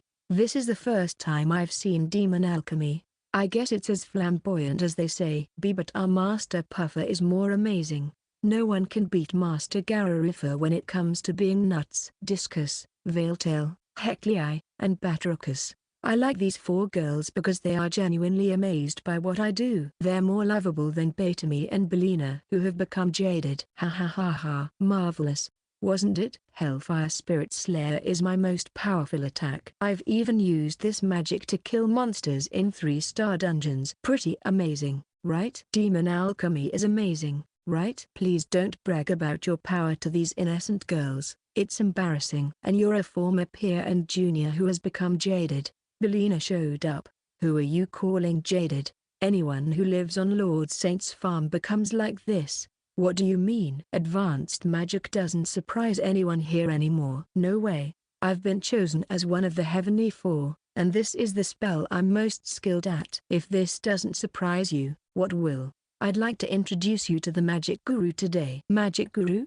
It's by the kind offices of Lord Saint and him, so make sure you get something from it, such as learning your place. Ha ha ha. Oh, Belina, I've been selected as one of the Heavenly Four. What else can I possibly learn from someone else now? Lifelong learning is a noble aspiration, but too much of it can be despicable. Isn't that pathetic for the Heavenly Four, who should be feared by their enemies? Please make her understand, Sensei. Huh? There's an undead in front of me. An immortal demon. Something that's both alive and dead and has received supra-rational power from the dungeon. Moreover, the miasma emanating from this figure and its overall appearance. Is he perhaps the most dangerous of all creatures? The Lifeless King? This is Sensei the Lifeless King. You can just call him Sensei. So, he is a Lifeless King. How could I have just stumbled upon an evil being that is said to be one of the world's 2 greatest calamities? He's real, right? The 4 mermaid girls from earlier even ran at the speed of light. On the way here, I saw a huge flame. The Lifeless King spoke. He's actually capable of coherent speech. That was the alchemy spell Hellfire Spirit Slayer, wasn't it? It's an advanced spell that borrows the power of the Elder Spirit Efreet. I'm amazed you mastered a difficult spell at such a young age. Huh? You are? Yes. Did he just praise me? Even a Lifeless King recognizes my abilities. No wonder I'm a heavenly one. Please stop trying to flatter yourself. Sensei is generous with praise. Shut up, Belina. Therefore, what you need to learn now is how vast this world is and that the place where you stand now is not the top of it all. Pardon? Do so, and you won't remain a frog in a well. You'll be able to keep improving, like that magic I just saw, for instance. His words are wise. Try and shoot me. Pardon? That's too sick of a prank, even if it's coming from a Lifeless King. Hellfire Spirit Slayer is one of the most advanced alchemy spells in the world. You may be the strongest kind of undead out there, but you won't survive unscathed. Don't worry, just do it. Don't blame me if this goes south, okay? I invoked a lot of magic into my chant and released it. Hellfire Spirit Slayer. But I guess I underestimated one of the world's 2 greatest calamities. The magic flames unleashed by the Lifeless King at the same time swallowed my strongest spell, but it didn't stop there and still surged toward me. Oops. I put too much power into it. Null. The flames were instantly extinguished just before they hit me. Thanks to this, I was spared from being charred alive. What tremendous power. My strongest magic had been completely overpowered by the same attribute. It wasn't even supposed to be a competition of sorts. The user's powers make a world of difference even when casting the same spell. Oh, no, that wasn't Hellfire Spirit Slayer. Huh? Don't tell me. They're just flames. The most basic magic spell that can be unleashed by borrowing the power of the lowest ranking fire spirits. The same flame a demon child would use to kindle a bonfire exceeded my deadly magic. You probably understand now that the spell's power changes with the absolute amount of magic power, but the scale is much larger than you can imagine. If you keep this in mind and combine it with your desire to improve, you can become as strong as you want. But the difference in scale is so huge that I might wet myself.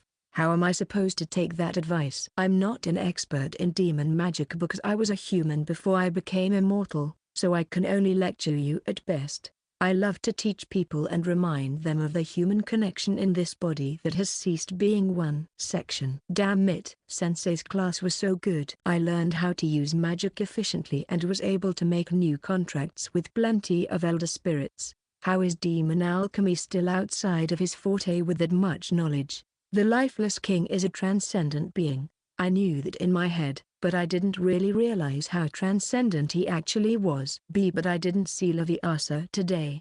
I couldn't compete against her as a fellow heavenly one. Laviasa has already attended all Sensei's lectures. What? I was shocked when Belina, who is accompanying me for no reason, told me. She's so competent, she didn't even need to be told. She figured out that Sensei exists and went to his dungeon to ask for his lectures. Drats. Competent, you say? Yes, competent. I also heard that Demon King Zedn and Queen Astas have also improved under his tutelage. How could I have been so nonchalant until now? Ugh. Me and my foolishness. I know, right? My former peer who I treated like my little sister doesn't even try to console me. My pride as a heavenly one will crumble to pieces if this continues. Is there anything I can do at all to sustain my position? That's when I found an innocent little girl playing with dirt. Oh, Lady Vale? I thought I heard Belina say something behind me, but I paid no attention to it. Hey Eshma? Why are you glaring at Lady Vale like crazy? You're giving me bad vibes. Chapter 226 The New Heavenly Four's Efforts, Second Half. I'm Eshma of the Heavenly Four who's about to have her meager pride blown away at Saint's Farm where I'm currently training. It was during this time that I had an encounter with a small, frail-looking girl. Oh, it's Lady Vale, says Belina for some unknown reason. If she knows her, that means this girl is also a resident here. I feel like the two of us are going to get along. Eshma, whatever you're thinking right now, I'm having none of it. Why the worried look on your face, Belina? This is just my guess, but you're certainly not thinking of establishing dominance by persuading someone who you think is lower than you, right? With Lady Vale, who's in her human form as your target. You're misunderstanding things, Belina. I, Eshma, who has inherited the title of Wild from Queen Astas, don't hold such malicious intent despite my lack of talent. I just wanted to use her cuteness to heal my heart that's been scarred by rough experiences. Military police, over here. Wait, no, they can't arrest a heavenly one like you. Ha ha ha. There are no military police on the Saint's Farm, silly Belina. I'll just leave her to her own world and call out to the little girl. Wah ha ha. You fragile little worms. Vale, she'll crush you to death. I wondered what she was doing here outside, but she's actually playing with bugs? That's cute. Well, pillbugs are persistent vermin. Are you helping out in the fields at Lord Saint's orders for once, Lady Vale? Shut up, Belina. You're making it hard for me to talk to her. Helping with the work, little miss? Well, aren't you admirable? Who are you? The girl looks back at me with a wary expression. She's just like a stray cat wary of a stranger approaching it. I'm just a heavenly one passing by who wants to praise an industrious little girl. Do you mind if I pet you? I ask as I pat her head. It's just as soothing as I imagined it would be. Or, good girl. There. Hey. The girl turns to Belina with a troubled expression. Belina is pale all over. I wonder why. You're such a cute little girl. And because of that. High up. I held her up in my arms. She's so light that I managed to lift her easily. So cute. It makes me want to rub my cheeks against hers. Nuzzle. Belina? Why are you running away? You dare insult Grinsel Dragon Vale like this? So be it. Let's see if you still think I'm cute when you see me in my true form. Huh? The girl's appearance is changing before my very eyes. Section. Lady Vale is scary. I told you so. Belina and I are both dumbfounded. For the next hour or so after that, I felt like a hamster being rolled around Lady Vale's palm after she reverted to her dragon form.